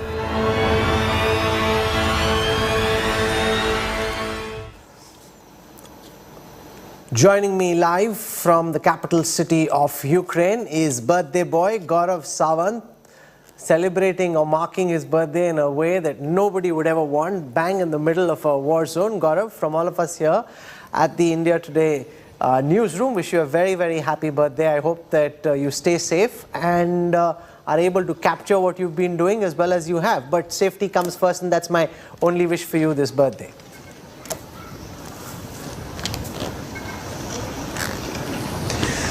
Thank you very much, Rahul. The situation right now, of course, remains extremely grim here. A sea of people rushing to the central railway station here in Kyiv to leave the national capital as quickly as possible as the deadline to evacuate Kyiv approaches. And this deadline, so to say, is that Russian warning for all civilians, all non-combatants to leave Kyiv as quickly as possible. And this is actually very ominous. This is actually very scary given what is likely to happen after tonight and in the days ahead, given the spike in tension in this region. The talks that are happening at the Belarus-Ukraine border remains to be seen whether that brings tensions down a few notches or actually leads to further escalation, because information that we are getting on ground zero, talking to whether local journalists, local channels or the local administration and the army and the militia here seems to indicate that the Russians are forming up in a big way for a bigger assault. Whether that assault is preceded by a major missile attack or an air-to-ground offensive. We've just sent a report a short while back about air raid sirens going off almost non-stop this afternoon in an effort. And is that an effort to get people to get out of Kiev as quickly as possible? I mean, just look around, almost non-stop a sea of people reaching here at the railway station to leave lock, stock and barrel. Some say they are leaving till the situation improves. Others say, Rahul, they are leaving for good. They are not sure when they will return. But Indians in large numbers, Indian students, Indian tech workers in large numbers trying to catch a train. Not enough seats in the trains as people try to leave. It's almost like the last flight out of Saigon. It's almost that situation in trains, that people, the army and the police with their guns are keeping people at bay. Only those the number of people who can leave on that train are restricted, and then others are being asked to wait for the next train and then leave from here, Rahul. What do you make of the Russian army's military tactics? This is one of the world's finest armies with huge institutional memory and attack plans, and yet 5 days in, they're not holding Kyiv, they're not being able to hold on to Kharkiv, and they're nowhere in the west. So even in the eastern parts, apart from where you were in Mariupol, where soon after you left there was a very serious invasion, the Russians haven't been able to hold territory. Is that deliberate, or do you think their battle plans aren't going as they would have hoped for? Rahul, there does appear to be a miscalculation at some level, given the information we are getting, that the teeth attacks, the tail, the logistics tail is unable to fetch up, and Russian troops who've attacked, whether the special forces, the airborne forces, or even the armor assault that has happened, the artillery offensive that has happened, the infantry on ground hasn't been able to fetch up, neither have the logistics. Why? So there's but when any army, when all these generals in Moscow would have been planning the attack, you look at the teeth-tail ratio, you look at where you need to go and attack, you look at the challenge before you, and then you plan the attack. How could accomplished generals have botched up their basic planning of the teeth-tail ratio? Rahul, one way to look at this is also the disruptive technology being used by Ukraine. Did they not factor in unmanned combat aerial vehicles, Turkish-made kamikaze drones that are being used in this offensive? There are images that are now going viral across Ukraine of kamikaze drones being used to destroy the Russian armor assault of Russian logistics tail, their fuel trucks being targeted, and that is why you see a lot of Russian tanks that are actually stranded en route. They've reached up to a point and they cannot go beyond because there is no fuel, and fuel hasn't fetched up, and fuel tankers are on fire en route. The sanitization of airspace for aircraft, they may have been achieved, but unmanned combat aerial vehicles, unmanned aerial vehicles, a lot of NATO help that may be coming Ukraine's way in terms of satellite imagery, helping them plan their counter-offensive better. The fact that 2014 onwards, Ukrainian army has been training with NATO forces and are actually some information subject to verification. There are mercenaries who are veterans of Afghanistan and Iraq war. They are on ground either guiding or participating in operations, is what local militiamen also tell us. I happened to interview one of those US veterans, a part of the training force here initially, but that training force, does it remain a training force, or is it now an operational guiding and operational force, is also a big question on ground that may have had a role in stalling the the swift Russian takeover of Kiev, because Kiev is not only being defended, Kiev is also fighting back, except this threat that has come now: evacuate this city by late night tonight and something else could happen. Intensification of operation. Can all these groups stand up to those intensified operations, Rahul, remains the big question now. And it also shows a massive disconnect between the men who are planning this war, because they are way too wise, and President Putin. They would have understood that if there is a pushback, you will need more troops. There is no doubt about it. Maybe they don't have their heart in the war. Maybe they're not fully aligned with President Putin. And that shows serious internal fissures inside Russia. We'll build on all of this. The nuclear deterrent forces are on a state of high alert. That adds a huge nuclear dimension to this already very volatile state of war. I'll get you more details from the India Today War Room when we come back on the other side of a quick break. Stay tuned.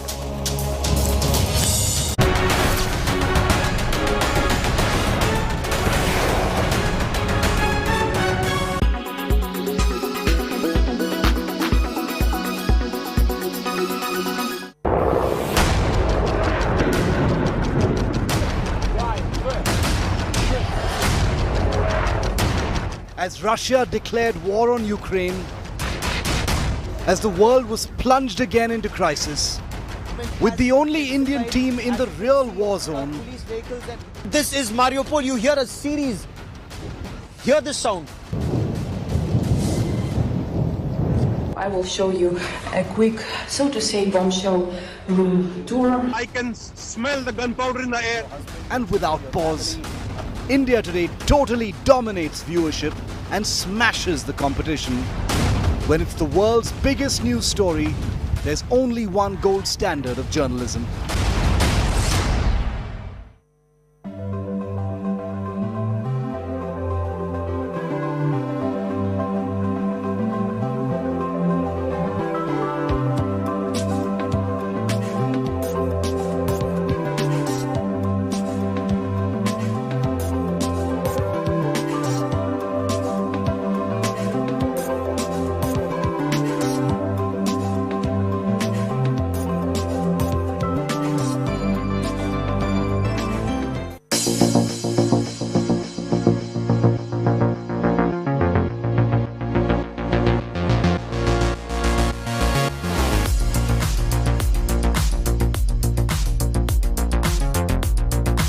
If you're a policy holder, 10% of this issue is being reserved for policy holders. What does that mean? That means that if you have a LIC policy and if you have a demat account, prior to the record date being the date on which the document was filed, you are eligible to bid for the issue. This 10% effectively means that whatever be the final value, let's say 22 lakh crore, 10% of that. If the value is different, 10% of that. The number of total shares on offer, 10% of that.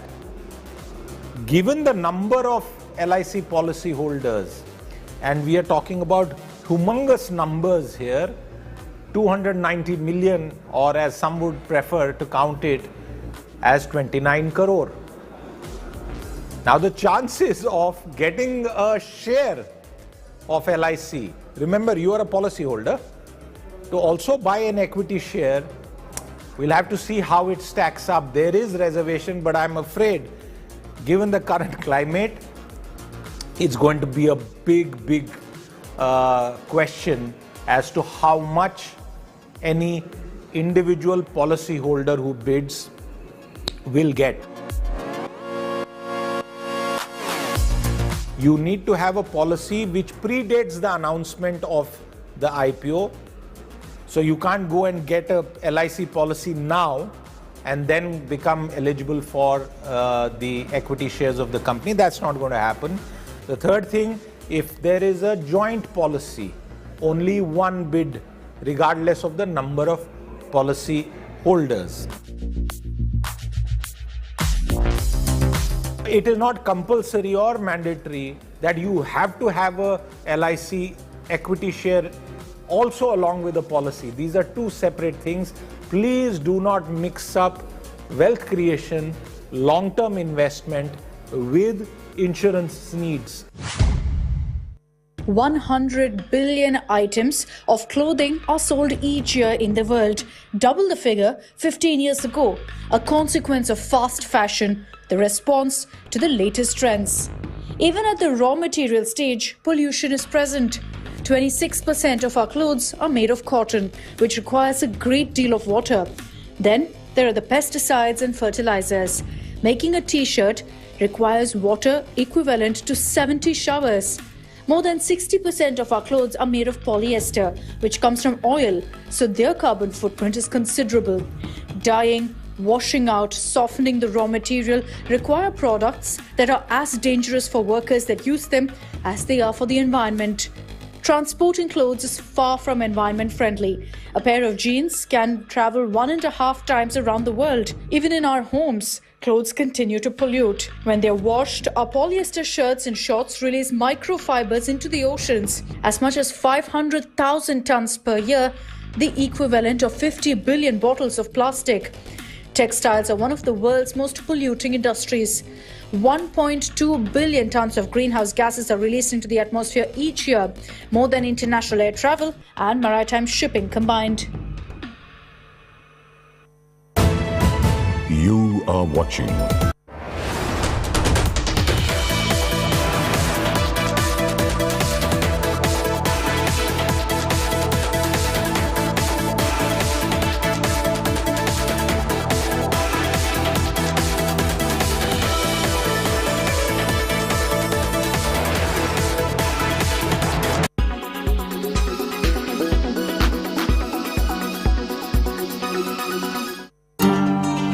Climate change will greatly affect the monsoon. We've seen intense monsoon rains and floods in Chennai as well as in parts of Kerala. But what causes an intense monsoon? Let's find out. Monsoons, which are seasonal downpours, occur in many parts of the world, in countries that are close to the equator. But the best-known monsoon, due to its intensity and impact on people's livelihoods, occurs each year in South Asia. It runs between May and September. As summer approaches, heat builds over the land in the Indian subcontinent. Sea temperature around the landmass, meanwhile, is much cooler.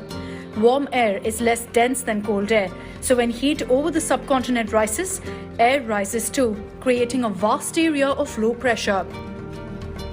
Over India, this causes wind direction to swing dramatically from the northeast to the southwest. Wind from the southwest, generated by high pressure in the Indian Ocean, then rushes in and fills the void left by the low pressure area. As it's full of moisture, it unleashes relentless rain over the land. Climate change, global warming, changes in land use and pollution can all affect the rainy season. Even dust from North Africa and Arabian Peninsula, which heats up the air, can play a role, making it even more intense. The monsoon is vital to the lives of hundreds of millions of people. 2/3 of India's population of 1.2 billion live in rural areas. India gets 80% of its precipitation from the monsoon. More than half of India's farms lack irrigation, so they depend almost entirely on the annual rains. But monsoon rains can also bring devastation and misery to hundreds of thousands of people through flooding, mudslides, and collapsed buildings.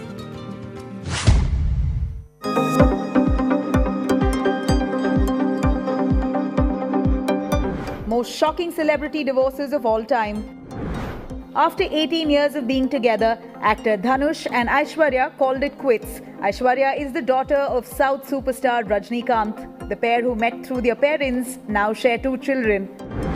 Samantha Ruth Prabhu and Naga Chaitanya, the duo tied the knot in 2017 and chose to part ways in 2021. Post the split, Samantha found herself at the receiving end of trolls and social media bullying. Aamir Khan and Kiran Rao. After 15 long years of togetherness, Aamir Khan and Kiran Rao decided to go their separate ways in 2021. The couple had welcomed their first child via surrogacy in 2011. Hrithik Roshan and Suzanne Khan. In 2013, the couple ended their 17-year-long relationship and 13 years of marriage. Diya Mirza and Sahil Sangha. In 2019, Diya Mirza announced her split with her husband Sahil Sangha after 5 years into their marriage. Malaika Arora and Arbaz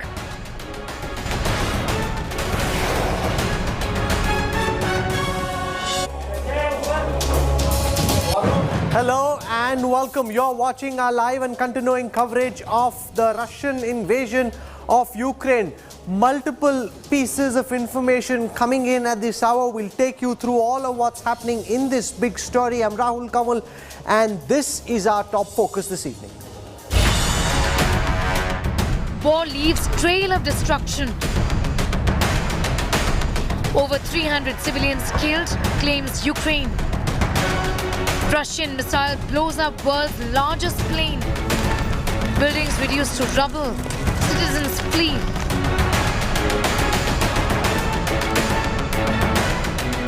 Death, destruction and doom.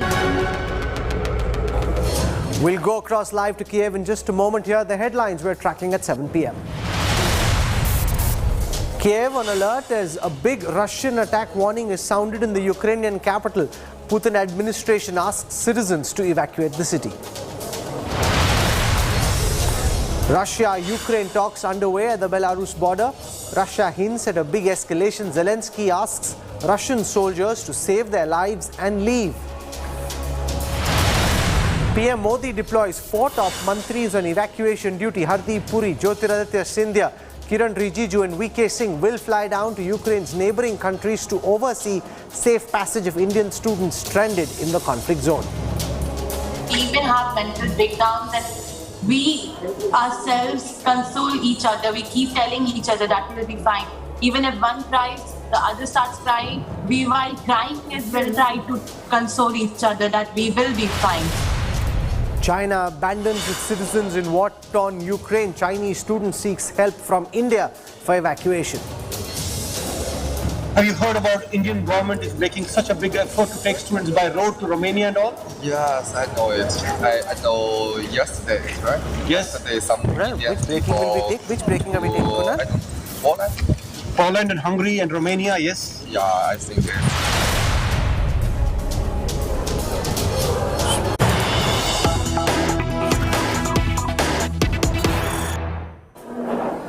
The latest piece of information that I'm receiving, and this is from Sputnik News, so this is the official media of Russia, which says that President Zelensky's office is saying that Kyiv demands withdrawal of all Russian troops, including those from Crimea and from Donbass in the eastern part of Ukraine. Now, this is interesting because Crimea is is a situation that exists as it does with Russian occupation of Crimea, and even in Donbass, the population there quite pro-Russia in the eastern province. It earlier also was under Russian control.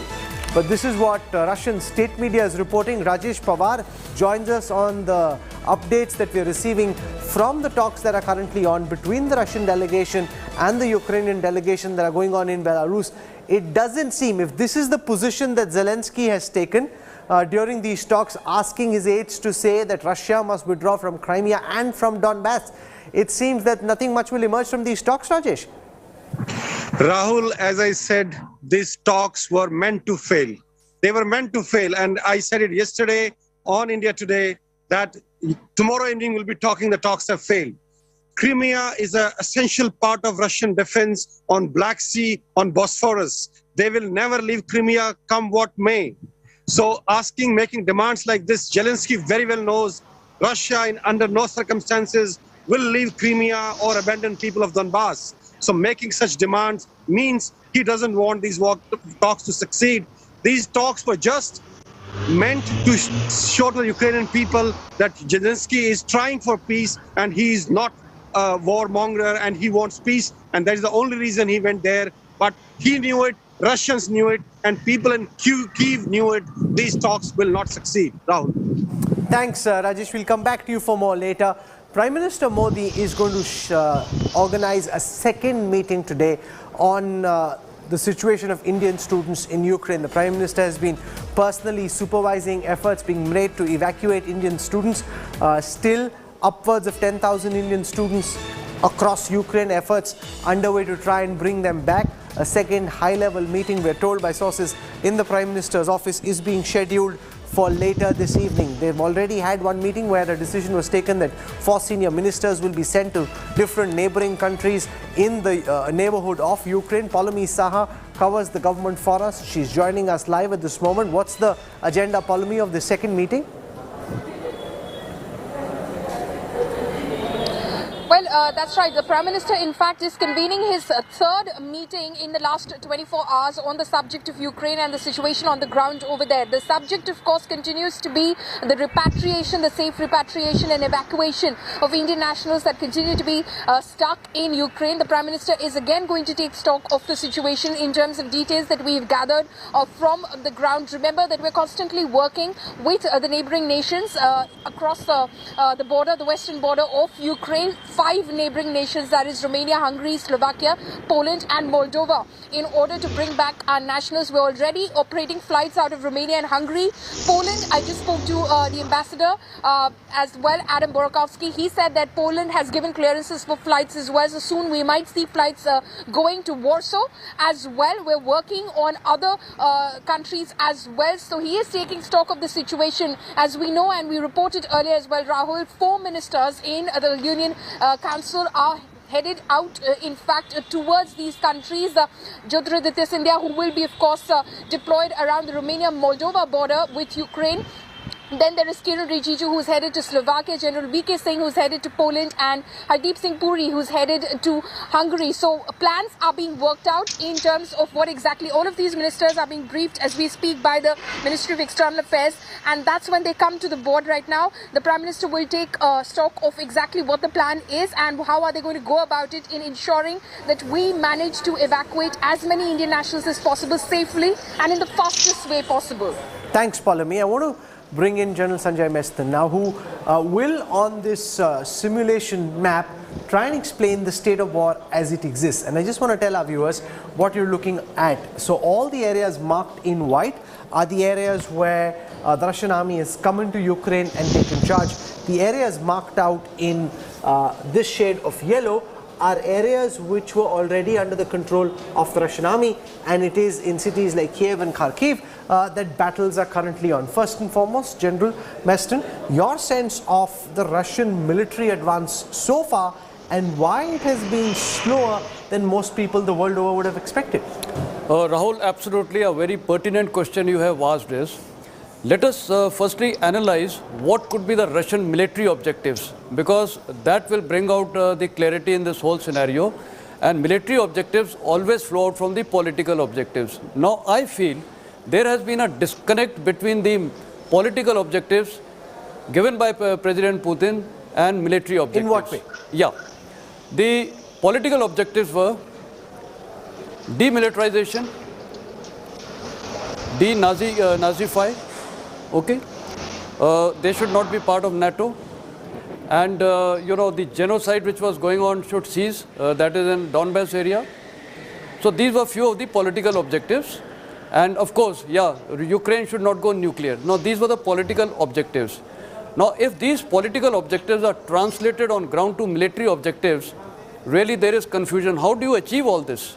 So therefore I wonder that the armed forces would have been given the task, probably the first intent of the armed forces would have been to go to Kyiv and all these little big cities around, so that the morale of the Ukrainian forces falls down, the will to fight, and therefore President Zelensky is automatically out of power, because the ultimate aim was he is the center of gravity, because the power to Ukrainians is flowing out from him, and therefore to eliminate him or capture him. So that was the aim. Okay, I want to go across now to Hannah Shilest, Editor-in-Chief at Ukraine Analytica, joining us from Kiev in Ukraine.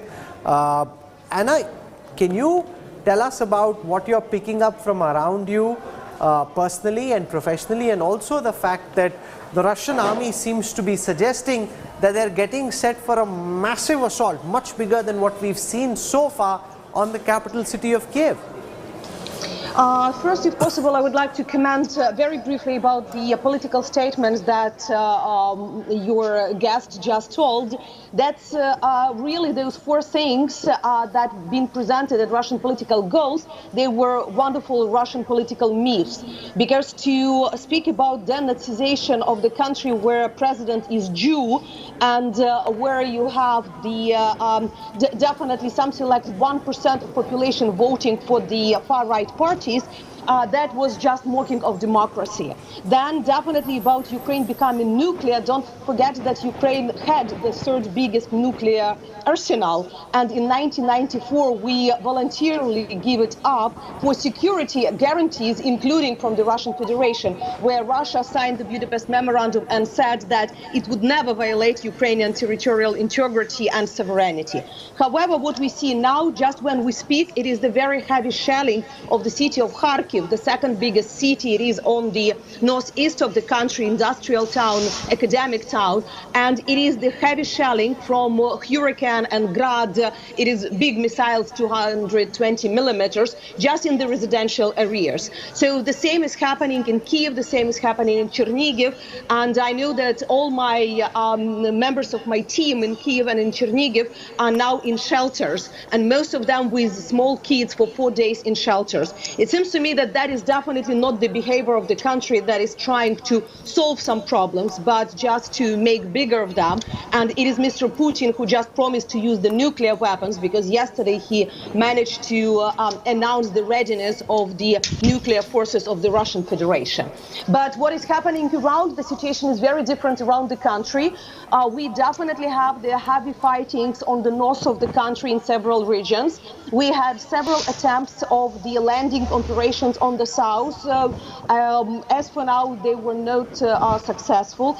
I'm now in the city of Odessa, that is the biggest seaport of the country. We had during the lunchtime the airstrike attempt against the city. Luckily, the airstrike and air defense system worked very well as for now, but that's also plenty of saboteurs sent to Ukrainian towns.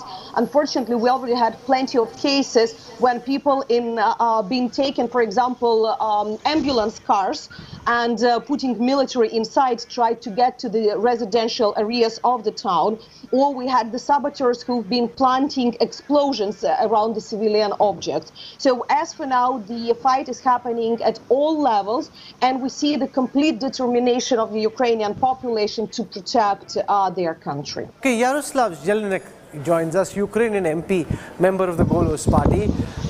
Mr. Yaroslav, from Sputnik News, we are picking up that the president's delegation that's gone to Belarus for these peace talks apparently seems to be asking for Russia to move away from Crimea, to move away from the Donbass region.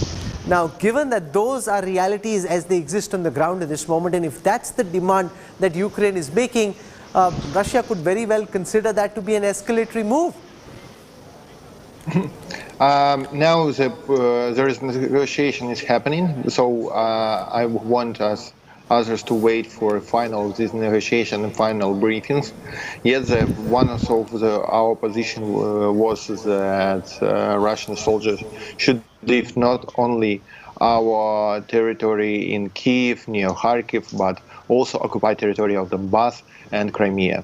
And I have heard when I'm waiting for your answer, the opinion of your colleague from India, that people from Donbass is very pro-Russian. I have born in Donbass. I lived half of my life in Mariupol. It is one of the most eastern city in Ukraine. It is we speak only Russian. We have a lot of Russian television and so on, but we won't live in Ukraine. And Ukraine is our motherland. And it is not true that people who are living in Donbass, they like Putin. No, we hate Putin so much as the western part of Ukraine, and we want to be in one Ukraine, in one territory. That's why I think the demand that Russian soldiers should leave not only Now some part of Ukraine where the fighting is happening, but also Donbass is very good demand, and I supporting that. And at the same time, I supported the demand that they should leave Crimea. But once again, it is the negotiations, and I want to wait for the final briefing of all parts of these negotiations.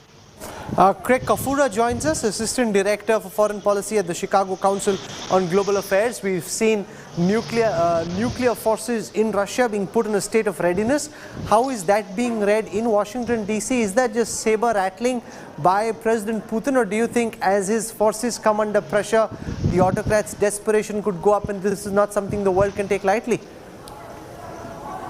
Well, it's always concerning when nuclear weapons start getting mentioned in the crisis. I think Washington so far has elected not to respond in kind, which I think is the right move. We know that the Russians do like to discuss nuclear weapons more in crises as part of their escalate to de-escalate policy. But I think the administration has made the right move so far by not responding in kind. I think this is in part a reaction to Russia's frustration at not having achieved their objectives more quickly. If you look at how the Russians have approached the conflict so far, if you look at some of the information that's come out from captured Russian soldiers so far on social media, it seems clear that not everyone knows exactly why they're being sent into Ukraine, or even maybe not even fully understood that they were being sent in to fight a war against a sovereign state in the first place. There really seems to have been an expectation from some of these Russian troops that they would simply be greeted as liberators by happy Ukrainians, and have been somewhat surprised that the Ukrainians have not been greeting them in that way.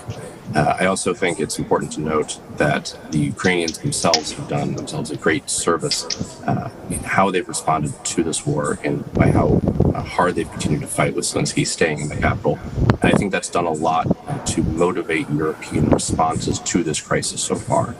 We've spoken so far of the Battle of Kiev. I want to focus for a moment on Kharkiv. Kharkiv is the second biggest city in Ukraine, and it's very close, as you can see on this map, to areas that are actually at this moment controlled by the Russian army. And yet, while the Russians were claiming that they were in control of Kharkiv, the Ukrainian governor put out a statement to say, no, Kharkiv was in our control. So the second biggest city has been under siege for more than 100 hours, but even at this moment, it's fighting back.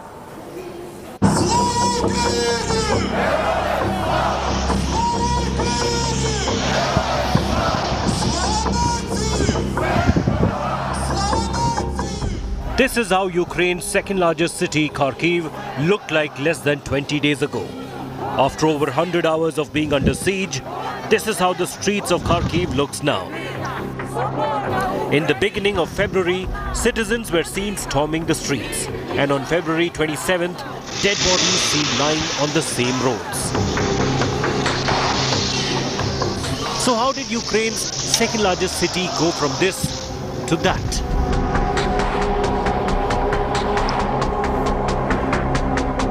The image that marked the beginning, day one of Russia's full-blown invasion of Ukraine. This hazy CCTV footage would mean the beginning of the siege on Ukraine and its cities.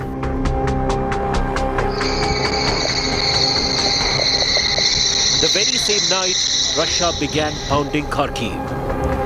Several blasts were reported. Smoke engulfed the Kharkiv skyline.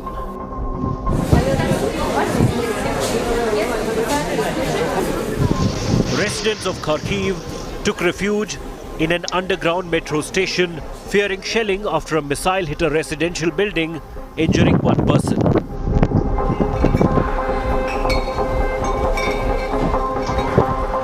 This was the beginning of impact on people.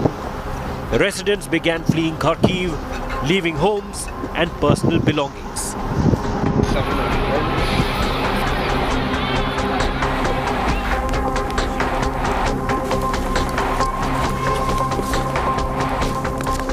From this point on, Kharkiv began to witness actual invasion. Destroyed multiple rocket launcher Grad left in the middle of the road. Body of a soldier in Russian uniform laying near it. Residential buildings damaged. Windows broken as heavy shelling hit Kharkiv hard.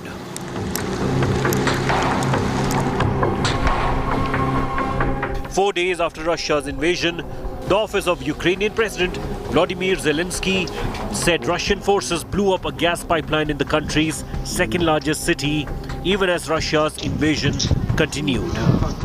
Videos shared by the Ukraine Special Communication Service showed fire and smoke rising from the facility in Kharkiv, with the government warning that smoke from the explosion could cause an environmental catastrophe.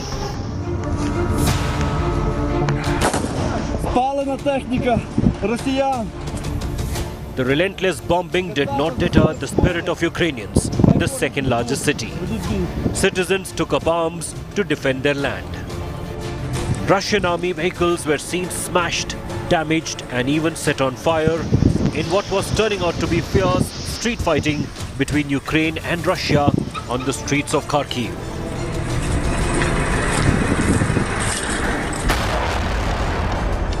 On day 5 of Putin's invasion, after Russia claimed Kharkiv was on the brink of falling to the invasion, Ukraine claimed Kharkiv is still under their control and that it has expelled Russian troops. But the aftermath is this: bodies seen lying on the streets of the country's second largest city.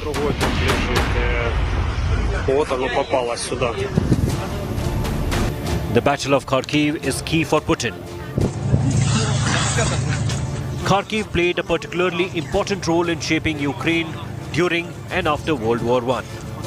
It served as the first capital of the Ukrainian Soviet Socialist Republic. Today, Ukrainians are resisting the fall of Kharkiv, but the battle is far from over. Bureau Report, India Today. Anna Shelest is reporting from Ukraine. Ma'am, Kharkiv's holding out so far, Kiev also holding out, but is there a sense of trepidation that as President Putin enhances the force levels, uses higher volume of fire, bigger weapon systems directed against civilian targets, that it could just be a matter of time before these cities that have valiantly withstood this Russian assault also fall? No, definitely not. First of all, because except of the weapons, you need two additional things. First of all, you need to estimate your counterpart, and Mr. Putin and his generals definitely underestimated Ukrainian side and soldiers. They've been expecting that they would fight some small army, and also that people would be welcoming with flowers the Russian soldiers. Everything happening completely opposite, and now we are saying that we have not 250,000 army, but 40 million army. Because in most of the cities, people are coming to the territorial defense, they're taking their weapons, they're making Molotov cocktails, so the resistance is very high. The second thing what Putin needed for a victory, that is the high morality of his armed forces. And we see that he managed even not to say his soldiers where they are going. We have numerous cases of when the whole units are surrendering to the Ukrainian armed forces. You can find the special website 200RT that is for those who are looking for their relatives from the Russian Federation for the territory who've been in the armed forces or security forces sent. And we see the low morality and motivation of the Russian soldiers now, because they were not expecting where they are going, they were not instructed what's been happening, and they were not expecting the Ukrainian resistance. So as for now, they are completely disoriented and they can't understand why they need to fight. That's why Mr. Putin is using that much of the shelling, because most of these rockets and missiles are long range. So they are starting from the territory of Belarus or from the territory of Russia, and making it like easier for him, but definitely more difficult for the civilian quarters in the different cities. So plus the international community, don't forget that Ukraine within these days are receiving a lot of the air defense, anti-tank and anti-aircraft missiles and assistance from our partners. We just received the air-to-air missiles that is used by our aircraft. So we definitely have something to respond to the Russian armed forces. Okay, so that's a brave Ukrainian journalist speaking out, saying no matter the intensity of firing, there will be a pushback from us. General Meston, is that your military sense as well? Or do you think, just given the preponderance of Russian military firepower, that you can fight back But how long will that fight go on for? Rahul, one is preponderance of firepower, and the second is the Ukrainian will to fight. Correct. It is battle of minds. And I think President Zelensky, as the leader, has been making statements, has been coming out and motivating people, including people from other countries, including his own people, to join the resistance. So therefore, I have a point, Rahul, that probably the targeting style of the Russians were that they wanted to perhaps just go around certain important key cities, including the capital, and isolate it and have preponderance of firepower in the surrounding area, so that the will to power or the will to fight ceases. And therefore, the people of Ukraine will start a revolution and some mass uprising, including the soldiers, that our President Zelensky has put us into such a this thing. But that didn't happen. That has not happened. And so in therefore, fact, they're fighting back, more united, more determined, so more exactly. nationalistic than ever. Now, he's gone, President Putin has gone wrong in his miscalculations. He should have remembered this president had got 73% of the voting. That means he was quite, famous and people are now united. Okay, I'm going to take a very quick break right now. When we come back, a Chinese student seeking help from India to try and get him out of Ukraine. Details coming up on the other side of a quick break. Stay with us.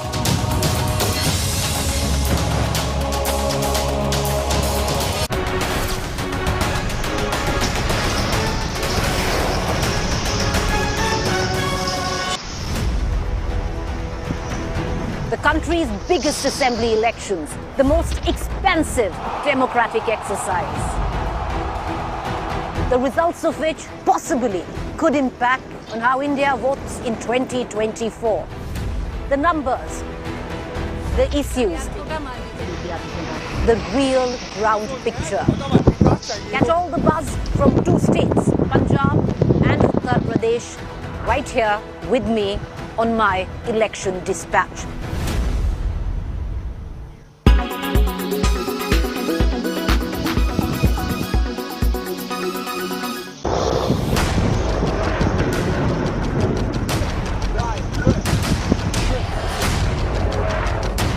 As Russia declared war on Ukraine, as the world was plunged again into crisis, with the only Indian team in the real war zone. This is Mariupol. You hear a series. Hear the sound. I will show you a quick, so to say, bombshell room tour. I can smell the gunpowder in the air. And without pause, India Today totally dominates viewership and smashes the competition. When it's the world's biggest news story, there's only one gold standard of journalism.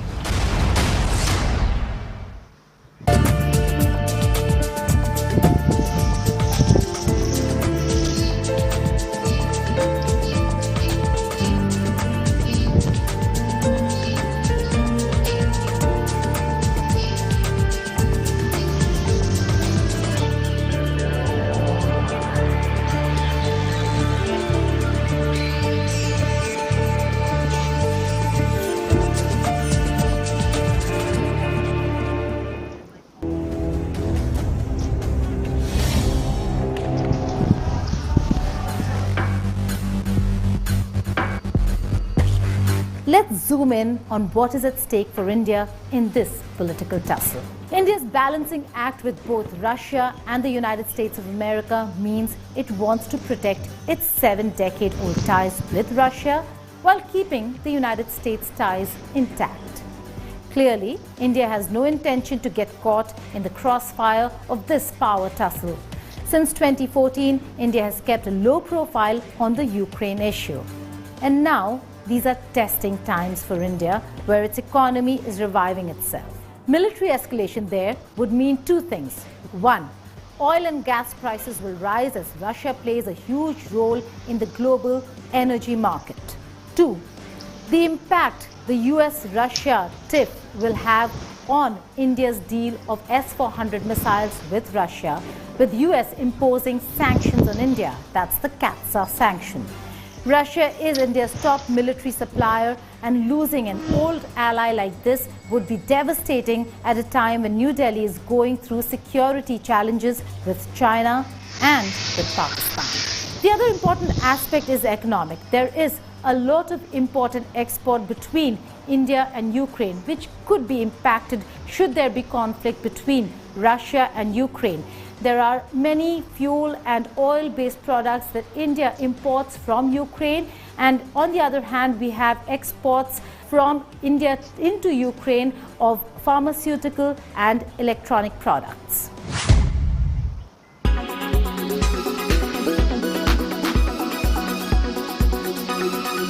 When it's the world's biggest news story, there's only one gold standard of journalism. This is Ukraine's true danger zone. Up close and fearless in Ukraine's combat zone. When it's the world's biggest news story, there's only one gold standard of journalism. This is Ukraine's true danger zone. Up close and fearless in Ukraine's combat zone. You are watching India Today. You are watching India Today. You are watching India Today. You are watching India Today.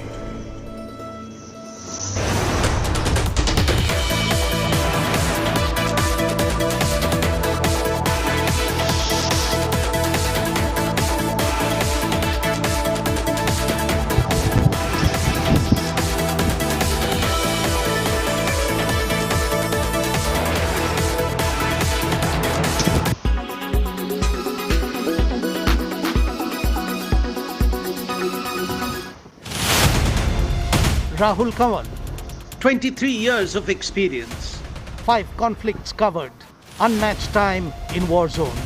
The first embedded operation in the history of Indian television journalism. Gaurav Sawant, 28 years of reporting, 8 conflicts covered, unmatched hours in conflict areas. Actual firing is taking place, the grads are firing. Shivarur, 19 years of reporting, 5 conflicts covered, unmatched view of international crossfires. And the attack guns are firing away. Ita Mohan, 18 years of reporting, 3 conflicts covered. When the world is at war, there is no compromise on India Today.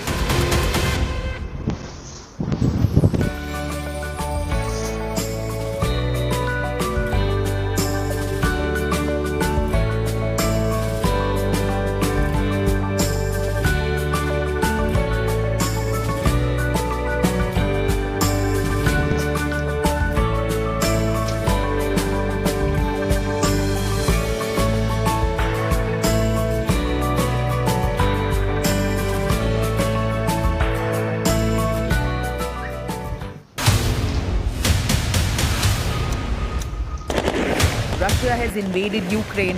Russia is the largest country in the world, while Ukraine is about 3.5% the size of Russia. Russia attacked Kiev, the capital of Ukraine.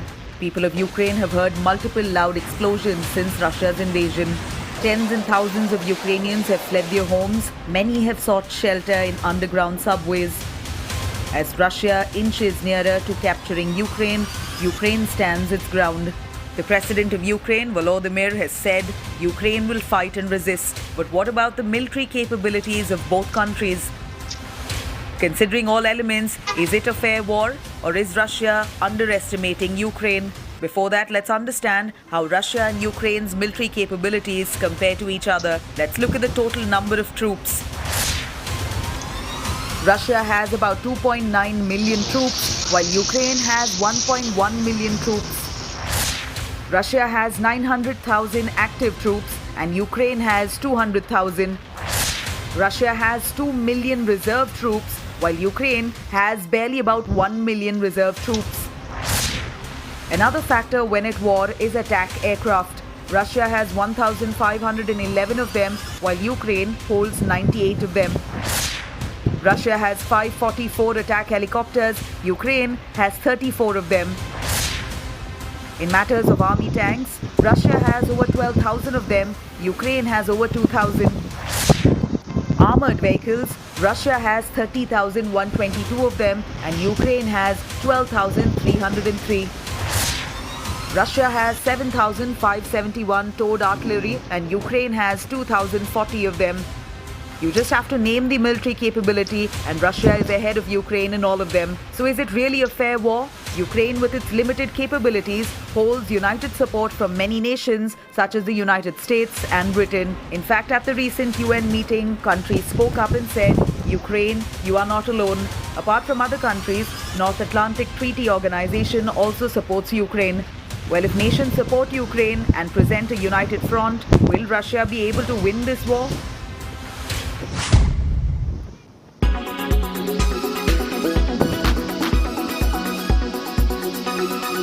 When it's the world's biggest news story, there's only one gold standard of journalism. This is Ukraine's true danger zone. Up close and fearless in Ukraine's combat zone. When it's the world's biggest news story, there's only one gold standard of journalism. This is Ukraine's true danger zone. Up close and fearless in Ukraine's combat zone. You are watching India Today.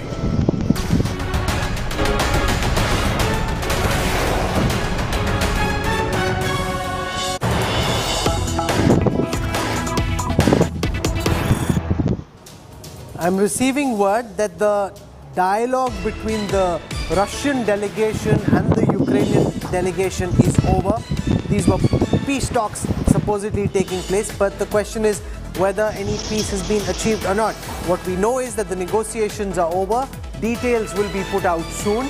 I'm not very hopeful because the one statement that we did see on behalf of the Russian side, which came out on Sputnik, which is state-run Russian media, was that the Ukrainian delegation had asked for Russian troops to be withdrawn from Crimea and from Donbass. And if that is indeed the case, then that suggests a very strident line being taken by the Ukrainian delegation. Remember, we only heard from Russian state-run media. We haven't heard from Ukrainian media yet, or even from the Ukrainian delegation, but we are being told that in some time from now, after 3.5 hours of this negotiation, these supposed peace talks are over.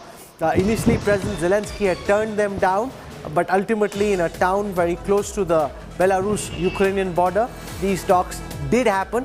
The President of Belarus guaranteed the peace and safety of the team that came for these talks. We're now being told those talks are over and that a statement will be put out any moment from now explaining what's been agreed upon, if at all anything has been agreed upon. Geeta Mohan is tracking all that's appearing in the Russian media, the Ukrainian media, and from her sources in the Ministry of External Affairs. Is there at all hope that something could emerge from these peace negotiations that have been on for the last 3.5 hours, Geeta?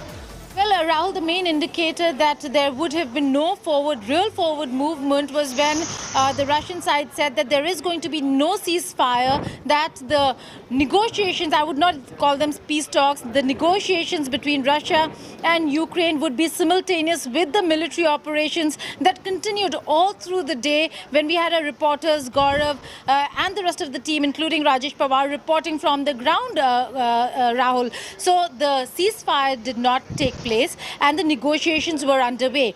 It is true that the Ukrainian side wants the territorial integrity and sovereignty of Ukraine be respected by Russia. So one of their key demands is indeed the region of Donbass, that President Putin reverse his order of recognizing those two areas of Luhansk and Donetsk as independent republics. Apart from that, the Russian side has its demand very clear, and we've been discussing it all through this week, and that is that there has to be certain guarantees with the interests of Russia involved. That is to ensure that Ukraine does not become a member of NATO. We do not know whether they really discussed these areas in detail. For now, we do know that there are certain issues that are of paramount importance to both sides, and those are non-negotiable. Again, we do not have details of the entire conversation that took place between the two sides. In fact, Rahul, on the Ukrainian side,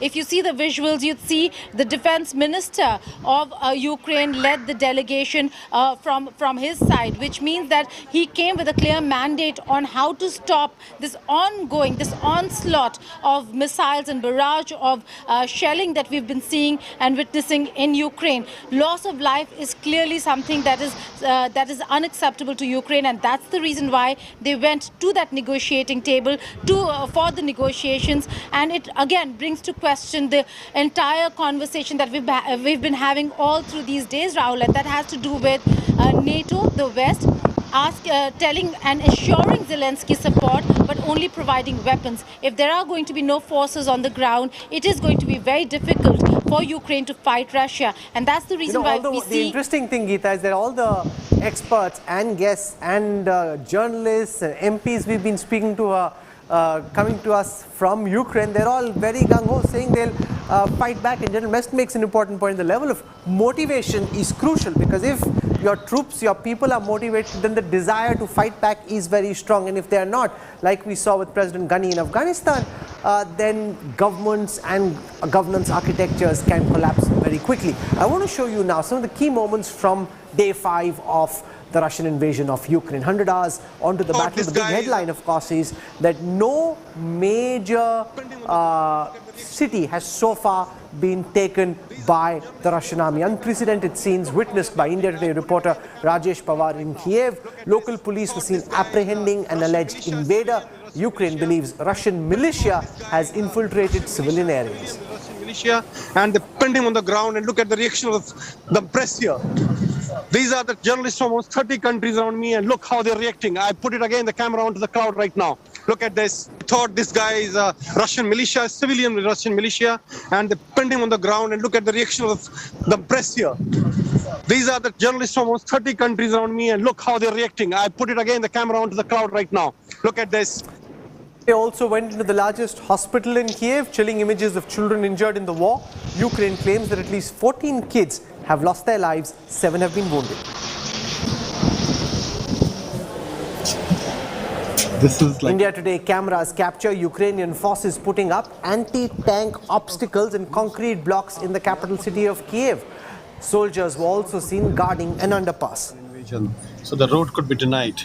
In case of an invasion, these are heavy concrete blocks being placed, which will also serve as a kind of probably anti-tank obstacle. Tanks can't go over them. And this is in the middle of a normal highway here, normal main road in the middle of the Kyiv. An unexploded Russian warhead was spotted not just anywhere but at a kindergarten playground. This is the extent of the impact that Putin's invasion is having on Ukraine and its people. Warhead landed in a kindergarten playground. Destruction after a night of heavy shelling and missile attacks in Ukraine's capital. Ukraine's military and civilians furiously fight back Russia's invasion.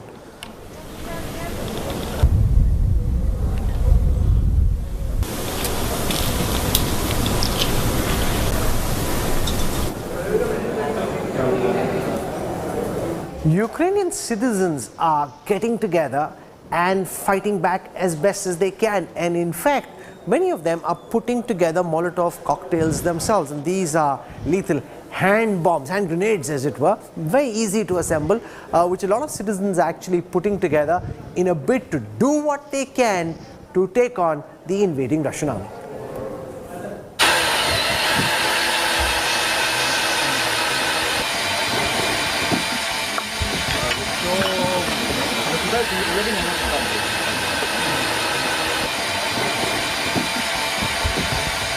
In western Ukraine's main city, Lviv, employees at the Pravda brewery have joined the resistance against Russia. The brewery has switched from producing beer to making Molotov cocktails or petrol bombs. This after Ukrainian Ministry of Defense took to social media urging civilians to make Molotov cocktails to neutralize the occupier. Отже, питання, чому ми вирішили займатися? Why have we decided to make Molotov cocktails instead of brewing beer? The answer is simple, because we can. Everyone is doing what they can and what they know how to. Unfortunately, or maybe fortunately, until now there was no necessity to use Molotov cocktails. Ukrainians over the past few years have found themselves in a situation where they had to fight for their freedom, including fighting with Molotov cocktails. The brewery is producing cocktails for the Ukrainian Territorial Defense Forces, made up of civilians who responded to President Zelensky's call to take up arms. We sent Molotov cocktails to our barricades in Lviv. We are trying to send as many as we can to the areas near Lviv. We sent some to Kiev as well. I hope they will get there because we later learned that a bridge en route has been blown up. While Molotov cocktails might seem ridiculous compared to Russian tanks and rockets, they are part of Ukraine's urban warfare that has stunned not just the world, but even Russia. The cocktails can be made easily. A glass bottle containing petrol or any other inflammable substance is used to create fire on a target. Або ми виграємо, або це буде повний колапс, повна капітуляція. We will either be victorious or there will be total collapse. Capitulation is not acceptable. After capitulation, they will face partisan war. There is no way they can win. They can only win if they destroy us all, and this is not possible. Цього не може відбутися. They may be at war, but these Ukrainians haven't lost their sense of humor. Their bombs and beers are interestingly packaged, with insults directed at Russia's President Vladimir Putin. Кров литись немає. То, що роблять вони зараз, There should be no bloodshed. But what they are doing now is beyond war. It is war terror. It is impossible to describe. I have a lot of friends in other places. The stories they tell me are simply horrific. It is a terror that must be stopped. The best way to stop is not arms, more bloodshed, but words. But if words do not work, we will use everything. According to Google search data, searches for how to make Molotov cocktail have shot up drastically in Ukraine in the last few days. It is clear that Ukrainians won't give up. Bureau Report, India Today. General Meston, I want your sense of where you think this battle is going from here. What we know is that the Russian army has so far been unable to take any major urban center. We know that they're getting desperate. We know the intensity of firing is going up on the battlefield. What do you think will happen next? Rahul, I can just add one point before answering to that. You know, Ukrainians were also part of the International Security Assistance Force in Afghanistan, which was 49 countries, Ukrainians were there. And even they were associated with the US in Iraq. So they have a lot of knowledge, and something they would have gained in Afghanistan is the use of IEDs, improvised explosive devices. I should not be surprised, or rather we should not be surprised, that tomorrow even for the advancing Russian mechanized columns and troop-carrying vehicles, the use of IEDs is also a possibility. So what I foresee with the question you have asked me, I think is going No, but the danger with that is you never know. In an urban center, if you put up IEDs, you never know, your own people could go and take a car over that IED and that could That's why I said to the advancing columns, not within the city itself, to the advancing columns, because the columns have to advance. So in the, I would say, roads which are leading to the city. So that is point one. Now, since you have asked the question, where is this war heading to, I think it is heading to a disaster. In what way? In what way? Because nothing is happening the way President Putin desired. Nothing is happening. In fact, it has unified the Ukrainians so much that you have heard see, you can do anything, but you cannot destroy the will of a person. The will is solid. That is admirable. Therefore, even if now if they capture the leader, let's assume they are able to kill Zelensky, I think the resistance will continue. It's going to be a long-drawn war. Now, what President Putin and his forces are resorting to, they are not targeting even, firing smirch and artillery, area weapons on cities. In Kharkiv, they have done that. So what's going to be the impact? this is going to build up resistance. See, buildings will start collapsing. It's going to have a lot of damage to the civilians, to the children and everything. Is this form of warfare, a professional trained army in the world, that to a Russian army, supposedly very well trained, very well disciplined, I think it has spiraled out of control, and that is why, remember, I had made a statement on the first day on your show.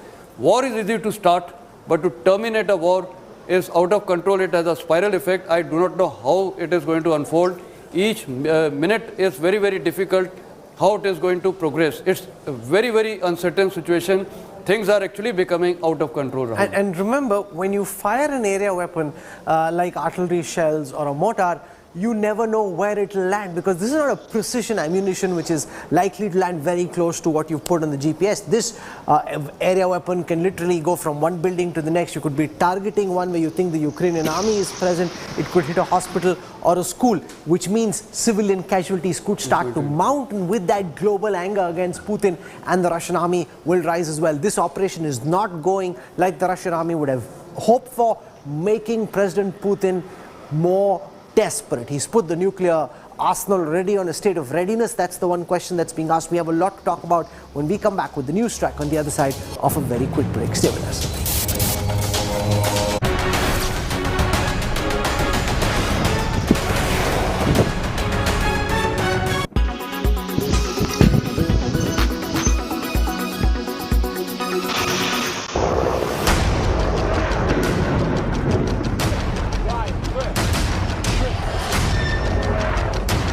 As Russia declared war on Ukraine, as the world was plunged again into crisis, with the only Indian team in the real war zone. This is Mariupol. You hear a series. Hear this sound. I will show you a quick, so to say, bombshell room tour. I can smell the gunpowder in the air. And without pause, India Today totally dominates viewership and smashes the competition. When it's the world's biggest news story, there's only one gold standard of journalism.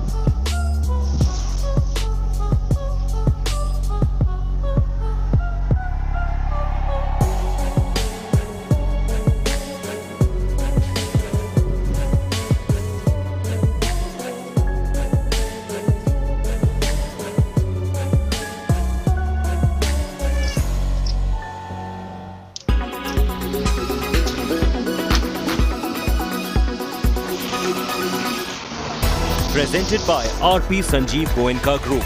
Growing Legacies. Co-presented by Century Ply. Aag Se Bachai.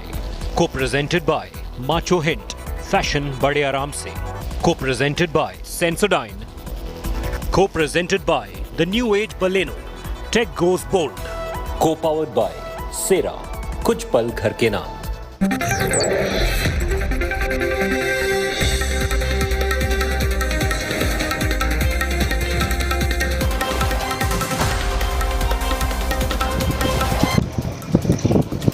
Good evening and welcome. Day 5 of the Russian army's invasion of Ukraine. Massive shelling being reported in the city of Kharkiv and in Kyiv. Kharkiv is the city that's closest to the Russian border, where people were supposedly quite pro-Russia, or at least spoke the Russian language, a lot of cultural affinity. Now Kharkiv being bombed.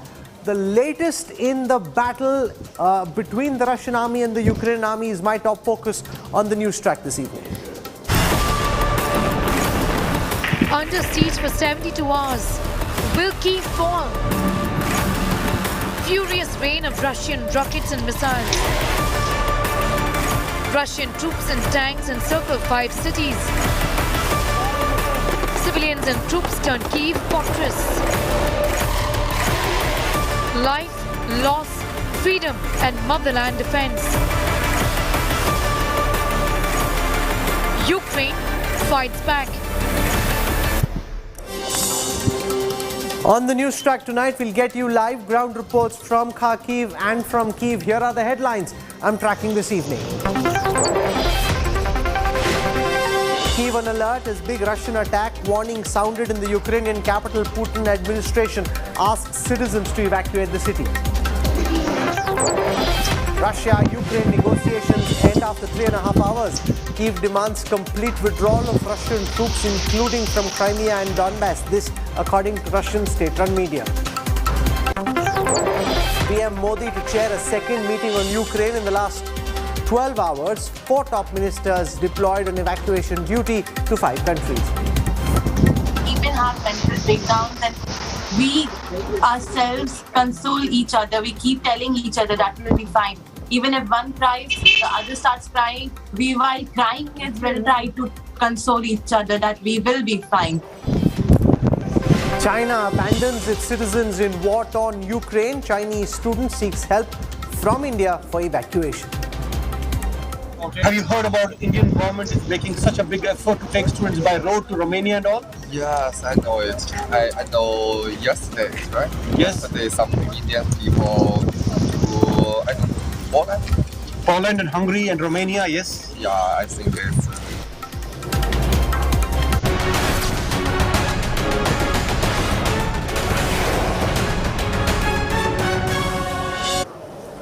For over 110 hours now, the Russian invasion of Ukraine has been underway. Here are some of the haunting images from Ukraine, a country that's under siege. A missile struck a residential building in Chernihiv, a city 150 kilometers north of Kyiv, according to state communication service. 2 lower floors were set on fire. There is currently no information about casualties. Massive street fighting and heavy resistance at the Donetsk region of Ukraine. Haunting images of not just military tanks rolling down the streets of one of the largest Ukrainian city, but men in military uniform hanging Russian flags on administrative buildings. Dead bodies lying on the ground in the streets of Kharkiv, Ukraine's second largest city. The battle for Kharkiv has seen heavy shelling by Russian forces, and the impact of this shelling is seen on the streets. What was once a bustling street now sees dead bodies lying around. A truly haunting selfie video from Buka city, close to the capital of Kyiv. A video shows what appears to be a resident filming the destruction with some vehicles on fire. Buka city is another part of Ukraine that has been pounded by Russian forces. Several residential buildings have been hit.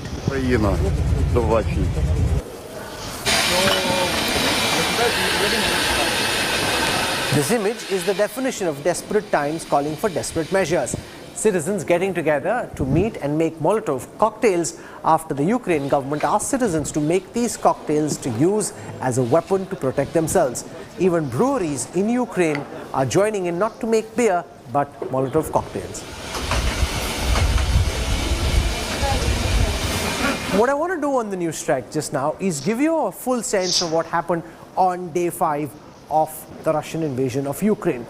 Broadly, a massive escalation in the kind of weapons being used by the Russian army, now using artillery, mortar, missiles on civilian targets, so a huge escalation on that score. And secondly, none of the major cities of Ukraine, whether it is Kyiv or Kharkiv, being taken over by the Russian army yet. So this cannot be President Putin's first plan. Very clearly, all the battle plans that were made haven't panned out in the battlefield as the army would have hoped for. Why is that happening? We'll focus on that in this India Today War Room on the news track tonight, but I want to show you all of what happened on the battlefield today.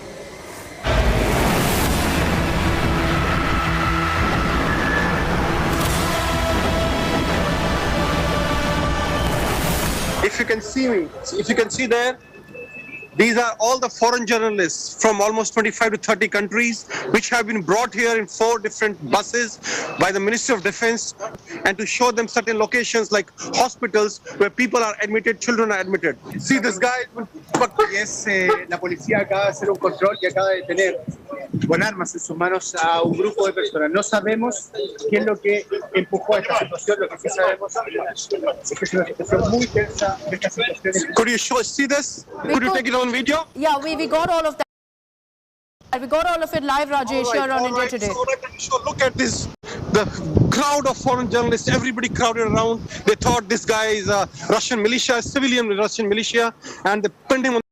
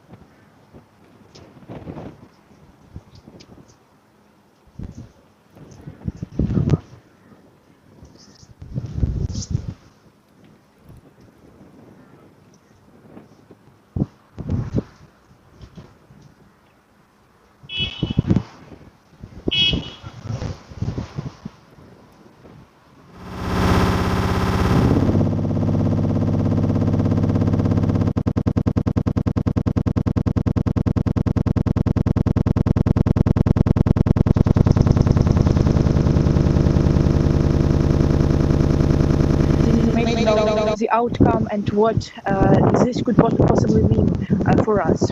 So now what's the situation in the street? You can really see people who are trying, to get their walks. For example, I will turn the camera and show you a little bit of street. So it's Old Town. It's usually so flip the camera.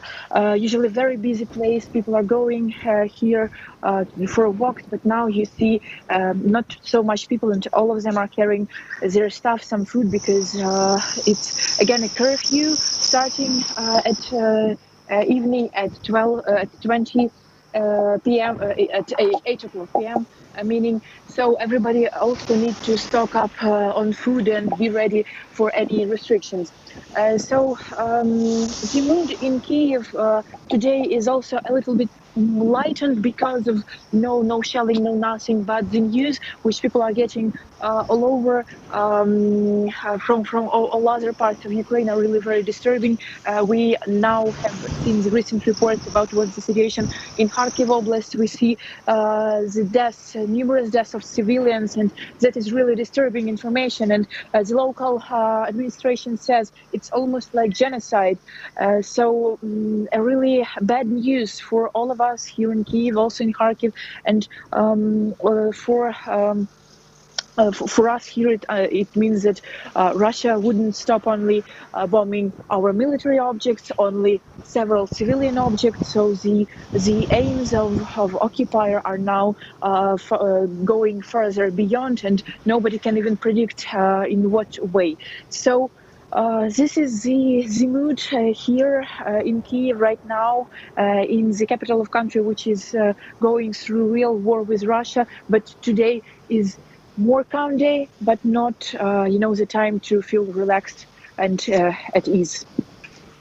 I want to bring in now Lieutenant General Sanjay Kulkarni. He's a man who's been in some very special operations from the Indian Army side, understands military operations and planning. And can you explain to me, sir, on this war room simulation that we have, why you think the Russian Army's battle plans haven't been executed as they would have hoped? 5 days in, the Russian Army is still trying to get hold of Kharkiv, which is right next to the Russian border.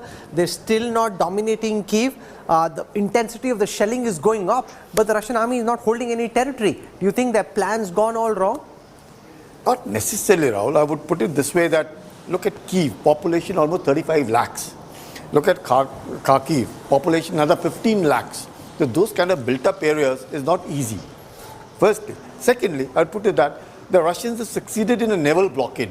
Now you find right from Odessa to coming to Crimea, then Mariupol and all to Donbas region. That is the entire thing, whether it's the Sea of Azov or it is the Black Sea, they have virtually cut off Ukraine. So now Ukraine virtually is a landlocked country. So that is something which we need to keep in mind.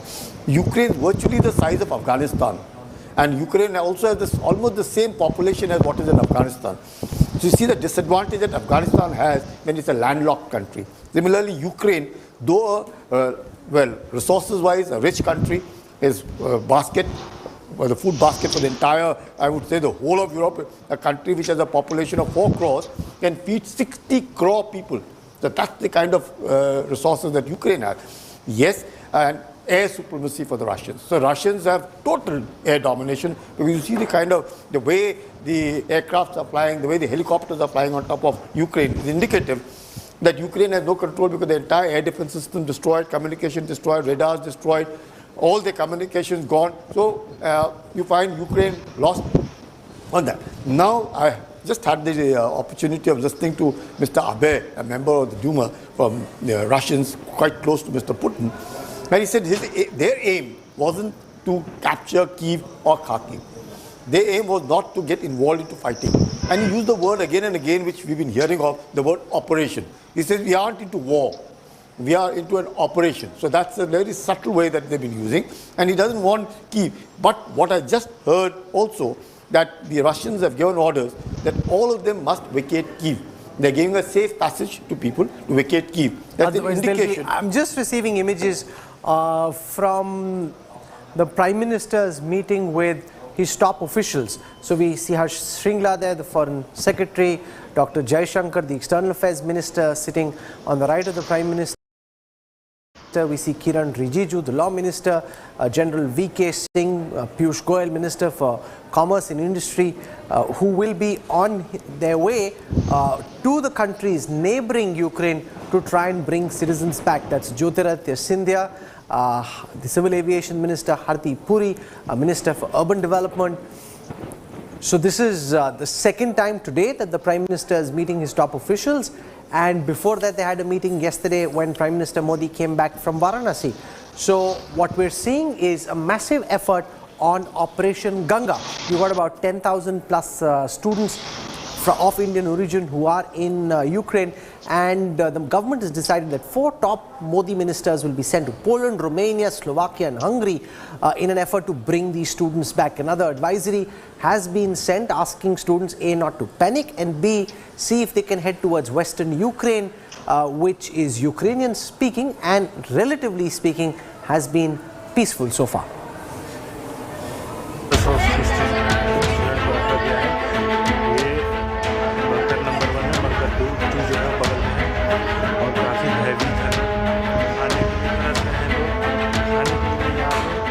Young Indian faces in a faraway land at war. A country they had gone to study in for their futures, now broken and battered by shells. This is the situation of our current bunker. They are not provided with any basic facilities. Amidst the heightened fear and tension that has gripped the large Indian student community in Ukraine, the Modi government has pushed things into maximum gear. 4 top ministers have been deployed to personally be on the land borders surrounding Ukraine to ensure the smooth evacuation of every student. After 5 days of total panic and fear amidst the Russian invasion, a big move that could provide some comfort to worried Indian parents back home. Minister Scindia has been deployed to Ukraine's border with Romania and Moldova. Minister Rijiju to Slovakia, Minister Hardeep Singh Puri to Hungary, and evacuation veteran Minister General V.K. Singh to the border with Poland. These special envoys will be traveling to these countries basically to coordinate and oversee the evacuation process there on the ground. If the situation permitting, you might also find them going to as close as possible to where the evacuation is happening.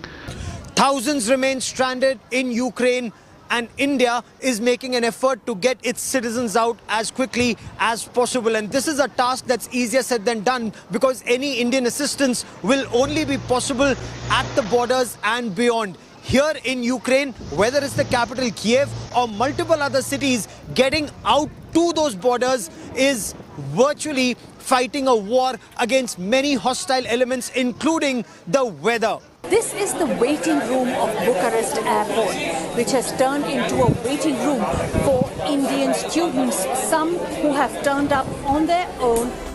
Sending out a powerful message of national solidarity and Bharat's big bridge for young India. The government affirms that no student will be left behind.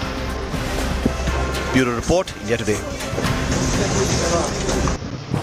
Joining me on the news track live from Lviv is Ola Vorzubit, Deputy Editor-in-Chief at Taizaden from Ukraine. With us is Alexander Bretsky, defense journalist from Russia.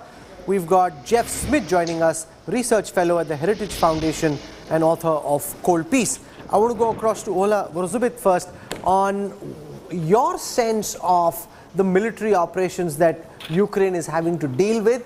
We're being told that the negotiations are over, that a statement will be put out soon. Are you picking up any reason for hope? And are you afraid that in this safe passage which is being ordered, Russia essentially signaling get out of Kiev or we'll come and bomb you?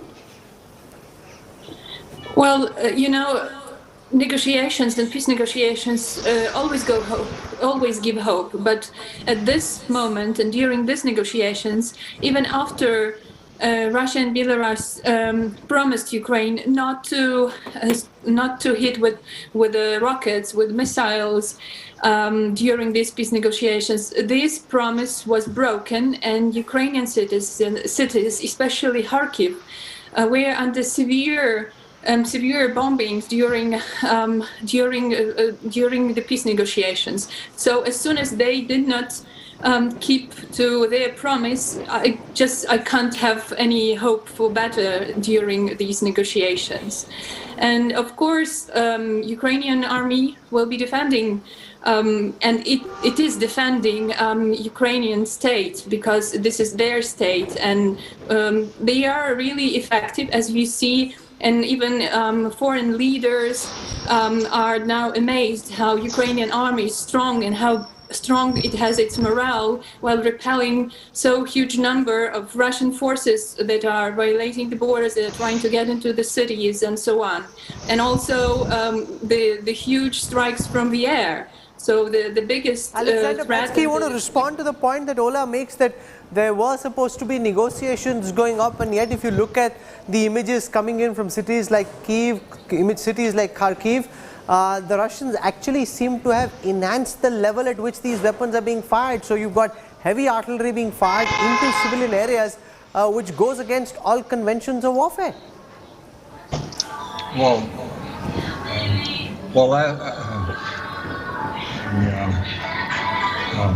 That's actually... I hear you well, Mr. Bratsky. Please go on. Sorry, I thought you asked me. Okay, so, well, that's certainly, I would agree to the Ukrainian colleague that that's very much seen as a sort of a violation, because when the peace negotiations start, the army should stop fighting. That's usually happens, right? So it's very difficult now to predict what the goals of the president of Russia are. Because, you know, it could be reasonable, quote unquote, or realistic to say, let's say, hold Donbass and not go further. That's a Russian population. We protect, at least this is reasonable and understandable. But then to what? To pressure Mr. Zelensky to surrender on Mr. Putin terms? This is, right now, it's difficult, right? Ukraine has support, right? So for Mr. Zelensky to have certain dignity and to, you know, to agree in certain terms, maybe to Ukraine, well, not to join NATO or amend the constitution, that's a possible way. However, with there's so heavy fighting going on, I spoke to even people who had very Russian sentiments, like in Kharkov in Ukraine, in Odessa, and those people are very angry of the actions of Russia, of my country, because they seen this as when bombings are falling on you, you don't really think good about the country who is making these things. But as I said, the Russian president has put the nuclear deterrent forces on a state of high alert. Is that a sign of desperation? Because if it had happened far into the war, you know, it has still been understood. But on day 4, for him to do this, and the fact that the defense minister has confirmed that the nuclear forces are now on a state of high alert, why do you think he's doing that? Well, it is a pressure to kind of show off that Russia is a, you know, just reminding of how nuclear arms we have. You know, whatever I think about Mr. Putin, I don't think he's going to launch the nuclear war with the West or with some other country, just because Russian Federation itself, my motherland, would be also destroyed by attack of another hostile power, let's say the United States. President Putin 8 months ago with President Biden have signed that famous phrase that you cannot win a nuclear war, as President Gorbachev and President Reagan have said before. So as I am talking to people from different Russian groups, the Russian society is very much divided. Some people are supporting those actions, and when I talk to them, they say, why we recall the suffering of Donbass. And even I do agree with this is not an answer.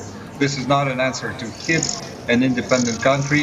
You have to deal with, you know, with this politically, and President Putin has not done that for 8 years. That's the only thing. And also, a lot of blame goes for Mr. Poroshenko, not Mr. Zelensky, who was very much pushing things away.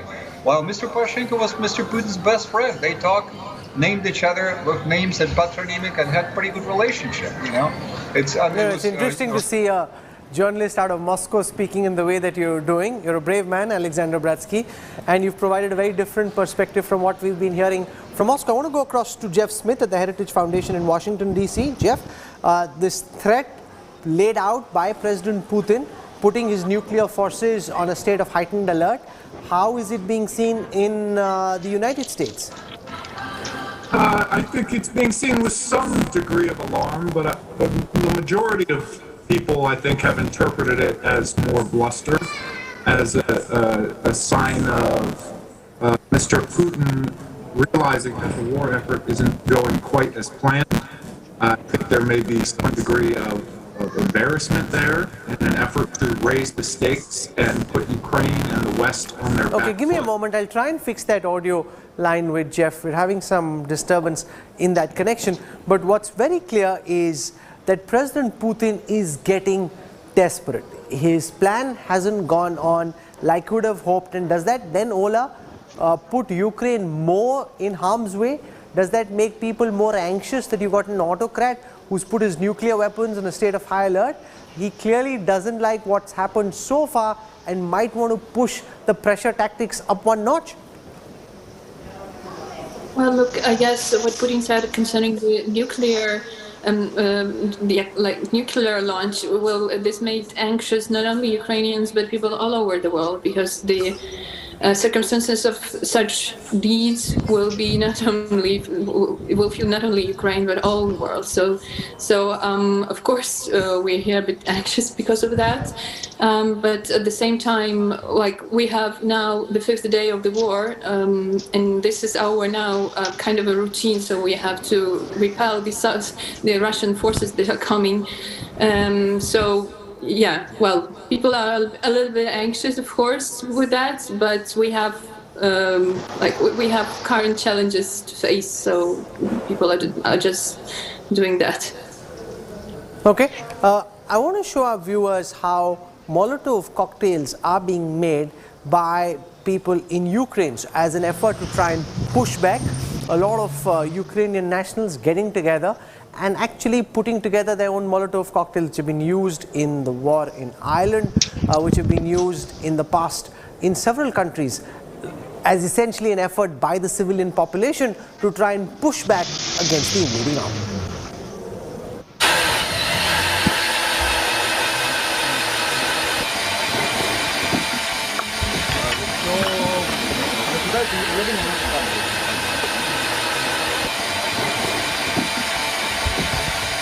In western Ukraine's main city, Lviv, employees at the Pravda brewery have joined the resistance against Russia. The brewery has switched from producing beer to making Molotov cocktails or petrol bombs. This after Ukrainian Ministry of Defense took to social media urging civilians to make Molotov cocktails to neutralize the occupier. Отже, питання, чому ми вирішили займатися? Why have we decided to make Molotov cocktails instead of brewing beer? The answer is simple, because we can. Everyone is doing what they can and what they know how to. Unfortunately, or maybe fortunately, until now there was no necessity to use Molotov cocktails. Ukrainians over the past few years have found themselves in a situation where they had to fight for their freedom, including fighting with Molotov cocktails. The brewery is producing cocktails for the Ukrainian Territorial Defense Forces, made up of civilians who've responded to President Zelensky's call to take up arms. We sent Molotov cocktails to our barricades in Lviv. We are trying to send as many as we can to the areas near Lviv. We sent some to Kiev as well. I hope they will get there, because we later learned that a bridge en route has been blown up. While Molotov cocktails might seem ridiculous compared to Russian tanks and rockets, they are part of Ukraine's urban warfare that has stunned not just the world, but even Russia. The cocktails can be made easily. A glass bottle containing petrol or any other inflammable substance is used to create fire on a target. Або ми виграємо, або це буде повний колапс, повна капітуляція. We will either be victorious or there will be total collapse. Capitulation is not acceptable. After capitulation, they will face partisan war. There is no way they can win. They can only win if they destroy us all, and this is not possible. Цього не може відбутись. They may be at war, but these Ukrainians haven't lost their sense of humor. Their bombs and beers are interestingly packaged. with insults directed at Russia's President Vladimir Putin. Кров литись немає. То, що роблять вони зараз, There should be no bloodshed. But what they are doing now is beyond war. It is war terror. It is impossible to describe. I have a lot of friends in other places. The stories they tell me are simply horrific. It is a terror that must be stopped. The best way to stop is not arms, more bloodshed, but words. But if words do not work, we will use everything.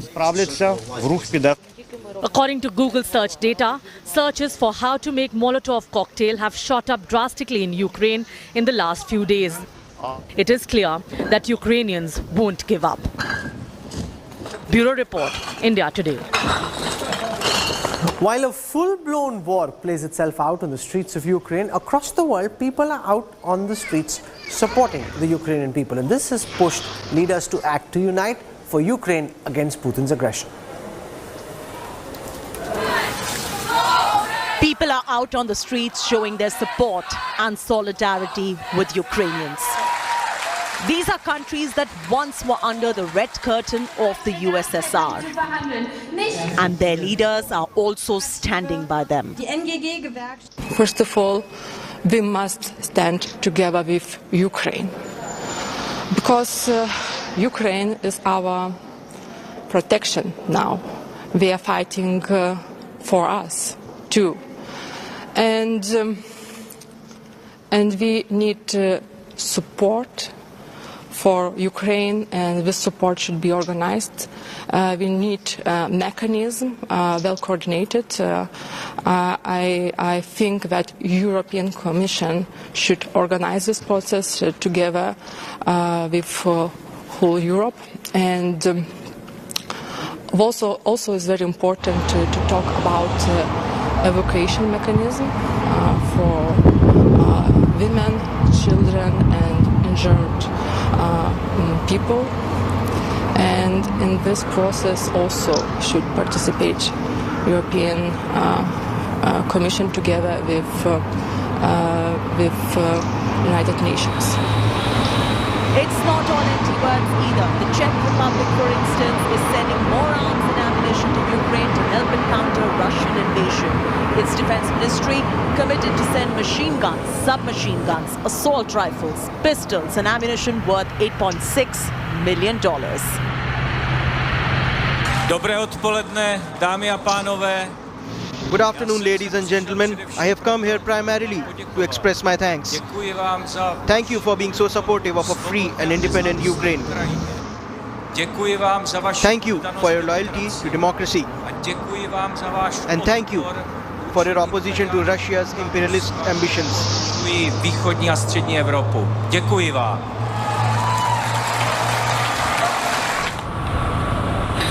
Australia, at the other end of the world, has also pledged to provide lethal military equipment to Ukraine.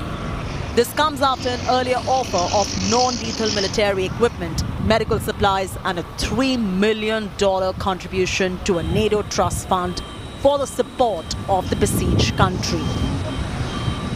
The Ukrainian people have showed tremendous strength and tremendous resolve, but the situation remains terribly concerning. But I am pleased that we've seen an accelerating and increasingly strengthened response from Western democracies in standing up against what is thuggish brutality for which there's no justification. The European Union has announced that it will provide $502 million for arms and assistance to the Ukrainian army, and further $56 million for supplies like fuel and protective equipment. As the war in Ukraine rages on and Ukrainians fight bravely for their country, European Union steps up once more in support for Ukraine and the sanctions against the aggressor that is Putin's Russia.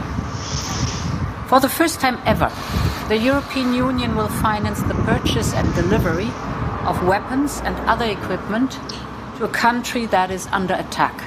And another taboo has fallen these days.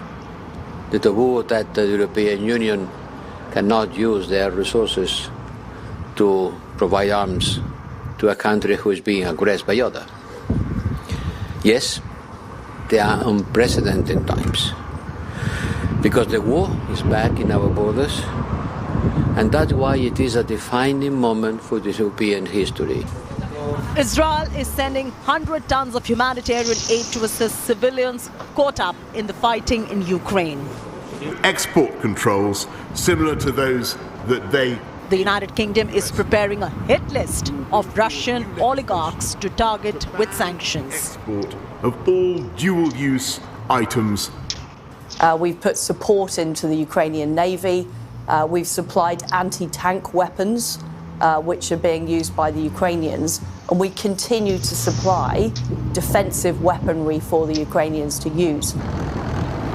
As the war rages on in the streets of Ukraine, people in different parts of the world have come out on the streets in show of solidarity. The appeal is to stop the fighting, to bring back peace. Chi fa la guerra dimentica l'umanità. People making war forget humanity. They don't start from the people. They don't look to real life of people. Instead, they put ahead of everything their individual interest of power. They entrust the perverse and diabolic logic of weapons, which is the farthest from God's will. And they leave behind common people who want peace. And common people are the real victims in every conflict. Paga sulla propria pelle le follie della guerra.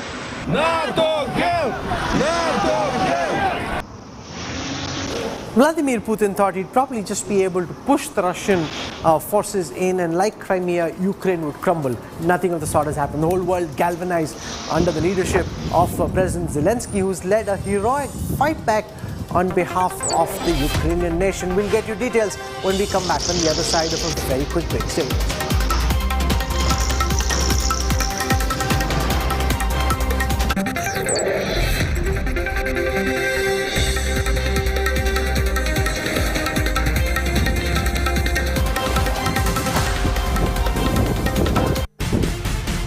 To understand elections, you've got to get to the heart of the action.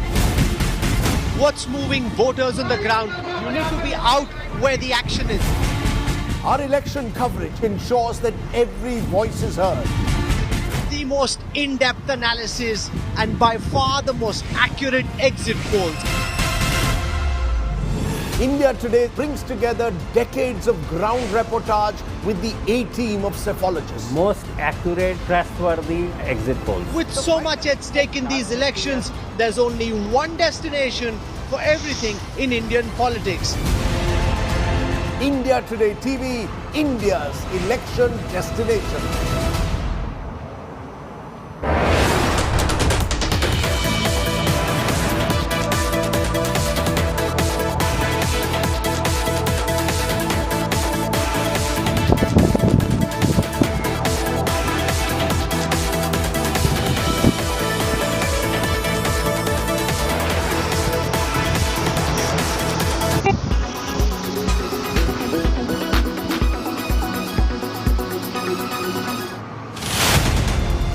Rahul Kanwar, 23 years of experience, 5 conflicts covered, unmatched time in war zone.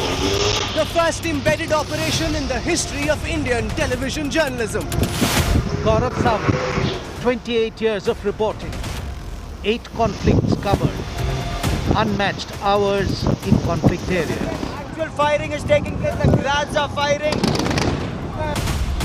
Shivaru, 19 years of reporting, 5 conflicts covered, unmatched view of international crossfires. And the Akai guns are firing away.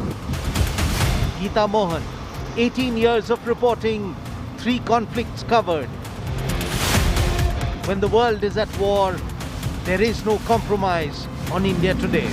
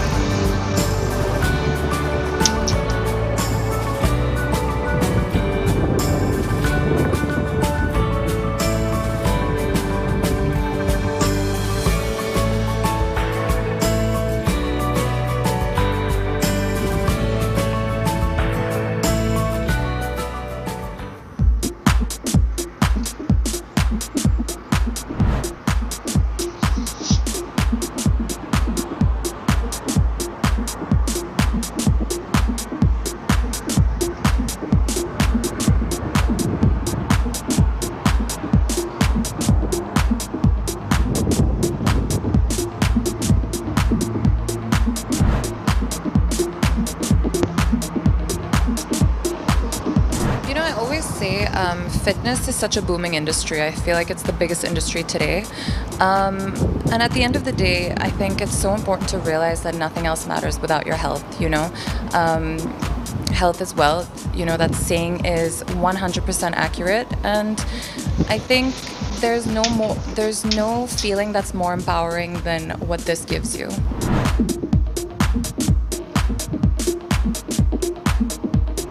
I've always been a very active kid growing up. I played all sorts of sports growing up. But I think I really started my fitness journey when I was about 23 years old. At the time, I felt like I needed to do something super transformational for myself.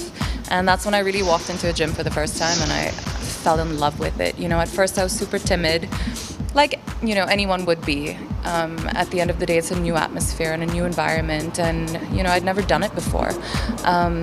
But like I said earlier, there's been no more empowering feeling than this for me. You know, just the shift I've had, not just physically, but also mentally, has been immense.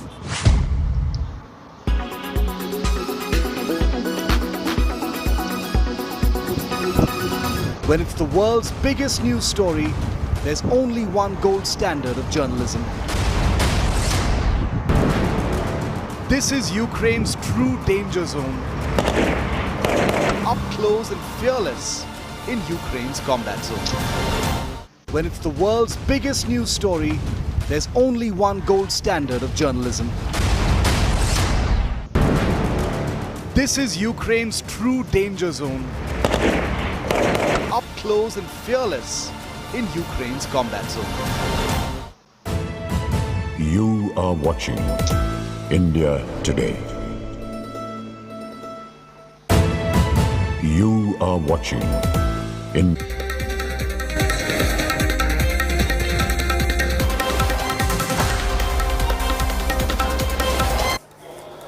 The one question in the minds of many who are watching at this time, and I want to put that question to General Sanjay Kulkarni, what might happen next? Given the current state of war, given the fact that Russia is still unable to take charge of any major urban center, how do you see this battle go on, and for how long, sir?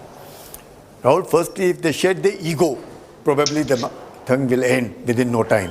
But should that ego not be shed by either of the two leaders, then the Russians are heading for a very bad time, because then if they intend occupying Kyiv or Kharkiv, then it's fighting in built-up area, which is not easy. You saw the preparation by the Ukrainians, Molotov cocktail. You see the kind of Stinger missiles that they have now, Javelin missiles. So in fighting in built-up area, now it's a close battle. And in that close quarter battle, well, the losses will always be of those like the attackers, and in this case, the Russians who are attacking the Ukrainians.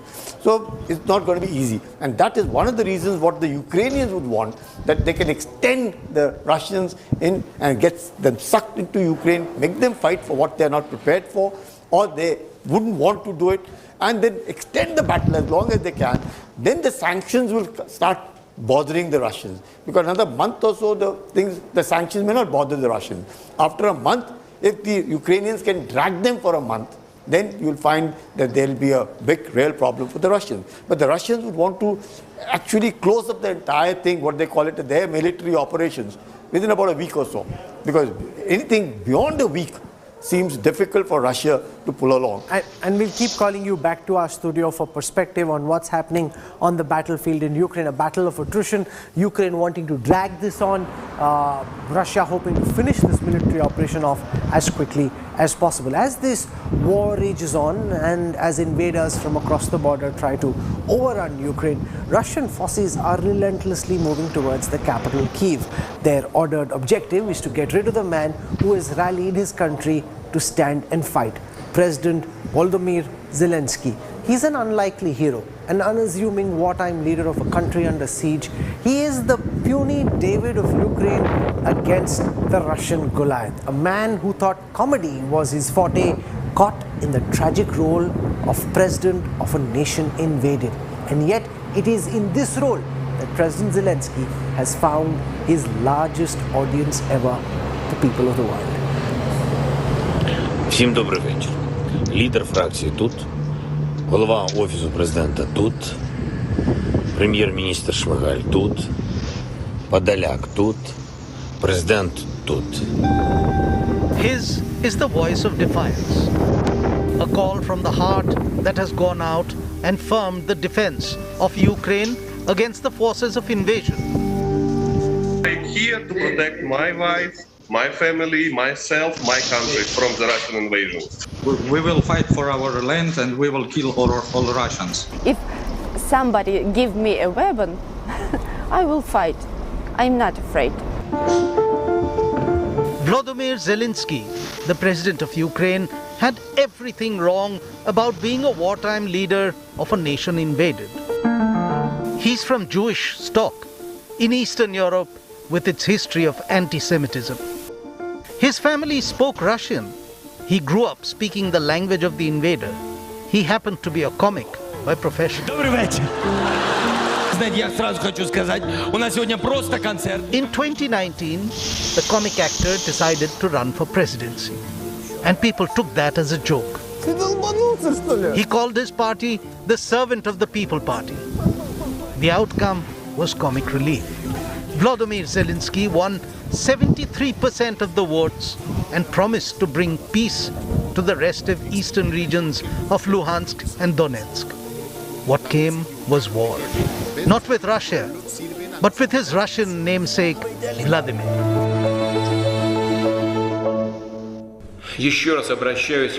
Once again, I appeal to the servicemen of Ukrainian armed forces. Don't let neo-Nazis and Banderites use your children, your wives, and old people as human shields. Take power into your own hands. It seems that it will be easier for us to come to terms with you than with this gang of drug addicts and neo-Nazis who settled in Kyiv and took all Ukrainian people hostage. Volodymyr Zelensky was born in 1978 into a Russian-speaking Jewish family of the then Soviet Socialist Republic of Ukraine. His father was a professor of mathematics and his mother had studied engineering. The town of his birth, Kijv, stands next to Babi Yar, where 33,771 Jews were shot and thrown into a ravine over the course of 2 days in 1941.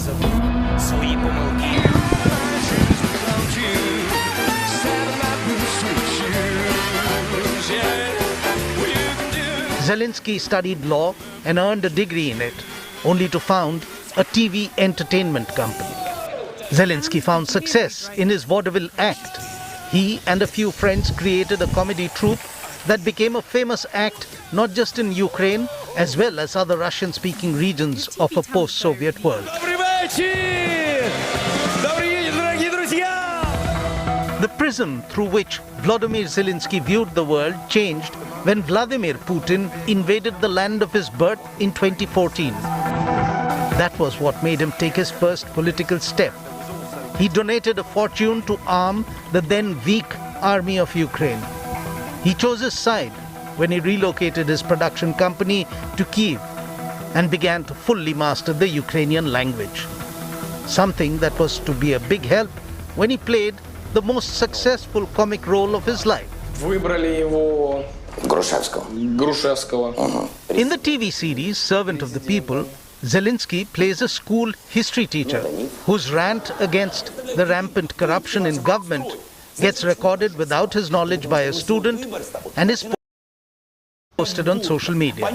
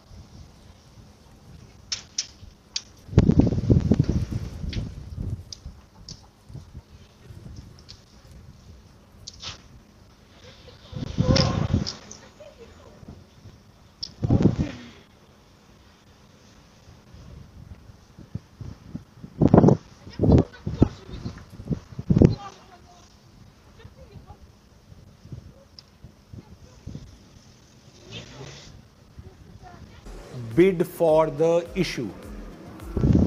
This 10% effectively means that whatever be the final value, let's say 22 lakh crore, 10% of that. If the value is different, 10% of that. The number of total shares on offer, 10% of that.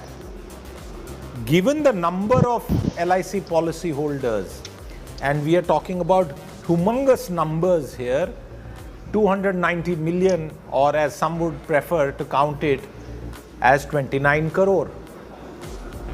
Now the chances of getting a share of LIC, remember you are a policy holder, to also buy an equity share, we'll have to see how it stacks up. There is reservation, but I'm afraid given the current climate, it's going to be a big question as to how much any individual policy holder who bids will get. You need to have a policy which predates the announcement of the IPO. So you can't go and get a LIC policy now and then become eligible for the equity shares of the company. That's not going to happen. The third thing, if there is a joint policy, only one bid, regardless of the number of policy holders. It is not compulsory or mandatory that you have to have a LIC equity share also along with the policy. These are two separate things. Please do not mix up wealth creation, long-term investment with insurance needs.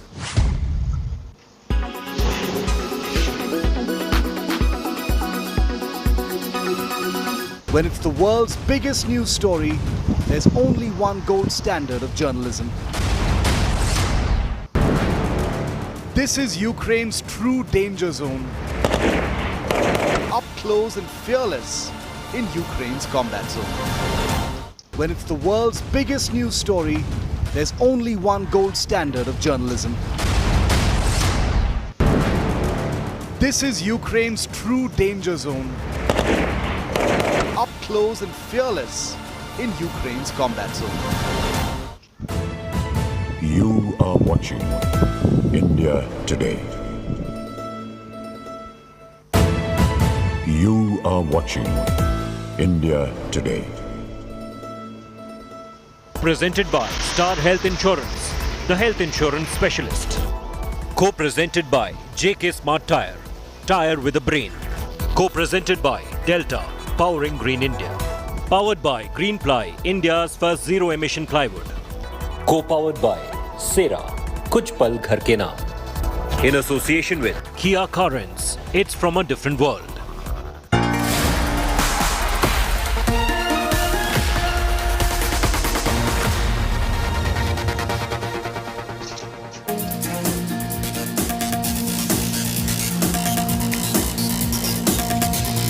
Good evening, hello and welcome. You're with the news today, your primetime destination. News, newsmakers, talking points. Our big focus, of course, is the battle that's taking place in Ukraine. We'll have all the headlines, we'll have special guests and plenty more, including students who are stuck in Ukraine at the moment. First, the headlines. Russia-Ukraine negotiations end after 3.5 hours on the Belarus border. Kiev demands complete withdrawal of Russian troops, including from Crimea and Donbass. The Russians make it clear they're not going anywhere just yet. Kiev on alert as big Russian attack warning sounded in the Ukrainian capital. Putin administration asks citizens to evacuate the capital city of Ukraine. Prime Minister Modi chairs a second meeting on Ukraine in the last 12 hours. 4 top ministers now deployed on evacuation duty to 5 countries as students claim they are not being heard. Special United Nations General Assembly session begins as Ukraine awaits a resolution against Russia. It's the 11th time in the UNGA's history that such a resolution could be passed. Russian and Belarusian athletes could be barred from the upcoming Paralympic Games after the IOC's executive board recommends athletes from the two nations not be allowed at international events. Firing, stone pelting and a Congress BJP clash mar the first phase of Manipur polls. 78% voter turnout reported. India's Q3 GDP slows down to 5.4% from 8.5% in previous quarter as manufacturing drags down growth. And India's market regulator SEBI gets its first woman chairperson. Madhavi Puri Butch appointed first woman chairperson of SEBI. And Delhi lifts all COVID restrictions amidst drop in cases. Metros, restaurants, theatres function at full capacity.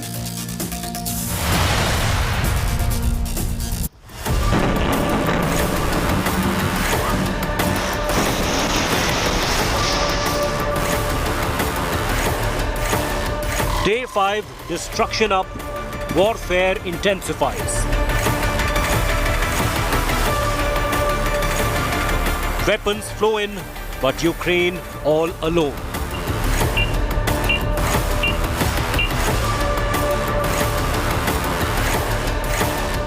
Putin readies nukes. World holds breath.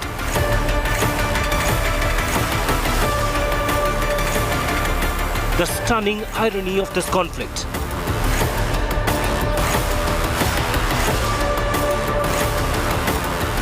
Ukraine and Russia have near zero hope.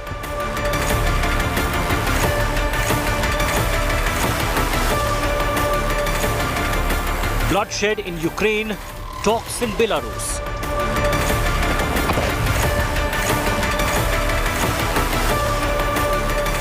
Day 5 of Putin invasion. That's right, the big breaking story on day 5 of the Russian invasion of Ukraine. The breaking news coming in that the talks between the two sides that were held in Kiev have not resulted in a major breakthrough. The talks have lasted for over 3.5 hours. Ukraine demanded withdrawal of all Russian troops. Ukraine tells Russia to withdraw troops from Crimea. The Russians have made it clear that the Ukrainians have to first give up arms. So both sides holding on to their positions there. No breakthrough in the talks that have taken place there. Let's go straight across to Gaurav Sawant, our man on the spot there. Gaurav, it appears that there has been no major breakthrough in the talks, but that was perhaps expected. You're in Kiev, where apparently a warning has been given by the Putin administration to civilians to leave the city. Give us a sense of where you are and what is happening. Rajdeep, I'm currently at the main central Kiev railway station. This is Vauxhall, and you can look around me, panic and fear all around as people desperately try to leave the national capital before the midnight deadline tonight that's been given by the Russian administration, asking all civilians, asking all non-combatants to leave Kiev. The talks that you were mentioning about, Rajdeep, they were destined to fail. President Zelensky had made it very clear. There is no question of surrendering. There is no question of giving up arms. There is no question of demilitarizing Ukraine, as the Russian President Vladimir Putin had demanded. Point 1. Point 2. His demand, or Ukraine's demand, that Russia gets out of Crimea is virtually impossible for Russia to accept, considering they've been there since 2014, and the fact that they've been intensifying their operations in the east, in the Donbass region, across Luhansk and Donetsk, and the fact that there are pitched battles on currently, even as we speak, for Kharkiv, the second largest city in Ukraine. The apprehension is, Rajdeep, over the next perhaps 12 hours to 24 hours, there may just be massive operations for Kiev. Now, will that actually happen before all civilians have left? Because it's not easy for majority to leave, and not even all Indians have been able to leave so far. Children in panic still at universities, desperately coming. We filed that report today about hundreds of children walking all the way from the university. No public transport, no buses, no metro, almost no taxis for people to get here, and yet they did, with huge suitcases and bottles of water, Rajdeep. They walked to the train station, still waiting in hundreds outside, trying to get inside, trying to board a train to the border for either Poland or Romania or Hungary, wherever they may try to go. But there is panic across the city, and that fear that tonight and the nights ahead could bring more death and destruction. You know, we'll be going to some of those students, Gaurav, later in the show to find out how they're looking at the days ahead. But Alexander Khara is a former Ukrainian diplomat who's joining me at the moment. The talks clearly have not made headway. In fact, it appears, Alexander, that Ukraine is playing hardball with the Russians, saying that forget about Donetsk, give us back Crimea. Where is this confidence coming from? Does Ukraine seriously believe that you can resist the Russian advance into Kiev? Well, first of all, hello, incredible India. We are under the attack from the major world nuclear power and the major European conventional military power. But so far, for the 5th day, Russia was not able to impose its will and to crush our armed forces. Vice versa, we've been killing a lot of Russian invaders, and we've stopped a lot of advances of their special operation forces, the tanks, and another type of weaponry. So that's why it gives us pretty strong confidence that we can manage with the Russian. I'm not talking about victory or bombing Moscow. We have no such plans. But certainly we're not going to give up the sovereignty of Ukraine and the future of Ukraine. So we would love to preserve for our people the will, the ability to realize its will, whether to join NATO, European Union or other organizations. So we don't want to be limited in our choices. So that's why it's pretty good position for Ukraine. We are not in defeat, and certainly we have potential. We have support from the free world. Even though we don't have any NATO troops or American troops on our ground, but as we speak, thousands of the foreign freedom fighters are coming to Ukraine to help the Ukrainian army. A lot of Ukrainian citizens are joining territorial defense and armed forces. So this war is not easy work for Russia. But are you not worried? A deadline has been set of midnight, by which all citizens are being asked by the Russians to leave Kiev. Are you worried that the Russians will now that the talks have failed, will actually escalate the attacks? Is that a fear at the moment, that they could actually now make another push to capture Kiev tonight? The Russian barbarians has been shelling our cities since 2014. Today they committed war crimes while they were shelling with the multiple launch grenades one of the biggest cities in the east, Kharkiv. So we have no doubts they will apply this technique to other cities, and particularly to the capital of Ukraine. They've been bombarding it with the missiles, the cruise missile and ballistic missiles, Kiev since 24th of February. So we have no illusion. And with regard to this evacuation of the people, the civilians, usually Russians are using these people as a life shield for their advancements. We've seen it in our history several times. That's why we do not believe a single word of Russia, but we certainly do believe in the Russian seriousness to harm Ukrainians, and especially those in Kiev. Gaurav, on the ground you're saying, okay, Gaurav has just left. Remember, he's tracking it in central Ukraine. One final question, Alexander. Is there an end game that you see to this, or are we heading for a prolonged war? Is that the way you see it? Are Ukrainians now getting ready for a prolonged battle which will last weeks, maybe months?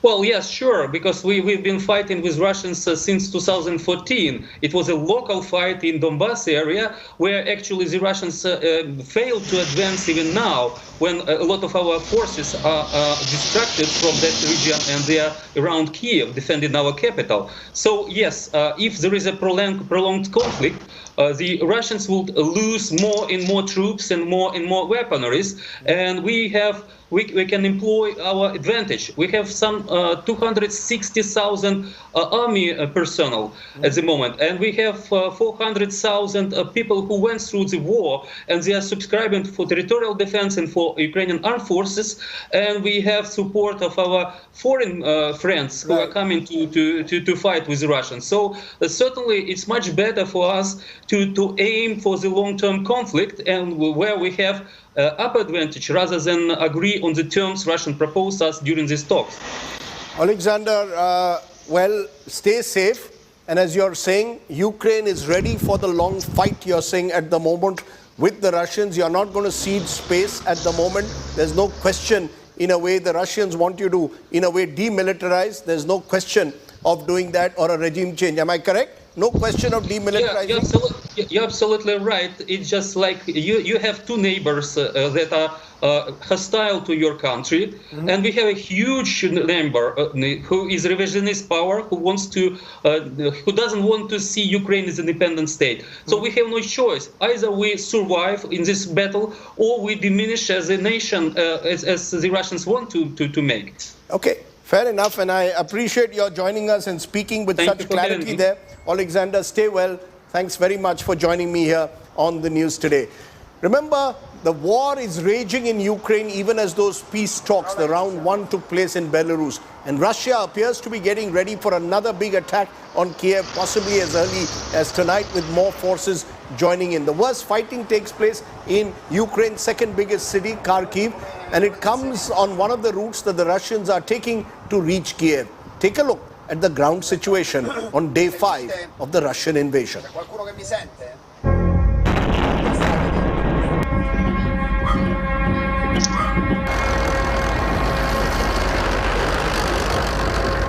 Mind-numbing images of war.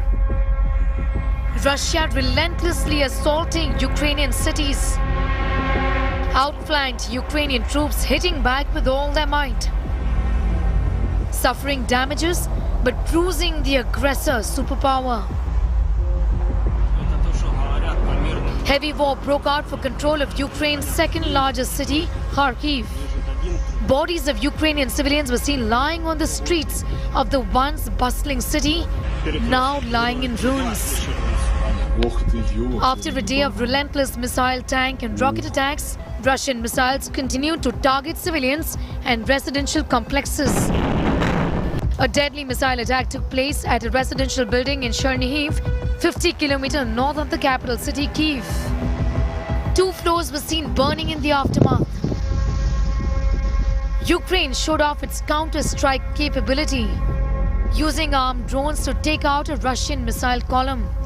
The drone is seen firing payload to obliterate the advancing Russian missile battery on the ground.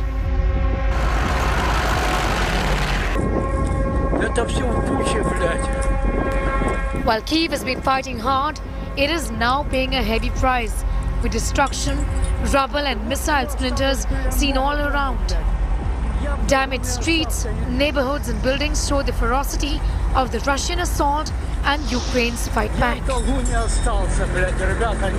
No bread, is here because there are no supply, no new supply, and everything that used to be here, people are like trying to buy, and there is not much panic, but the feel of anxiety that people really need to stock up on the produce. And for example, you can see, yes, that I am right now trying to look for a bread, and there is no bread of no type, and the lines are pretty huge and long.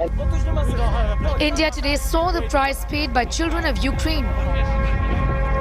An exclusive trip inside the city's largest children's hospital showed kids injured in the war, battling for life.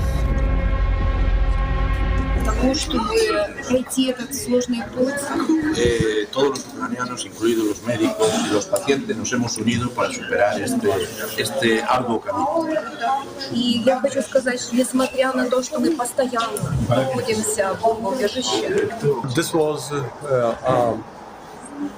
main surgeon here in the children's hospital, and she was telling about the kind of injuries the children coming to this hospital and how they are coping up with the situation. I thought this guy is a Russian militia, civilian Russian militia, and they pinned him on the ground, and look at the reaction of the press here.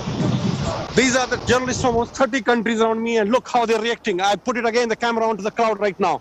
Look at this. Thought this guy. India today has also captured the dramatic capture of an alleged Russian militia invader by the Ukrainian troops after he infiltrated into the city. I put it again, the camera onto the cloud right now. Look at this. How long before Kyiv sees end to the war mayhem? With Gaurav Sawant and Rajesh Parmar in Ukraine, Bureau Report, India Today. So while the Ukrainian capital is on the edge, a special United Nations General Assembly session has begun on the Ukraine-Russia crisis. It's only the 11th time such an emergency session is taking place. It is expected to deplore the Russian aggression. Remember, India yesterday abstained from a vote that was taken to convene this special session. That's the Ukrainian ambassador to the UN who's speaking at the moment. Was admitted to the United Nations according to the Charter. Please, gentlemen, ladies and gentlemen, please raise your hand if your country voted in the formal session of the General Assembly. In reply to the letter by President Yeltsin dated December 24, 1991, when he told the United Nations that Russia would like to be a continuator state of the demised Soviet Union. Anyone? Shall I put my glasses if my vision fails me and I don't see any hand raised? And joining me now is Khreshchaty Tharoor. Khreshchaty Tharoor, remember, in a previous avatar, Congress MP, was United Nations Under Secretary General, so knows a thing or two about what happens at the UNG. Appreciate your joining us, Dr. Tharoor. My first big question, you've been quoted a few days ago as saying that India, by abstaining from that vote, deploring the Russian aggression in Ukraine, is on the wrong side of history. Those are strong words to use, because there will be those who will say Russia has been an all-weather friend of India. Russia is a country with whom India has strong ties. How can we be seen to publicly be taking sides in this battle and targeting the Russians? How do you therefore respond to your belief that we are on the wrong side of history? Please explain why you believe we are on the wrong side of history by abstaining from a vote on a UN resolution condemning the Russian aggression against Ukraine. Rajdeep, the fact is that the real politique that many people are suggesting that we should follow, namely to just quietly knuckle under because Russia matters more to us than international opinion, actually, unfortunately, overlooks two or three important facts. First, there is the undoubted question of the traditional principles India has upheld in all situations for the last 75 years. The inviolability of borders, the sacredness of sovereignty of a sovereign state, and at the same time, the principle of the non-resort to the use of force when it comes to resolving political disputes between countries. Now, all of these things, sadly, have been violated by the Russians, and surely if our friendship matters to them, we should be able to talk to them as friends and say, listen, these are principles that matter to us. We don't find it possible to just send these principles out of the window. You're saying that India must take a principled stand, Dr. Tharoor, that India should not have abstained from this US-sponsored resolution in the United Nations condemning the Russian aggression. Are you saying, therefore, that we should have stood with countries like Kenya instead of standing with China and the UAE? Are you saying that you believe that that is the place to stand to outrightly condemn what you call Russian aggression? Or the world calls Russian aggression, sorry. No, we had two choices. One was indeed to express our disapproval of what the Russians did through voting for the resolution. The alternative would have been to abstain, but to have spoken very strongly against what happened. And to say that the only reason we are abstaining is because of our respect for Russia, but we believe that on this particular instance, what Russia has done is wrong, and that we would like Russia to heed our view that this is not the right way to conduct themselves in international affairs. I mean, the fact is that Russia is grievously isolated in the world community. In fact, if the General Assembly takes up the issue, you can be reasonably sure that it will be a very tiny minority of countries that fails to go along with the resolution, saying that the Russian action was completely deplorable, or maybe even condemnable. I don't know what words will be used at the end. The truth is that what the Russians have done is not the way in which we're supposed to conduct international affairs. Many of us thought that what they were doing was building up pressure in order to get a declaration that, for example, that Ukraine would never apply to NATO or would not join NATO. The institutions, the mechanisms exist for these matters to be resolved diplomatically. You are looking, for example, at two presidents who had met as recently as June in Geneva.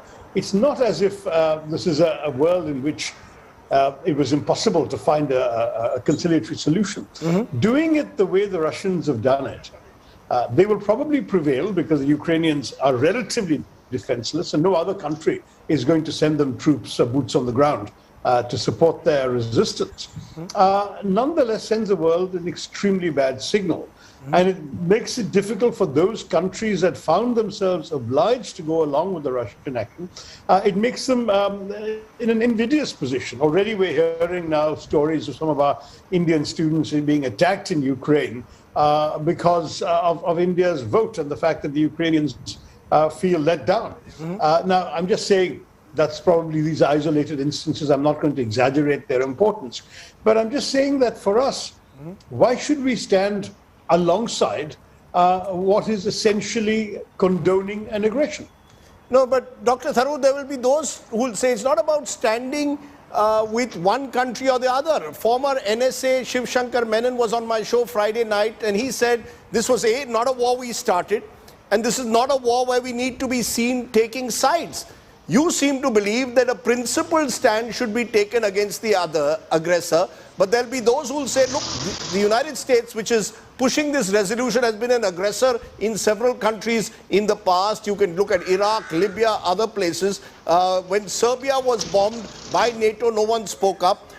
Why should we be standing up and taking sides in a war where at the moment we seem to actually have very little at stake? No, the fact is, number one, that when you say we have not started the war, we don't start very many wars far away from our country. None at all, in fact. So the only countries where we start the war would be wars where directly our national interests are involved. So by that logic, we should not even seek a permanent seat in the Security Council, where a member would be called upon day after day, week after week, to pronounce themselves on matters of international peace and security far away from their borders. If we want to take the slightly head-in-the-sand approach that we will only pronounce an opinion when it directly affects us in our own territory, in our own country, then we may as well cease to pretend that we want to be ready to move from being a rule taker in international affairs to being a rule maker, to participating in the global running of international peace and security. Why do we want to be in the Security Council? It just puts us in a position where we're constantly having to choose. So this traditional preference of some of our bureaucrats to not make choices, particularly to not make moral choices, probably sounds very good. You know, why should we have to take a stand on anything that doesn't directly affect us? Well, the principle affects us. Tomorrow, another country marches across our borders. We can't turn around bleating that our borders have been violated or that our sovereignty wasn't respected. The Ukrainians can point out that we didn't say anything about the violation of their borders or the lack of respect for their sovereignty. I mean, the reason there are principles that we have subscribed to, this goes back, for example, to Nehru's famous Panchsheel doctrine with the Chinese, is that these principles protect everybody, including us. So for us to say that we will only articulate principles of a general nature when they affect us in particular is frankly not a position worthy of a serious state that wants to be taken by the rest of the world as a significant player in global affairs. So it's actually the stand to be taken by a country. So what you're saying, Dr. Tharoor, is that you believe that India must take a stand because if, God forbid, tomorrow a country in our neighborhood was to act as an aggressor, China was to try and claim Indian territory, we would lose that moral high ground. Is that what you're suggesting, that that's why you believe that we need to take a principled stand? Am I correct that what happens today in Ukraine could affect us in our own neighborhood? That's right. If borders are sacred for everyone, if sovereignty should not be violated for anyone, if international disputes should be settled through diplomacy and not by the use of force, that should apply to all situations and not just to some. And if the US violates it, we should criticize the US. If China violates it, we should criticize China. And tomorrow, if China violates it, we will expect the rest of the world to criticize China. Why do we want to just show the lack of courage of our convictions vis-a-vis Russia? You know, it's very interesting, Dr. Tharoor, you're speaking out here so strongly and clearly, but your own party, the Congress party, is very silent on what should be done. It hasn't opposed the position the government has taken at the UN Security Council in abstaining from this vote. So clearly, there is a concern that we can't, there is a genuine concern as to how far we can go on this issue. Rajdeep, I'm speaking purely for myself, and on this particular instance, I am not claiming to speak for the party. The party will no doubt want to arrive at a collective position when it wishes. And this is the kind of issue on which indeed both these views are possible, and indeed someone like my good friend Shiv Shankar Menon, after all, served the UPA administration, and his view is equally clear. But I think on matters like this, we should have, in a democracy like India, an honest debate about what's the right thing to do. And I think in this particular case, we've not had that debate, and we've almost instinctively stumbled into doing the wrong thing. Look around the world today, and there is no question that we are in a very tiny minority of states that have shown any understanding for the Russian position, any whatsoever. One final question. You've served in the United Nations with such distinction for several years. Even as we are speaking, the United Nations is debating what kind of role it can take. A resolution is likely to be passed tonight on the crisis. But have the limitations of the United Nations, Dr. Tharoor, been exposed? The UN really powerless to stop this kind of invasion in the 21st century? Apart from resolutions, there's nothing that the United Nations can do. You know, Rajit, the UN is both a stage and an actor. It's a stage on which the member states have a platform to express their agreements and their disagreements. And where they agree, the UN as an actor, the Secretary General, the peacekeeping forces, the agencies can go out and do good work, and the UN does a lot of wonderful, irreplaceable work around the world. But where they don't agree, and by definition, when a permanent member doesn't agree, that means the UN can't agree, because a permanent member can veto a resolution or a stand. When that happens, then the UN cannot be expected to deliver anything else. It's like, you know, if the Indian team is playing on the Brabant Stadium wicket and somebody digs up the wicket overnight and they can't play, you can't blame the Indian team. The wicket isn't available. And in this particular instance, that platform has failed to come to an agreement, and therefore the UN as an institution could not do anything. The Secretary General has sometimes been seen as having a sort of moral voice in such matters. And he, as you know, did appeal in the name of humanity to President Putin to cease and desist and to withdraw his forces. That appeal didn't go very far.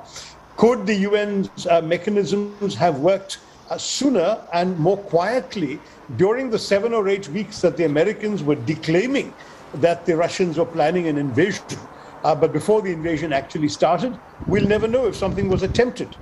Did the Secretary General send any feelers to Moscow saying, listen, if you are really planning an invasion, please don't do it. Tell us what you need, and we will be your messenger boy to Washington and to Kiev in order to ensure that whatever you need to prevent this invasion is done. I don't know if that such an initiative took place. That's about all the UN could have done. But in any case, whether they did it or not, that hasn't happened. And now we're facing a rather unfortunate war, which will have calamitous consequences, especially the longer it lasts, on the world economy, on oil and gas prices, on international trade, and the whole lot. And India will suffer from the consequences of this act of aggrandizement by President Putin. So it really has been, to my mind, a rather unfortunate.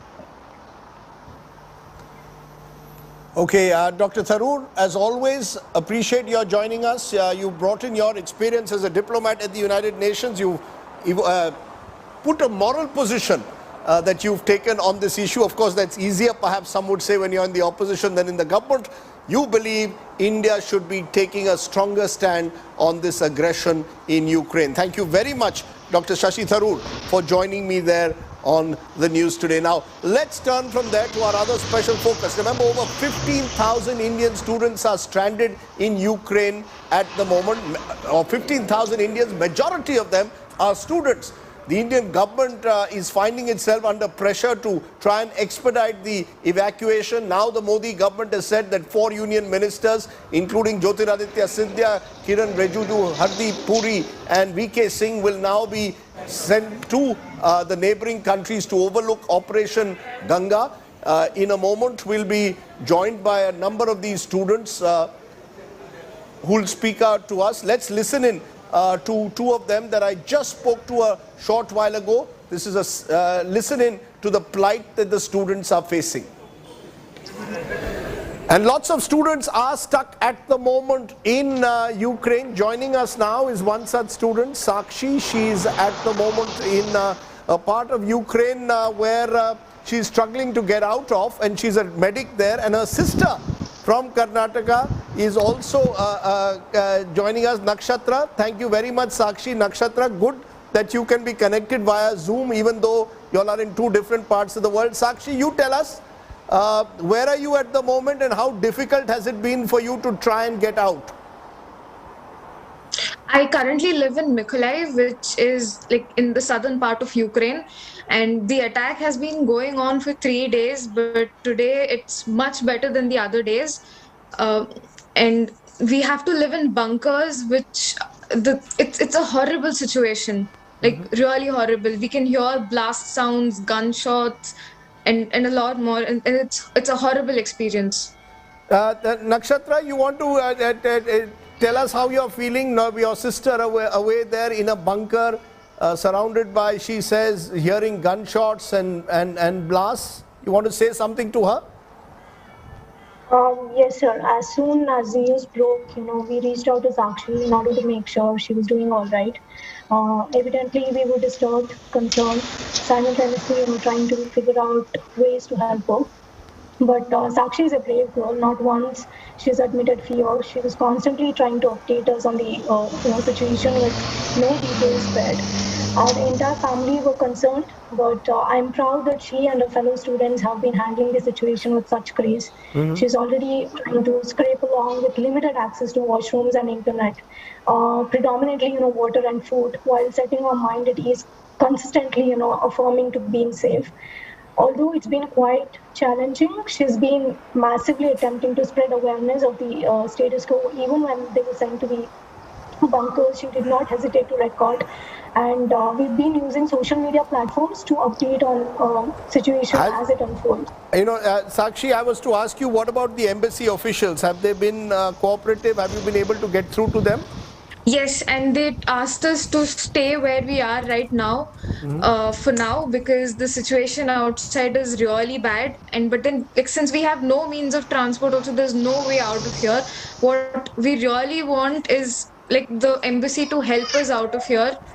It's our request to please help us out of here. We are stuck, and since Mykolaiv is a small city, nobody mentions us a lot because it's a small city, and there are around 300 students here with me, and we're all stuck here. But the embassy has told you to stay where you are. They are telling you not to move out at the moment. Am I correct? Yes. We had this conversation in the morning, today, and this is what they told us. But we really want to get out of here. Is it true that the embassy told you some 15-20 days ago, when the war clouds were first on the horizon, that maybe many of you should evacuate? Were you ever given such a message? The embassy's advisory literally said that students whose stay is not essential, only those people should leave the country. The advisory that came on 22nd said that people whose stay, all Indian students can evacuate the country. That was on 22nd, but by the time we started booking flights and everything, it was too late. The attack had already happened. The attack was... It happened on 24th morning. Right. So it was too late for us to leave the country. Nakshatra, you want to give a final word to your sister? Your brave sister is out there. You're looking forward, presumably, to meeting each other soon. Yes, sir, definitely. I know Indian government is trying their best and has safely evacuated many citizens. As family members, we are just helpless and we cannot be there physically. But my motive is to spread awareness and seek help so that they can come back home safely. With regards to Sakshi and several other students who are stranded in Mykolaiv, I request our Indian embassy and government to arrange transportation so that they can get to the border. To the viewers, if you happen to come across any such videos, please do share and tag people who can offer assistance, as opposed to assuming they could have left when they had the chance, because there's more to it than meets the eye. So let's work together and actively. And Sakshi, I want you to stay strong and be brave. I'm damn sure that Indian embassy will work hard and you can come back home safe. Well, I'm sure that the two sisters will be united soon, not just here on Zoom, but hopefully soon enough. Stay safe, Sakshi. Importantly, that's critical. And if you need any help, we've got our Zoom number. If there's anything you need, we'll use the channel to connect you with not just your family, but hopefully with the ministry here in New Delhi. Thank you very much, both of you, for joining us. We'll, of course, over the next few days have many more such stories of people who are stranded at the moment. Thank you for joining me here on the news today. Take care. Thank you so much.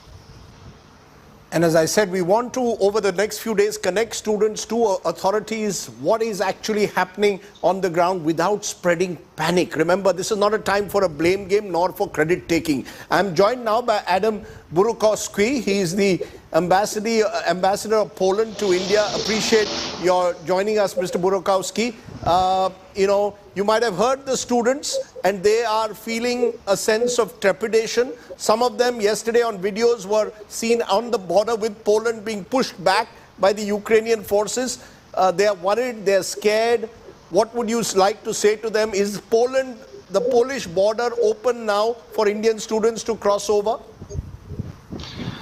Good evening, sir. So first of all, I would like to tell you that this is all caused by the Russian aggression against the independent state of Ukraine, and Poland condemns this aggression along with European Union and many other countries. So they are victims of the Russian aggression. What is the situation of at the border? There are lakhs of people who want to escape from Russian bullets, they want to escape from Russian bombs. Poland is receiving them. Poland is the first to help. We received already more than 2 lakh people of different nationalities, mainly, of course, Ukrainians, because they escaped from the Russian troops that destroyed their homes, that killed their families. And we are accepting them. And also there are many other nationalities, among them a group of Indian students. So Poland is accepting absolutely everyone, regardless of nationality. We are facilitating everything. We are also offering to enter without a visa. And this is all coordinated. Poland is giving all these facilities, all these possibilities, but the whole action is coordinated by the Indian embassy in Warsaw. So I would like to ask you to follow the social media of the Indian embassy in Warsaw because they are coordinating this. Also, sir, you mentioned some videos or some messages that might cause some panic. Some of them are not true, really, and the aim of the people who invent this is to cause panic, to make a chaos and to harm exactly the people. This fake news, they are aimed at harming these innocent people who just want to escape from a war waged by Russia. So, and Poland is really accepting all of them. And I just met Minister of State VK Singh, who is just going to Poland, and he will be taking part in this operation, coordinating this in Poland. Everything is ready. Large groups of Indians already crossed the border, and the action is going quite smooth. The team of the Indian embassy in Warsaw is doing everything it can to help, and also Polish authorities, all Polish institutions, all Polish state institutions, all NGOs, and also the society helps everyone who comes. We help all the refugees. Sir, but you're saying you're helping. These are very reassuring words, Mr. Ambassador. The concern, I'll tell you, we've been hearing on some global channels reports that there was discrimination against students from India, that those from European countries were being given preference in moving across the border, not Indian or African students. You are saying that's absolutely not true, am I correct? Yes, it is absolutely not true. Absolutely not true. Nobody is discriminating anybody, because we are allowing everybody to come. Everybody, because we understand the situation, and we give humanitarian help to everybody. I just saw that there is another fake news spreading on the internet that Poland is refusing somebody. This never happens, never. And please don't spread this fake news because they are causing really panic, and they are making damage to the people that we all want to help. And the cooperation with between Polish and Indian government is on a high level. Today there was a phone call between our Minister of Foreign Affairs, Zbigniew Rau, and Indian Minister of External Minister Jaishankar. They discussed it. They discussed this operation and how we can cooperate. So there's full cooperation on Polish side. You're saying, Mr. Ambassador, this is not that these reports of students being discriminated against are fake news. The reports of the visuals of the students being pushed across being pushed by Ukrainian troops were seen on viral video. Is there perfect coordination between the Polish authorities and the Ukrainian authorities? I mean, we cooperate with Ukrainian authorities on very many issues, and of course the main issue is first to defend Ukraine against Russian aggression, and also to handle this evacuation process. So we cooperate very closely, and I know I saw this video. I don't know where is it. Maybe it happened. Maybe there are lakhs of people. Some small incident might happen, but they should not overshadow the big effort made by the authorities of Ukraine, made by the authorities of Poland, of many other countries that are really helping people to escape from Russian bullets. And really, we are operating together. And I'm in constant contact, for example, with my counterpart Nagma Malik, ambassador of India in Warsaw, and she has her team on the border. She's herself on the border, and she's checking all these things. The Indian team is on both sides of the border, on the Ukrainian side and on the Poland side. That's very reassuring, and I know that Nagma Malik is a very fine officer, so I hope that coordination takes place perfectly. Mr. Ambassador, I'm glad that you've joined us. I hope that there will be parents out there who will be reassured by your commitment that there will be absolutely no discrimination when it comes to Indian students looking to cross the border. Thank you so much for joining me here tonight on the news today. Thank you. As I said, we will keep bringing you stories of those students. That is one important element, the human dimension that India is facing to get all its citizens out of Ukraine. Let's take a break at this point. When we return, we'll bring you heart-wrenching videos from battleground Ukraine. You're watching the news today on India Today, India's channel, when it comes to what you need to know happening on the war front. Back in a moment. News without the noise.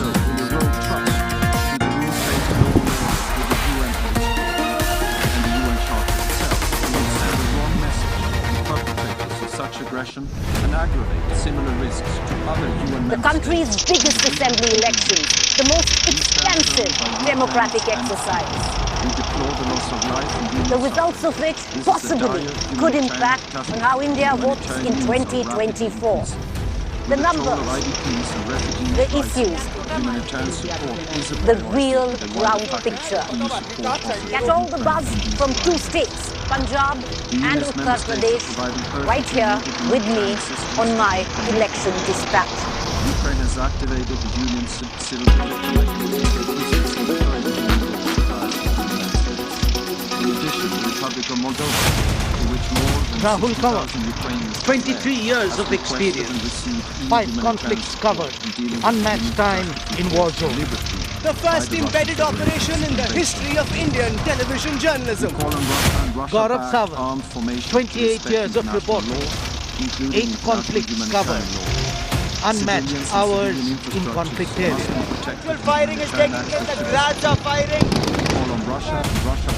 Shivaru, 19 years of reporting, 5 conflicts covered, unmatched view of international crossfire. and the attack guns are firing away. Geeta Mohan, 18 years of reporting, 3 conflicts covered. When the world is at war, there is no compromise on India today. UN members not to recognize the two self-proclaimed separatist entities. The US reacted swiftly and decisively to Russia's recognition of Ukraine's self-proclaimed separatist territories and the invasion of Ukraine, adopting respective measures intended to take supplements to this Mr. President has declared we firmly believe use of force and coercion to change borders has no Let us recall that the UN Charter prohibits both the threat and the use of force against the territorial integrity. When it's the world's biggest news story, there's only one gold standard of journalism. This is Ukraine's true danger zone. Up close and fearless in Ukraine's combat zone. When it's the world's biggest news story, there's only one gold standard of journalism. This is Ukraine's true danger zone. Up close and fearless in Ukraine's combat zone. You are watching India Today. Too many times in the past, the international community has been blind. You are watching In front of unfolding crisis. Entire generations, in many places around the world, many of them are representing paid and are still paying the price of inaction. We cannot Welcome make back the same to the mistake news again. today, We and have to take every action. picture coming in After from the Russia's war-torn veto country of in the Ukraine is Security in many Council ways last week, gut-wrenching. General Assembly has Civilians the in this country are trying to fight the mighty and Russian united army, message while at the on the same need for time trying Russia to protect the immediately lives of and their loved unconditionally ones. cease its Remember, military this is a country whose sovereignty Withdraw its is troops being and violated. opt You for can genuine stand wherever you are on the call on backdrop Russia to of avoid, the in issues, particular, but any action war that places at the the end of the safety day and security has huge of human Ukraine's costs. nuclear These and images are of an waste emotional installations father that seen waste sending his daughter to safety, bidding her goodbye. However, he says he's going to stay back to fight for his motherland, not knowing whether he'll get to see his family back again. The father gets emotional and breaks down in tears. For all of us who today value the very basis of democracy and believe that we must have a conflict, a society free of conflict, these are not the images we want to see. These are images that in the 21st century, the global world must stay away from, not just in Ukraine. It could be in Palestine, it could be in Syria, it could be in Iraq or any other part of the world. You can speak about the hypocrisies of the Western world and where they failed or not failed. Bottom line, an unprovoked aggression is immoral, unacceptable. The human costs are huge. Think about it, my friends. You stay well, stay safe. Good night. Shubhratri. Jai Hind.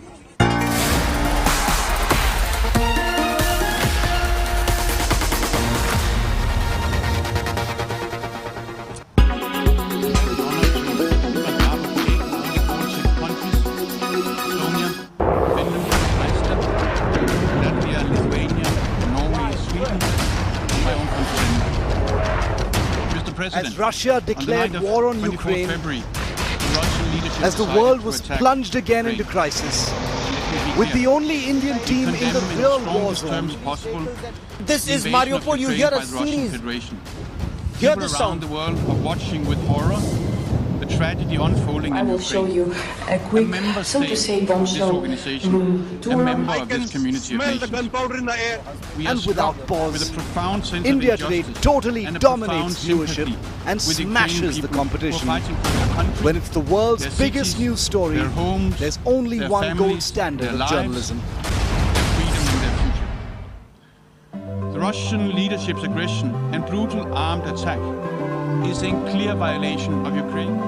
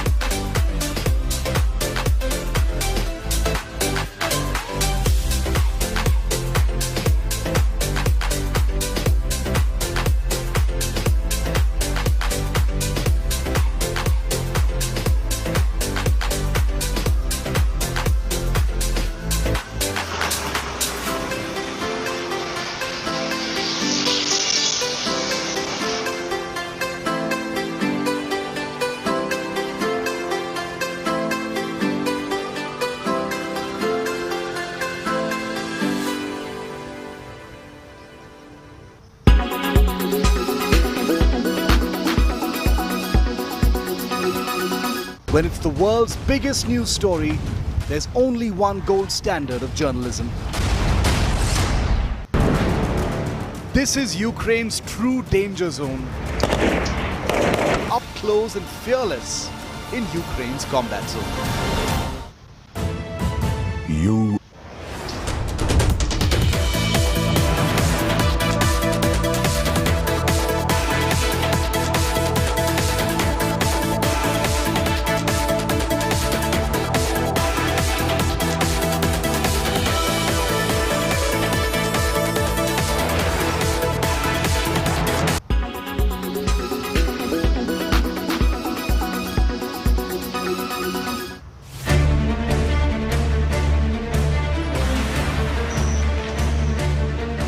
Here's a lowdown on many questions that a lot of people are asking on various aspects to do with Ukraine-Russia crisis. Let's begin with one on the top of the list. That is Russian President Vladimir Putin going to invade or annex Ukraine? Well, there is a bit of a background to it. Let's start by looking at the map. The map of Ukraine over here with all the borders clearly spell out that the bordering countries on the western side of Ukraine are all NATO member states. Russia does not want Ukraine to be a NATO member, and that's the only demand, the one key demand which is non-negotiable. Why is that? Because Russia thinks that a country like Ukraine can act as buffer between Russia and the whole of NATO. Russia does not want NATO, particularly the United States of America, in its backyard. The